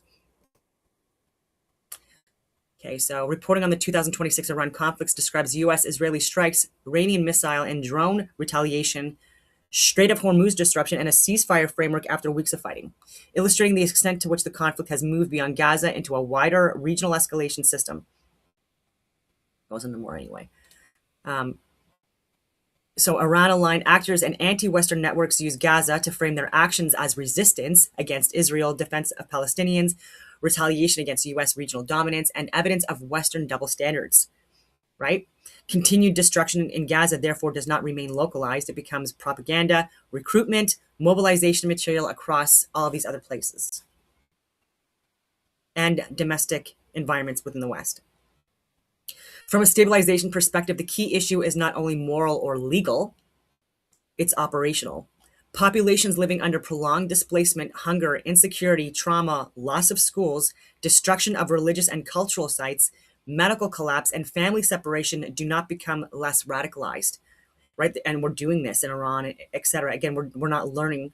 And again, this is a completely different location, geographically speaking, also than again than Iraq and in Afghanistan. Not the same battlefield either. So they become more vulnerable to armed groups, people that become radicalized, right? Criminal networks, ideological recruitment, and revenge narratives, like also in cartels and gangs and stuff like that as well. This is the same kind of thing that happens. So this aligns with Maslow's hierarchy of needs. A population deprived of food, water, shelter, family security, medical care, dignity, religious or community continuity cannot be expected to move towards political moderation, civic trust, reconciliation, or higher order social development. A hard knock approach that destroys basic survival conditions is more likely to produce radicalization than reconciliation. Iraq is the warning. I talked about that. Okay, so post 2003 de-Baathification process, dissolution of Iraqi military and security institutions, removed not only political leadership, but also large sections of the operational state. I gave the orders and stuff like that. So dissolved military, security, intelligence, and related entities, dismissing personnel and canceling ranks and status. And so applied to Gaza, the danger is confusing de-Hamasification with de-institutionalization. Yeah, so the former may be necessary, the latter could be strategically catastrophic, and it is so far. Yeah, so removing coercive power without replacing governance capacity produces fragmentation, not order. And again, I have so many discussions too about like the aid as well, and energy sectors and like oil. Anyway, sorry, not for oil, but like water, food. So Israel and Western intelligence, useful partner, not strategic dependency. Israel has significant intelligence capabilities and can provide useful collection, analysis, targeting, and regional insight. However, Western governments are not strategically dependent on Israel for Middle East intelligence. The United States, Canada, the United Kingdom, Europe, NATO, Five Eyes, and allied agencies maintain independent diplomatic posts. And there's even more, right? Like we even have consulates in multiple different regions, and yeah, you name it. People that are there like as diplomats, Canadians. Yeah, so it's even saying it here. So agencies maintain independent diplomatic posts, liaison relationships, signals capabilities, open source monitoring, financial intelligence, military collection, cyber capabilities, counterterrorism partnerships, and regional relationships. This strategic distinction is important. Intelligence sharing is not the same as strategic alignment. A state can provide valuable intelligence while still generating destabilizing policy recommendations. Israeli intelligence should be weighted, validated, and compared against independent Western collection. Canada, hi, like I could give you so much. It should not be allowed to dominate threat framing where Israeli political objectives diverge from broader Western interests. This was a central point in the prior Israeli-centric policy assessment. Israel can be useful, but it is not indispensable. Western states require independent assessment and should not allow Israeli state policy to define the entire regional approach. Netanyahu, Iraq, and the risk of strategy misjudgment. Netanyahu's prior support for regime change in Iraq is a relevant cautionary precedent. In 2002, he testified to the US Congress in support of actions against Iraq and argued that removing Saddam Hussein, would have positive regional consequences.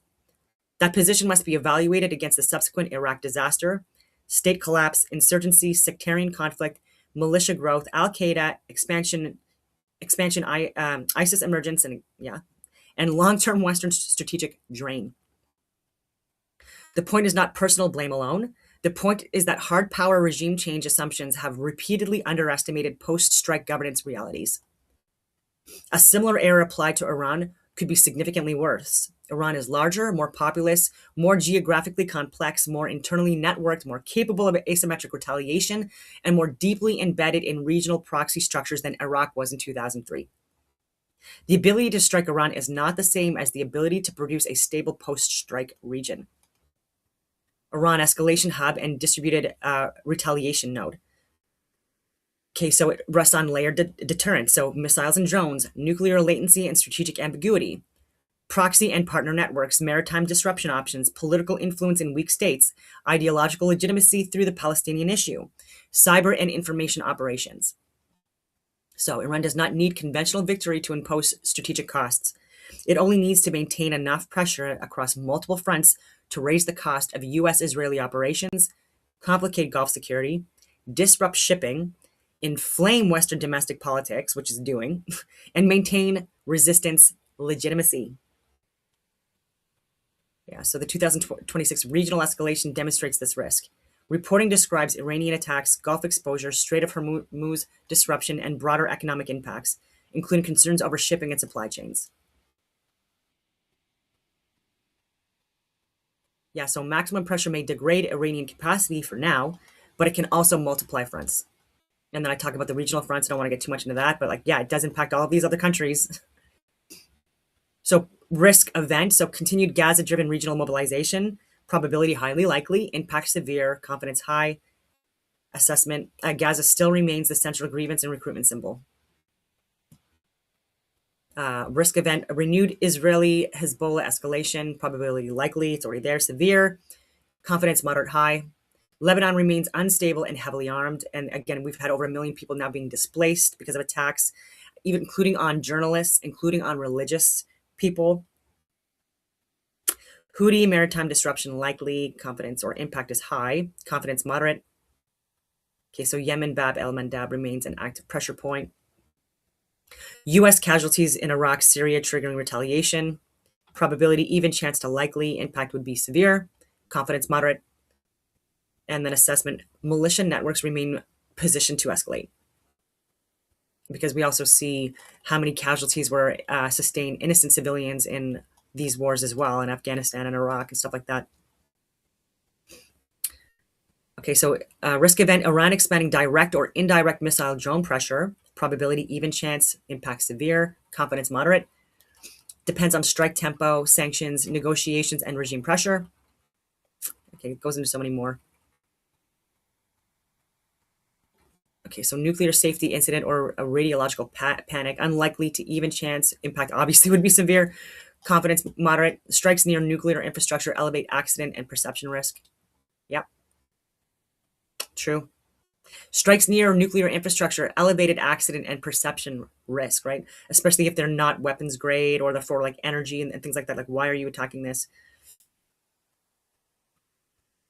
Yeah, and like so much of their infrastructure has already been damaged in Iran. Like these huge bridges that took forever to freaking build, took a lot of money, and so blocking access or destroying access routes and stuff like that for like civilians, right? And you think that you're going to get support from that when they need to go to work or see their families or there's an emergency and they can't get to their kid or their wife? Like, come on. Regionally legitimate Muslim majority UN-linked framework, even chance if prioritized. It would be highly beneficial and requires Western restraint and Arab Muslim majority ownership. So why Israel-centric stabilization fails? Driven by, so a framework visibly driven by Israel or Netanyahu-aligned actors is unlikely to command legitimacy among many Muslim majority populations. This is especially true after Gaza. Even where Israeli security concerns are valid, Israeli leadership of post-conflict governance, de-radicalization, reconstruction, or regional peace architecture creates immediate credibility problems. They're committing war crimes, crimes against humanity. Yeah. So it's not working. So, I mean, let's just fix it. Not try something else. How about this? Yeah, so this does not require blaming Jewish communities or Jewish identity. The analysis must remain focused on Israeli state policy, military doctrine, and named political leadership. 1000%. Okay, so regional publics rejects process as occupation aligned. Armed groups use Israeli role as recruitment tool, so radicalization propaganda, Western domestic polarization, affect diaspora tensions and protest cycles increase, including in Canada and the US. So intelligence distortion, liability, effect, Israeli threat prioritize dominant broader Western interests. Diplomatic narrowing, Arab Muslim majority partners hesitate to cooperate visibly. Humanitarian credibility loss, Western rights language appears selective. Yeah. Strategic overextension, US allies become tied to Israeli escalation choices, like Canada too, right? And it's more our people that are Republicans and that are conservatives that are more in support of this than people that are liberal or Democrat. This is where there is a strong divide because of this. This is the big thing here, right? And it's because, again, people like the war hawks usually, again, like they benefit a lot for this, right? So they're voting for like what gets them more money. Unfortunately, it's disgusting, and it's not helping. If it was helping, sure, make your money. I don't care, but you're not helping. So recommended approach, I go through all of that. Regional legitimacy, Arab and Muslim majority leadership, not Israeli-led frameworks. Like Canada can have like a limited involvement as well. Oversight, UN-linked mandate with transparent reporting. Western role, technical support, intelligence validation, reconstruction, anti-corruption, anti-trafficking, demining, and stuff like that. Israeli role, limited deconfliction and narrow security guarantees where unavoidable.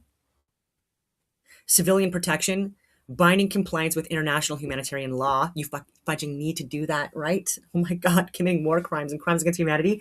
Someone who was an officer for 15 years. And again, it's just, and then the work I did after that with people responding to natural and man-made disasters internationally, the first people to react on the ground, like I'm like just blown away by the impact. Yeah, for a lot of these things. Counter-radicalization, so education, employment, family reunification, religious freedom, trauma support, governance, avoid total dismantlement, recommendation, so vet and retain non-criminal civil servants, security, local policing, professionalized vetted forces, demobilization programs, reconstruction, water, electricity, hospitals, schools, housing, religious and cultural sites. And again, this is not anything where Israel has any fucking like part of profiting from, or Netanyahu rather. Information environment, separate humanitarian stabilization from Israeli war aims. 100%. And it would be nice if people in Gaza and in the Middle East who are committing crimes that they, again, go to jail, but also people in Israel who are committing crimes that they also go to jail, and people in Canada who are committing crimes that they go to jail. Anyway. Okay, so yeah, there's just more stuff I talk about here, but I just wish more people were more informed before they voted. But like even our own elected officials, they're not having these conversations, right? And they should be. We're getting more informed and better debates. People who are more mature, I can't even believe I'm saying that, than like people within our cabinet in Canada. I'm not pro-Muslim in any way, shape, or form. So I know that you're not, but the point is a lot of these people who would be more in alliance with you than me are like, well, that's Jewish propaganda. It's not propaganda. It's an understanding of historical record and precedence. And I think that Iran is obviously the most radical as far as a group. The regime, by the way. We need to separate people from the regime. There's a reason that the vast majority of people pray for these bombs and want them for the same reason that people of Venezuela and right now the people of Cuba. Doesn't mean it's our job, to be clear, but there's a reason that the people are very different from the regime. They're following lockstep with Muhammad and the initial spread of Islam, and that absolutely would happen here in the United States if we followed the leftists' voting pattern, the leftist governing pattern, we'd end up like Europe or Canada. And I was in Canada and I watched people cheer the second tower be hit because I had a hugely Muslim school. I've lived through it anecdotally and empirically. It's a far greater threat than the Jews, who are annoying, I'll grant. Well, I mean, but what are we talking? Are we talking about Iran? Or are we talking about Jews versus Islam? Because these are two very different things, I think. Well, I started this by saying, could someone have the view that Iran, because of their specific, by the way, practice of Islam and worldview, that they would need to be, I guess you would say, rendered more impotent, sort of denuclearized. It wasn't about nuclear weapons. It was about them being able to build nuclear weapons and no one being able to stop them. That would be in the interests of the West and really any nation that is not Islamic or wants to be subjugated to Islam. Could someone hold that view and them not be holding that view just because it was propagated by the Jews? A huge contingency say, no, you're just believing what the Jewish lobby has told you, and we're doing it for Israel. I think there can be two separate tracks. Israel doesn't want a nuclear Iran. Israel recognizes that Iran is a threat. And so do we, for the same reason, by the way, that Saudi Arabia and the rest of the Islamic world does. Yeah, I mean, like I said, I think you can think that, but I don't think there's any way to effectuate that policy without it playing into that larger plan. Like, again, you know, these you say, well, I don't think Iran should have a nuclear weapon. Okay, so then we have to bomb them because they're not going to give it up with the deal. So we have to bomb them. Okay, so we're going to bomb them. Well, now they're going to close the strait and they're going to attack Saudi Arabia and the rest of it. Now what do? Well, we got to attack all their drone and missile launch platforms. Well, how do you do that? It's a huge country. They're very cheap, inexpensive weapons, decentralized command system. It's like, so do we now have to invade Iran or do we just walk away and let them have this? You say, well, it's about insurance. Okay, well, Iran will maintain the ability to launch drones at the strait, which is narrow, in perpetuity. So that's going to be a problem in perpetuity. And either we're going to give them the strait and they could charge a toll. You know, there's no other options here. So that's what I'm saying. Like, you can say I'm in favor of attacking Iran for pro-America reasons, but there's no way that goes other than you're walking down the road to regime change, which Israel will exacerbate. They will accelerate that. That's the only destination it could go toward, in my opinion. The only destination it could go toward is Israel accelerating regime change. Yeah, well, and just the whole, the ladder of escalation for the tactical reasons I just described. Like, there's no, in other words, there's no way to easily hit their nukes. And that, like last year, they said, oh, double tap, we're going to hit the nukes, then it's all over. Okay, but what happens? They start digging the nukes out. So what do we do now? We got to bomb them again. Okay, well, you know. So what's the alternative? The alternative is, again, why is Iran pursuing a nuclear weapon? It is to hedge against Israel. I think we have to restrain Israel and give Iran assurances we won't attack them. And then they might agree that they don't need a strategic capability like that. Okay. I think that's the only way. So tell me how that looks. You said restrain Israel and then Iran wouldn't pursue nukes. Please tell me how that looks. We have to tell Israel that if they continue to provoke Iran or confront Iran or derail negotiations, which they did last year, then we will revoke their foreign aid. We will intervene, maybe in their elections even, for that matter, which we have the power to do. We'll, like, look at Netanyahu. Netanyahu, at various times, it looks like he might have lost American support, and that made him less popular. So you could say, look, listen, Mr. Prime Minister, America is going to lean on you in every way that we can, economically, militarily, in terms of foreign aid, in public diplomacy. Stay out of this. And then we could go to Iran and say, look, we're able to tell Israel no. Now we can have something like the Joint Comprehensive Plan of Action. I thought that was a good deal, where you'll have sanctions relief, we'll have monitoring, we'll have verification, Russia can be a signatory, and we're going to make sure that you have a peaceful nuclear program, you know, and then one day they'll be integrated into collective security in the region. We don't have to worry about them. That's what that looks like. You really think that Iran would be integrated into the collective security of the region? Do you actually believe that? It was happening in 2023. China brokered a rapprochement between Saudi Arabia and Iran, 100%. Yeah. Yeah, historically, here's my position, to sort of take an extreme version of the position. I think if Israel didn't exist tomorrow, now maybe it wouldn't necessarily be Iran as we know it, because these countries that basically live, if you were to give the world an enema, that's where you'd stick the hose. They war against each other. You can do the 7th century, 8th century, every single century, up until and including the modern advent of Israel. I think if Israel didn't exist tomorrow, the current Iran as we know it would still not play ball and probably get a nuke to hedge against the Sunni world, places like Saudi Arabia. There are entire documentaries on how much they've hated each other. And by the way, they'll make deals and break them tomorrow. And I still think that they would view us as a giant devil. It doesn't mean that militarily the strategy has been correct. That's why I said, give us 3 months or give me 3 months before I form an opinion. I think there's a world in which it makes sense if it's short, effective, and decisive. If it's not, then I think it's a mistake. But it has nothing to do with Israel has told you that Iran is a threat. And that's a purity test. I say this because I know you've run up against it. That I run up against it too, where I go, you know what? I don't want a nuclear Iran. And I think that if people believe the Islamic world would not be seeing the West as a threat and would not be trying to outpopulate us, to subjugate us, if not for Israel, is a pipe dream, and it ignores all of human history. And that gets shut down when people go, well, you're not America first, because actually the Jews are a problem and not Islam. I think Islam is still one of the greatest threats to the Western world. And I think that Iran's a big part of that. And as to whether this is effective remains to be seen. I'm not a supporter of it. I said, I got to wait 3 months to see because there's information I can't know. But it has nothing to do with the Jews. Well, it has everything to do with them because Israel got a nuclear weapon first. Israel initiated the arms race in the Middle East. They got their nuke. Then Iraq got their nuclear reactor. So what did Israel do? They bombed Iraq. And then Iraq put their nuclear program underground. Then we had to invade in 1990. Syria had a nuclear program. What did Israel do? They bombed their reactor in 2007. Like Israel, let's just be honest, they are the revisionist power in the Middle East. Their doctrine is to destabilize and destroy all their neighbors. This goes back to the 1980s. Oded Yunon's plan for Israel. They want to say what they call it. It's a mosaic of tribes with flags. They want to basically destroy all the big, strong states so they can't militarily challenge Israel. It is in the context of this environment. And that's what's happening in Canada too.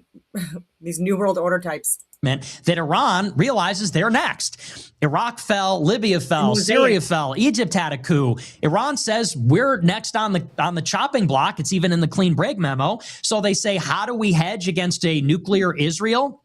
Missiles, proxies, a nuclear hedge, centrifuges. If they and fund being one of the biggest funder of global terrorism across the entire globe, not Saudi just Israel. Arabia, closest ally, Saudi Arabia is responsible for the Wahhabist ideology that inspired ISIS and Al Qaeda. You're not going to get me to say that I love Saudi Arabia, but that's one of those enemy of my enemies. And I think people look back at alliances and go, well, that doesn't make any sense. It's like, well, you have to understand that it made sense in the moment. So I go back. Again, even with Saudi Arabia, like that, and this is what got me thinking about that, because I'm like, again, this red-green alliance, right? Like this has worked like so well, like even in Saudi Arabia, where we had Malcolm X like talking to whoever, like it was like some kind of royalty or like a really high elected official.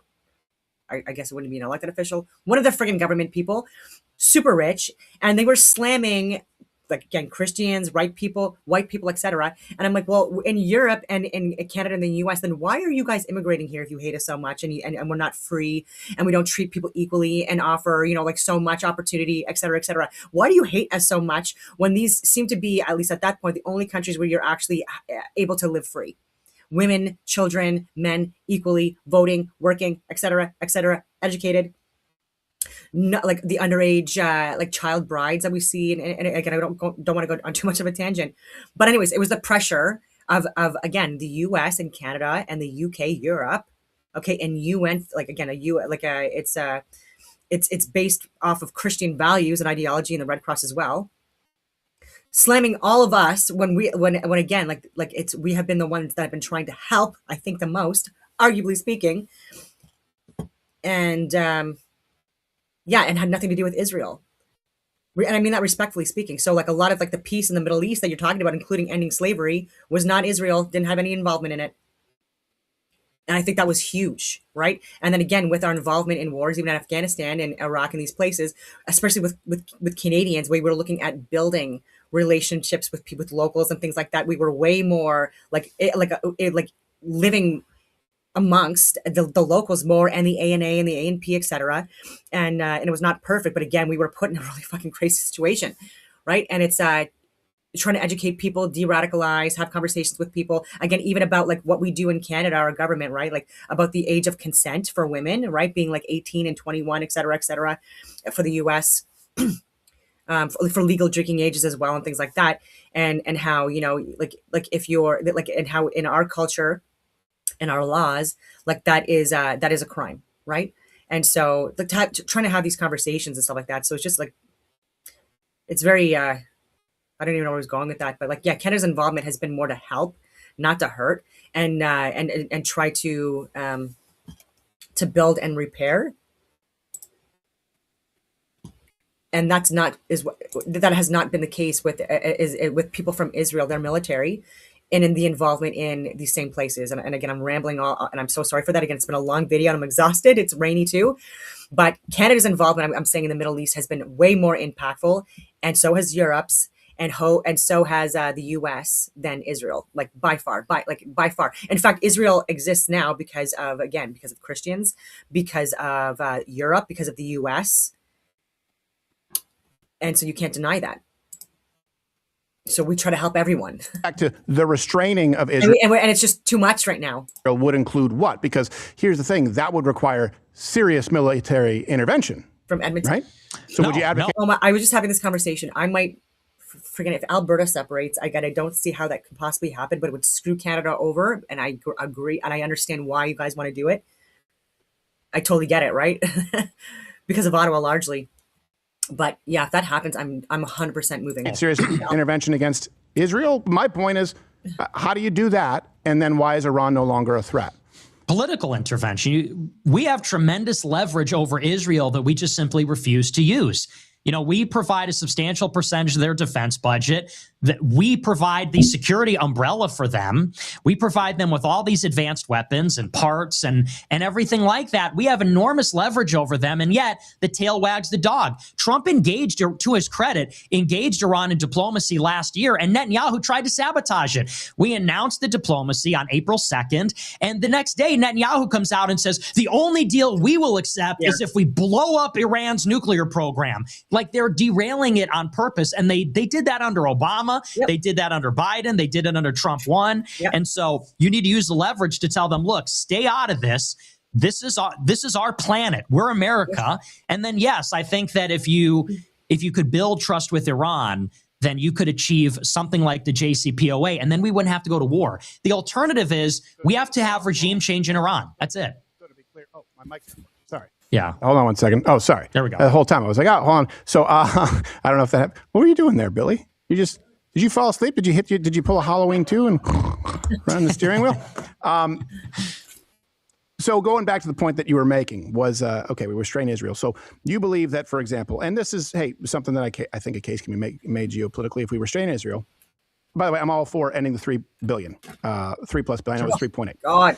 All for ending that period. I do think it should be an ad hoc basis, just like we have with other nations. If there's something that's worthwhile to us, we go, okay, we'll pay you. It's a contractor versus actually having an employee, to use the analogy. But if you believe that we did that, you think the JCPOA would work? Because I definitely think that was a disaster. I think it didn't work. And I actually do think that blockading their entire oil export machine, their Navy being destroyed, is a big piece of leverage to get Iran to at least come to the table when they never were. I still don't think the JCPOA would be something that could be tenable. Why not? I mean, what about it was a disaster?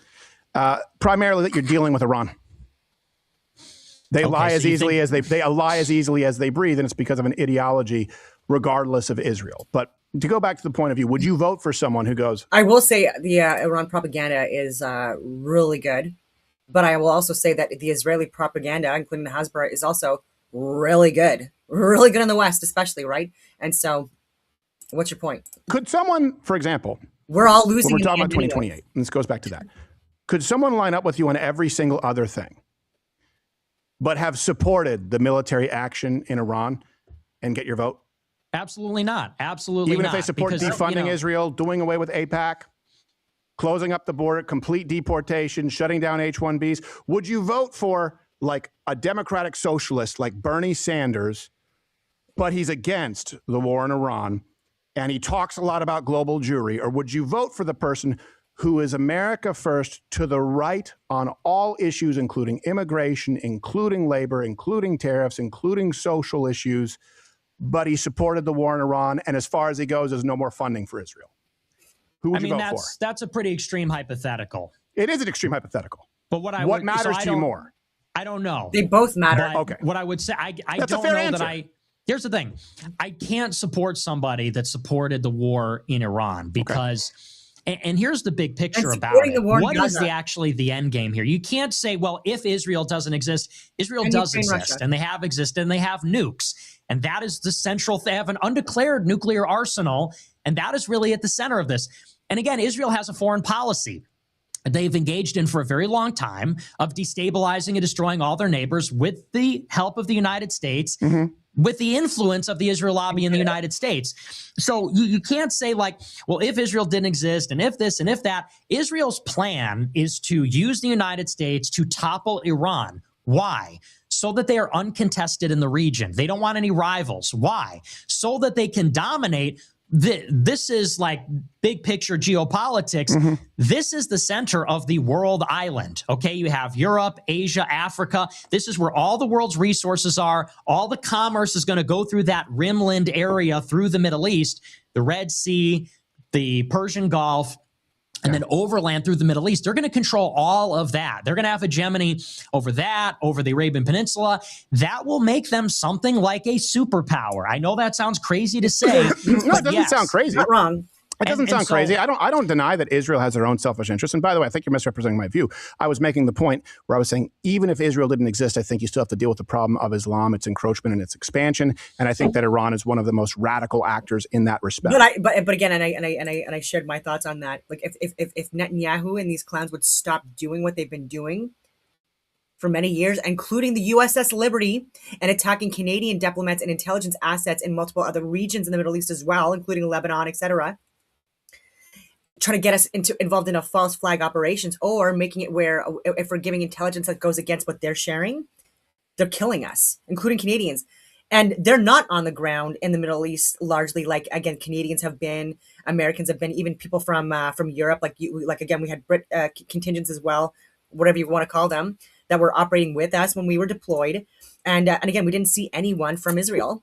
So like, why are they giving so much intelligence on Afghanistan and Iraq and the Middle East when we're on the ground there, and you're actually shutting us down and actually targeting us in some cases? And again, it's not everyone, but the people that are doing that should probably be fired.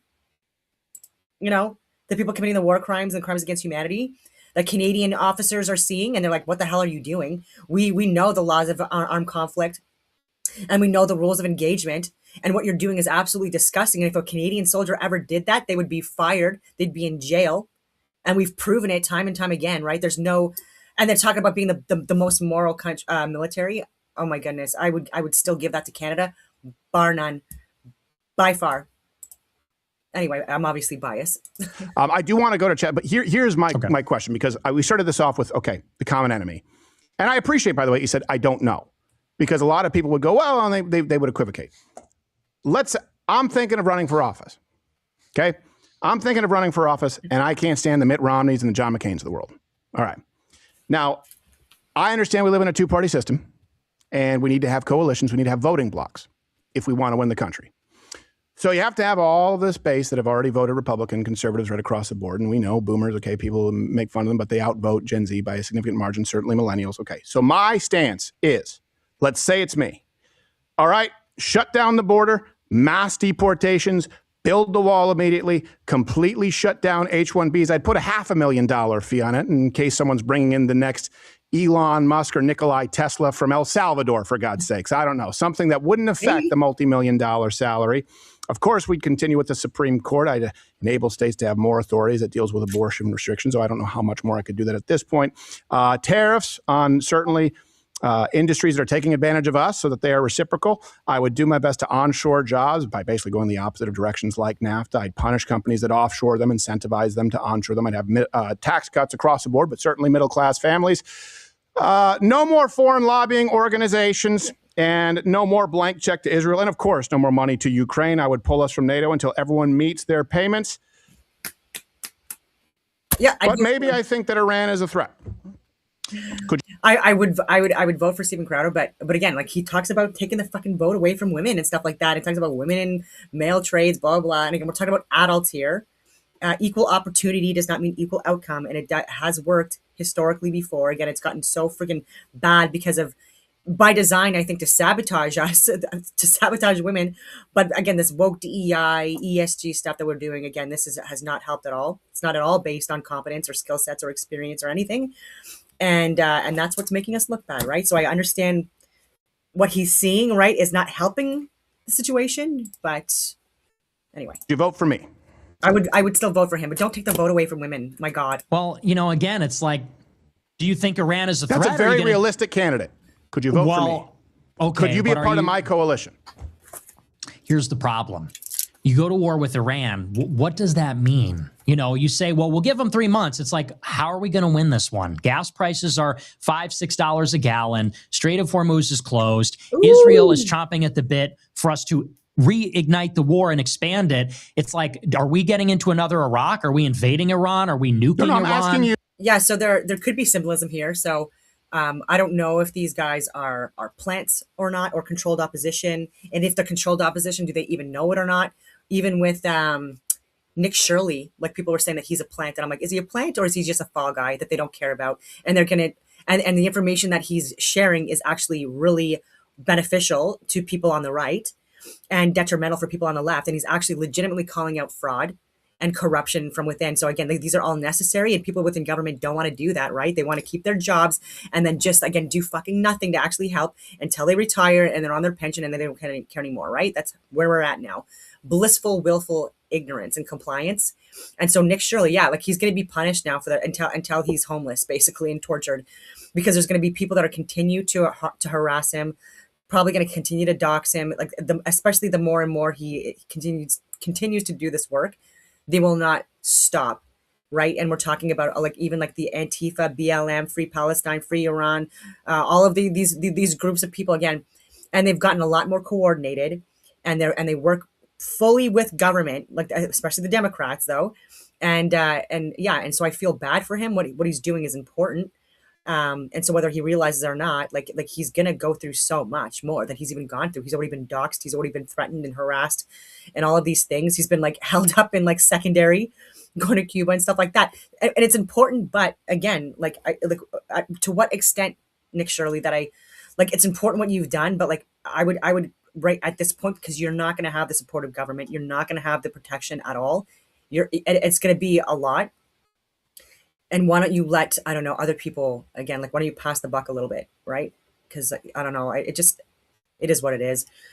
But even with them, like, whether they realize it or not, like, they have a lot of influence on certain groups, and there can be, a degree of radicalization, but we're seeing that with, like, Rachel Maddow and stuff like that. Like, is she a plant? No, she's just an idiot, right? Like, no offense or anything like that. And, and so regardless of if they have an agenda or not, like I do think that the information that they're sharing is useful, and they're doing it in such a way that I think is important. And so I'm not going to agree with everything they say just because they're saying it. I'm not going to idolize these guys or anything like that. I call out a lot of stuff that I don't agree with, but I'm also giving credit where credit is due, which a lot of people don't do. They just completely dismiss people because of what side they're on or what their views are or whatever, instead of actually like just being able to separate the emotions from that and then consider everything else they've shared or done and see if that overall, again, is worth considering. All those other things. In other words, no candidate is perfect. You've bitched about the purity test a lot lately. Let's reduce it. Is that purity to say I don't want to war with Iran? I supported the military intervention in Iran. So all those other things. Yeah, I like this point. We're living in a written illusion of reality, aka a script. Yep, and there is a steering committee. I totally agree with that. I've said that for years. They're all in the club, the good cop and the bad cop. Yeah. And so even with QAnon, it just reminds me of that. I'm like, that's making you think that you can trust people within the government because they're working on your behalf and stuff like that. And they're leaking really good information that is a lot, it is very useful and it is helping people. But there's also information there that, again, are radicalizing people that is not true, etc. It's throwing people off, all of these other things. And it's just like, but it's also suppressing, again, people from actually speaking up or addressing things because they think that other people are going to do it as well. And that's just like the Soviet era Operation Trust, right? It's the same tactics from like years ago, decades ago. And and so I've said, even on my whiteboard, left versus right, same bird. And so I don't disagree with that at all. But I don't necessarily think that these guys have like the influence within that circle or that group that has the impact, right? Like they're not getting invited to Bohemian Grove or the Bilderberg meetings, or they're not going to Davos. They're not part of the Trilateral Commission, the Federal Reserve, or anything like that. Like the people that are part of those groups are hiring people, or blackmailing people, or bribing people, or exploiting people to assist with that steering, with that agenda that you're talking about. And yeah, and there's multiple different ways to do it, directly, but also indirectly. It's a Democrat who was to the left on all those other things, but was vehemently against Iran. Could you vote for me? Could you be a part of my coalition if I want to take back the White House? See, I don't know what the value of the thought experiment is. A war with Iran is not a purity spiral. I'm trying to figure out what matters most, because candidates who may magically appear need to know what the purity test is for 2028, because we still don't have a name or description. Well, I'm saying someone like me, I should meet the purity test, except for, you know what? I'll give it 3 months in Iran. But everything else. Okay. Would you vote for me? Then that's assuming, again, that you can bomb Iran and then walk away. We're going to bomb Iran a little bit, but not like, is that what's happening? No, we're stuck. Could you vote for me? No, I can't. Okay. I need America first. Okay. And America first means we're not at war with Iran, and we're not importing 1 million illegals every year. I got it. That's fair. I understand it. Hey, this is where we have a difference of opinion. It's not the deal breaker for me in the same way that it is to you, but I understand where we end up. Can we take some chats, and can you tell people where the best place is to reach you while we're here, Mass Public? And yes. I do. Hopefully, this is still. I know it got more intense, but respect. Also, I'll issue one correction. I was corrected by a friend who raises horses. It's champing at the bit, and I was saying that for years because champing. It's interchangeable. It's interchangeable. He's a horse guy. He said it's not, but he was like, "Don't." It drives me nuts when you say champing. I investigated this years ago. Did you? Yeah. Mm-hmm. So did I. But he swears by it. So okay, all right. Well, I can go both ways. I don't really care. As long as we both agree that we publicly execute anyone who says irregardless. Yes. Perfect. Best place for people to find you, Nick, and then we'll take some chat. Rumble.com/Nick J. Fuentes and X.com/Nick J. Fuentes. All right. And if people want to continue and you want to send Nick your chats, you can right there click that button, join Rumble Premium, which, by the way, allows freedom of speech to exist. This is one beautiful thing, as far as I would say, progress that's been made. Thank you, Nick Fuentes, everybody. We'll talk more on Rumble Premium.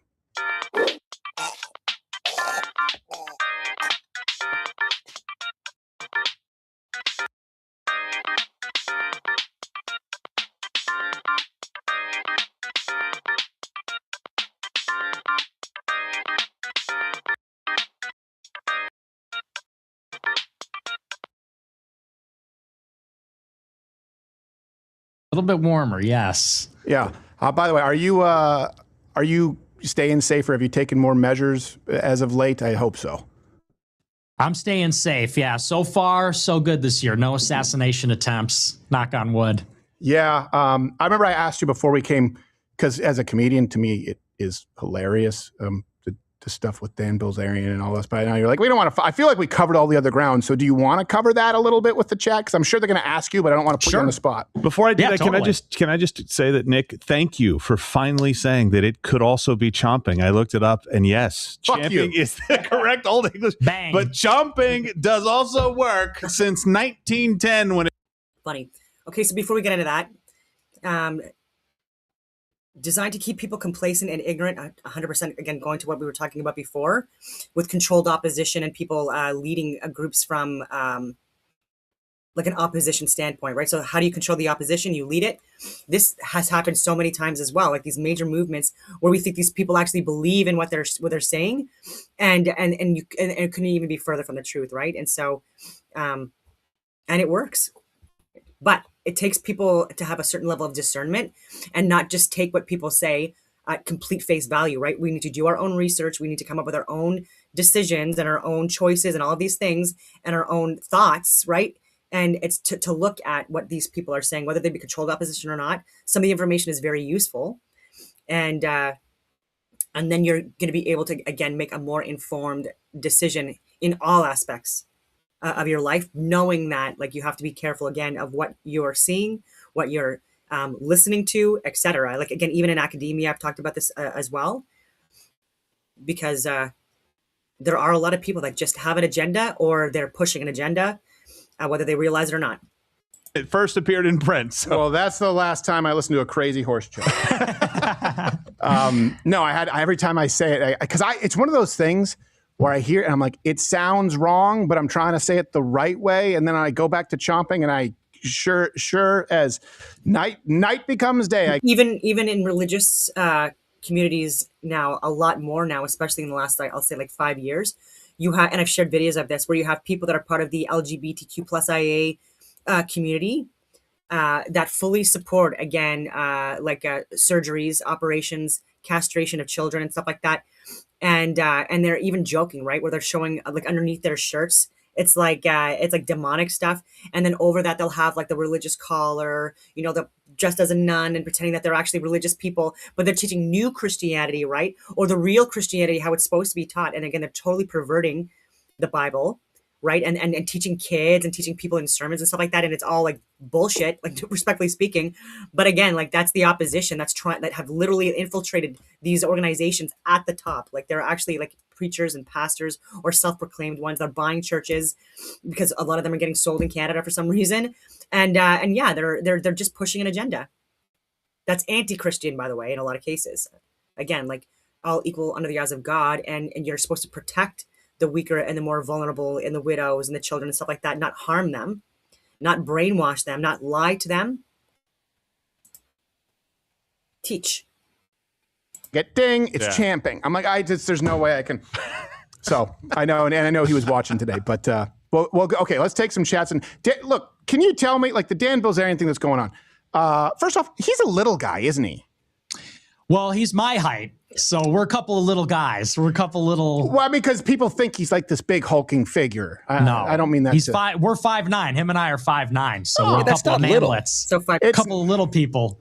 It's not big, Josh. It's not little. It's not larger than life. This is not. But you don't go around going like, "Hey, you go, you're cool," right? So I'd hold you to a different standard. You're svelte. You'll live much longer than any of us here because we're like 80 in tall guy years. Did he actually take you aside and like ask how to kill people? Like, is that? I don't know about that.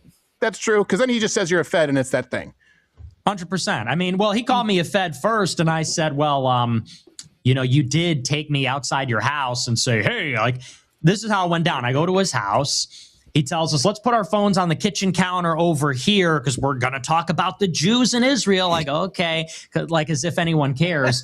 We step outside onto the patio and he goes, so how hard do you think it would be to kill some of these like Israeli ministers or whatever? I'm like, bro, I'm not touching that. I don't want nothing to do with that. But that's his move. And then he denies it. Then he says it on a stream with Sneeko. He goes on a stream with Sneeko and says, we should exterminate him. Give me a gun. I want to kill him. And then they go, I never said that to you. It's like you definitely said that to me. Hold on a second. Okay, so here's the thing. I'm not saying that I don't believe, but you do have a history of trolling. Like, for example, with Michael Knowles, where you took a picture and you're like, oh my gosh, he's really base. You just can't say it publicly. So being a clever guy, you could have seen that video with Sneeko and be like, yeah, he asked me to kill somebody. Is there that, or genuinely did he actually ask you? Well, Michael, you know what? I would actually believe more. Again, I don't trust a lot of people anyways, especially podcasters and anyways. But Dan Bilzerian, like it would be more believable that he's working with like people within like the Israeli network. These people, again, that are corrupt, again, that are working against all of us, but that he'd be working with them, right? Because he makes people look so bad that are speaking out against what's happening in Gaza and the Middle East and stuff like that, and things that Netanyahu has done, and what the IDF and Mossad has done, that is actual war crimes and crimes against humanity, including against like humanitarian aid workers and journalists, even, anyways, all over the place. And it's like, and he's so extreme, and he's so crazy, and again, he blames, again, he's always just blaming the freaking Jews and not separating the two or anything like that. And so, but he also helps fuel the propaganda and stuff like that as well, and he helps fuel like the radicalization as well. So it'd be perfect for Netanyahu to use him and have him like go super viral and like that, right? Because again, even bad press can be good press for certain people, right? And when you make people like that be the ones that are representing like the right wing or the Republican Party or whatever, like that's not a good look, right? Again, like I don't agree with a lot of the things he says or his approach to things, and not that I'm perfect in any way, but and again, I'm Canadian, so again, this is just like a third party perspective on American politics and influencers. But yeah, like he's causing a lot of damage, and he's making people, I would argue, support Israel even more. I came up to him and I said, like, hey, big fan, let's take a picture. That's a little different than like he took my phone and then said, let's kill Israelis. Like, yeah, okay. I know. So that actually happened. Yes, 100%. Okay. It was May 14th, 2024. All right. Wow, that's very specific. I wonder if we could geolocate your phone and be like, oh my God, it's on the porch. It's true.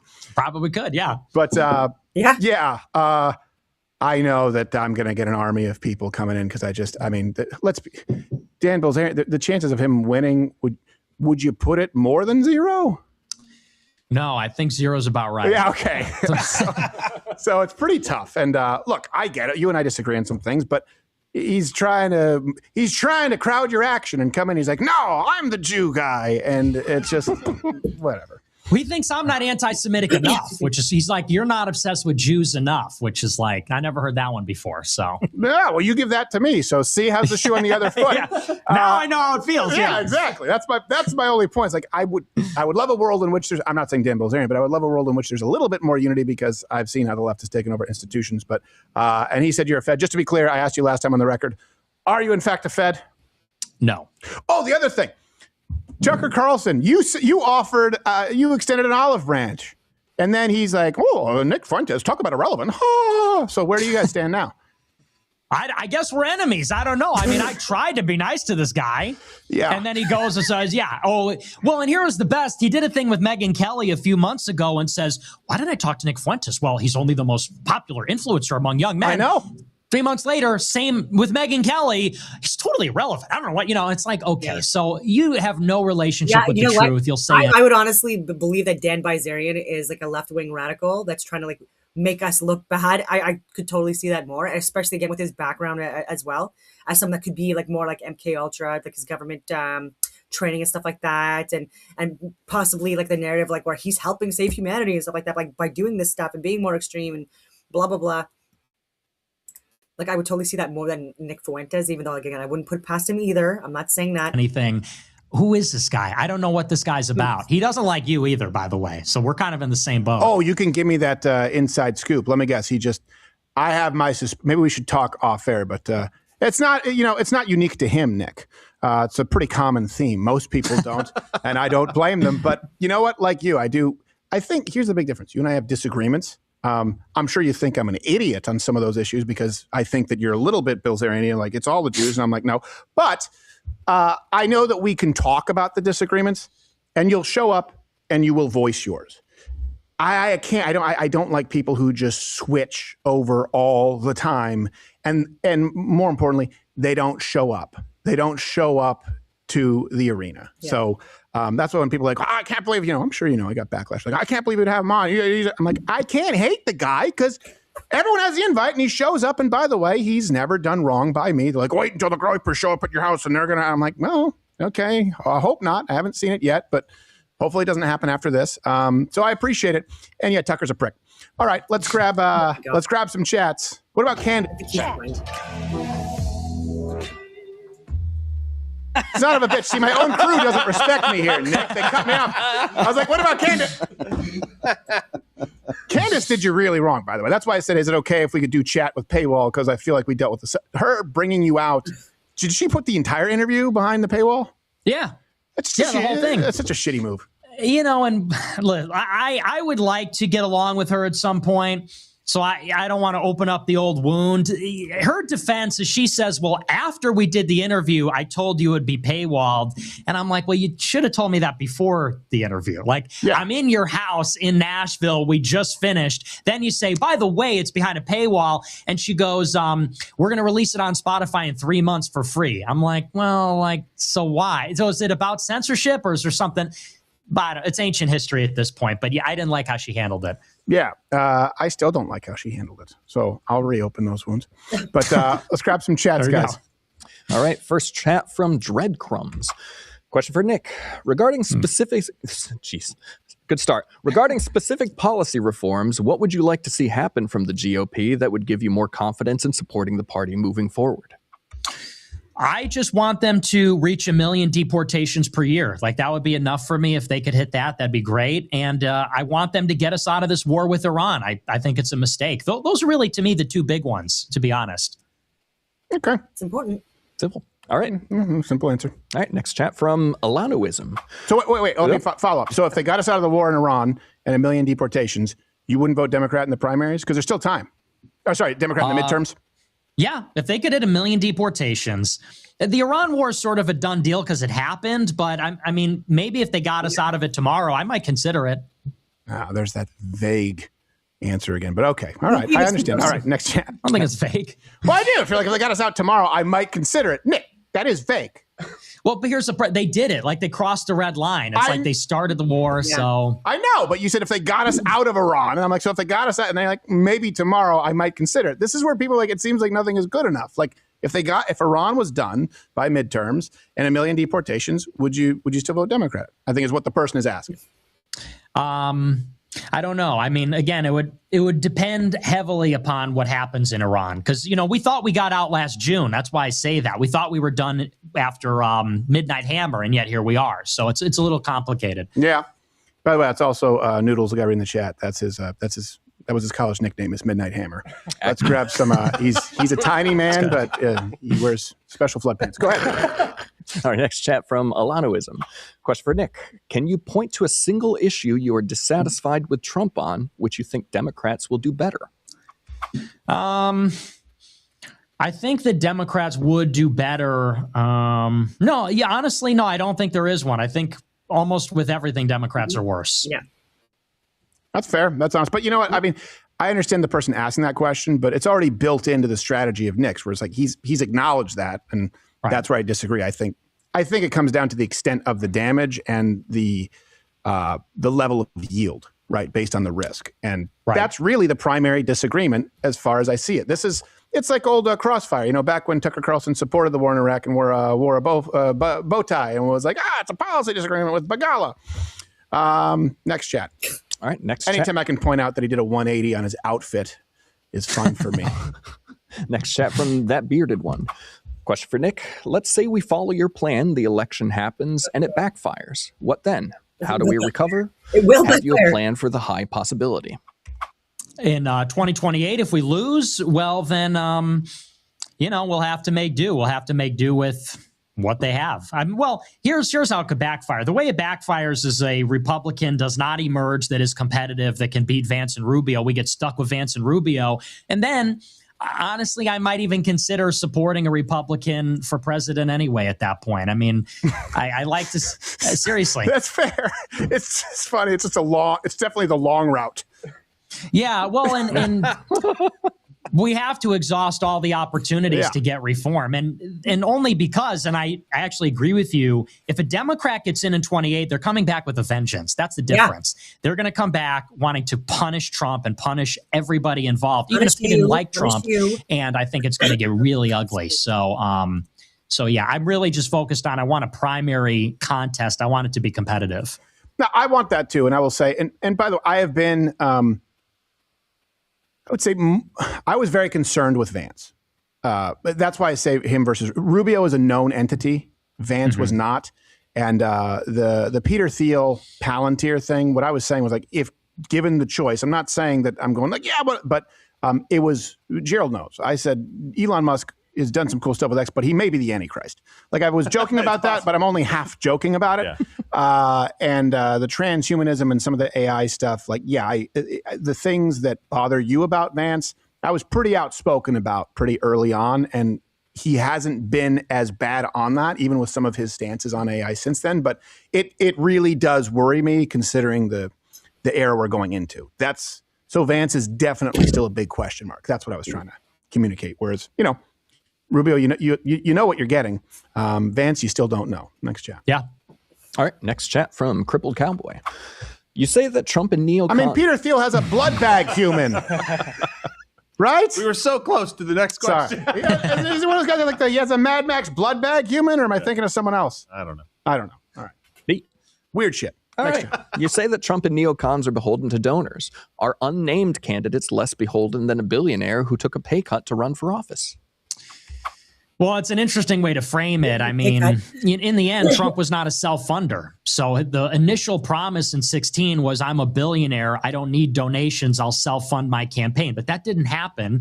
And here's what I will say. In 2016, 60% of the donations to Trump were small dollar contributions. In 24 is reversed. That's only 33% were small dollar contributions. And then he got these huge donations from Tim Mellon, from Elon Musk, from Miriam Adelson, Andreessen Horowitz. So, yeah, I mean, if you take hundreds of millions of dollars, you're beholden to those donors. And I would, if there's some outsider candidate, presumably they'll take donor money, but you hope that they're just not going to play the same game as Trump. Yeah. Yeah, no, I think you're right, too. That was kind of the promise, and we did see those big donors. I do think contextually, when you're looking at the massive amounts of cash that went to Kamala, including the coffers that were transferred over from Biden, I mean, if you're Trump, you have to take the money. I mean, you know what I mean? You do have to. But it is a different dynamic.